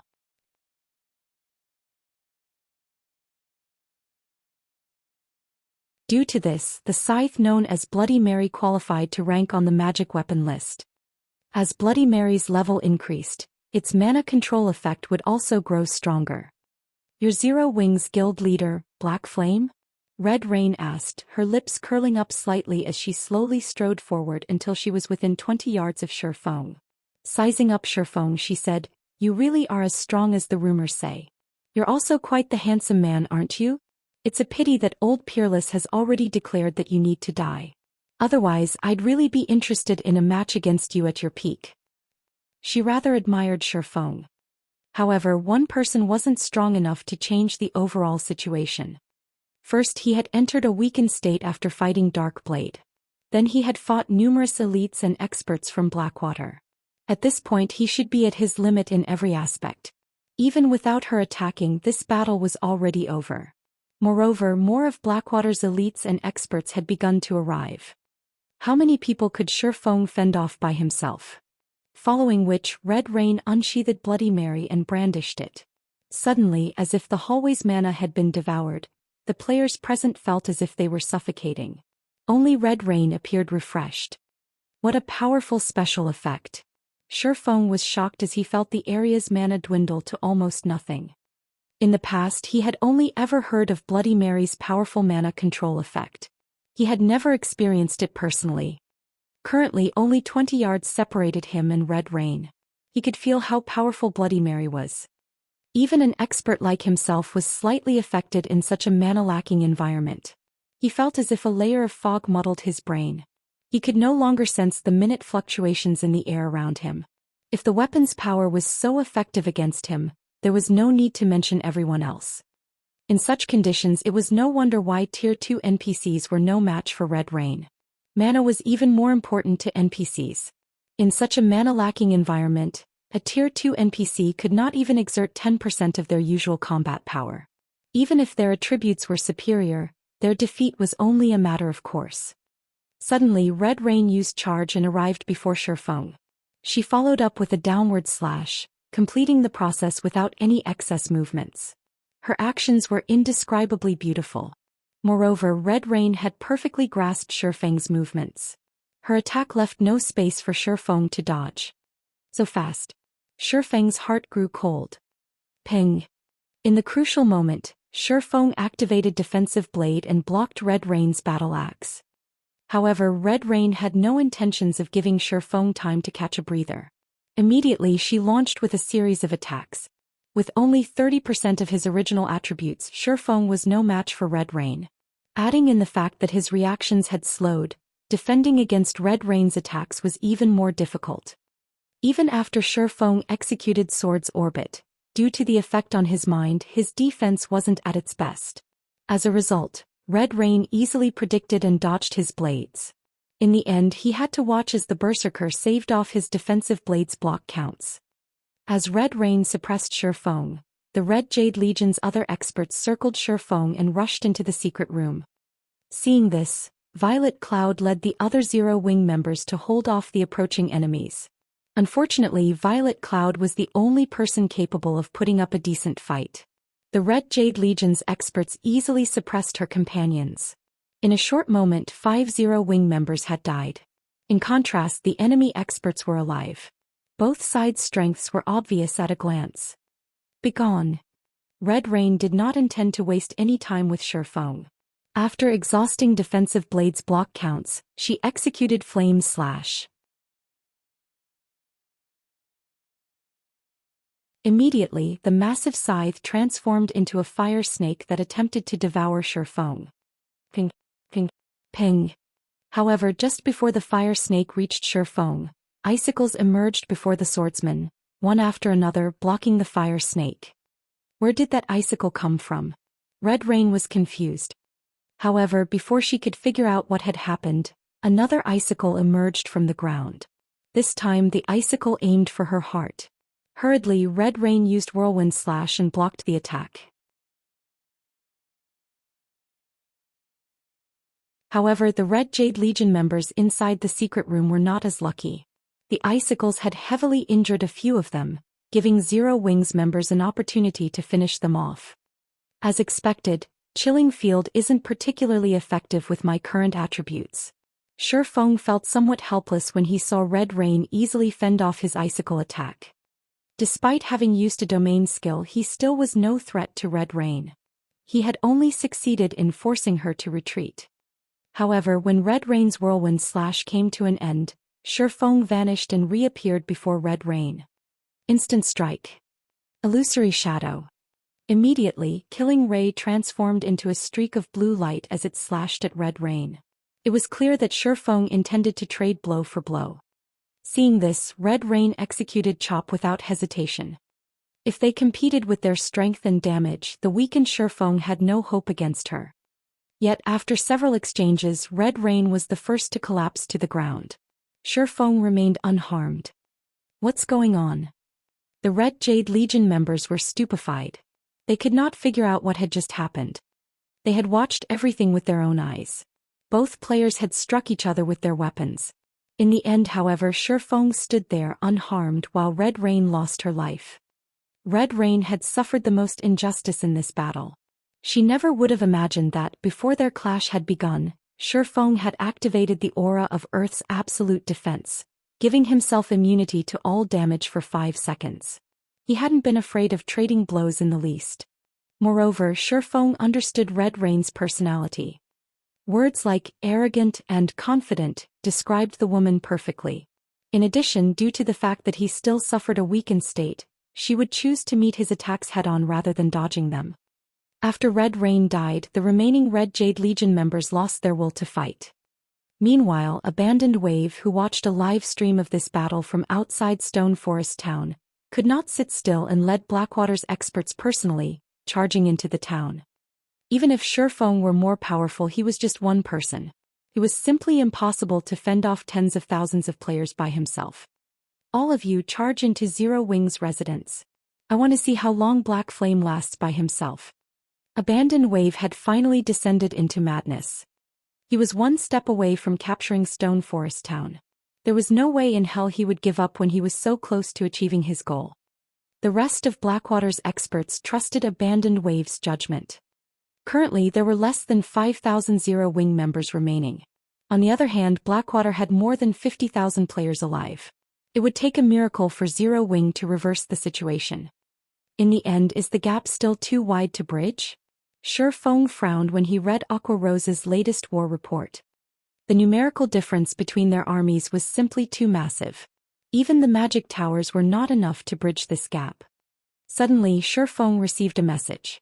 It was from Fire Dance. Shifeng called the message up immediately. The message only contained one sentence. The magic array's core components have been destroyed. You're tuning in to the Zhou Xian's Legacy YouTube channel. Don't forget to subscribe and join us on this journey to catch the most captivating stories.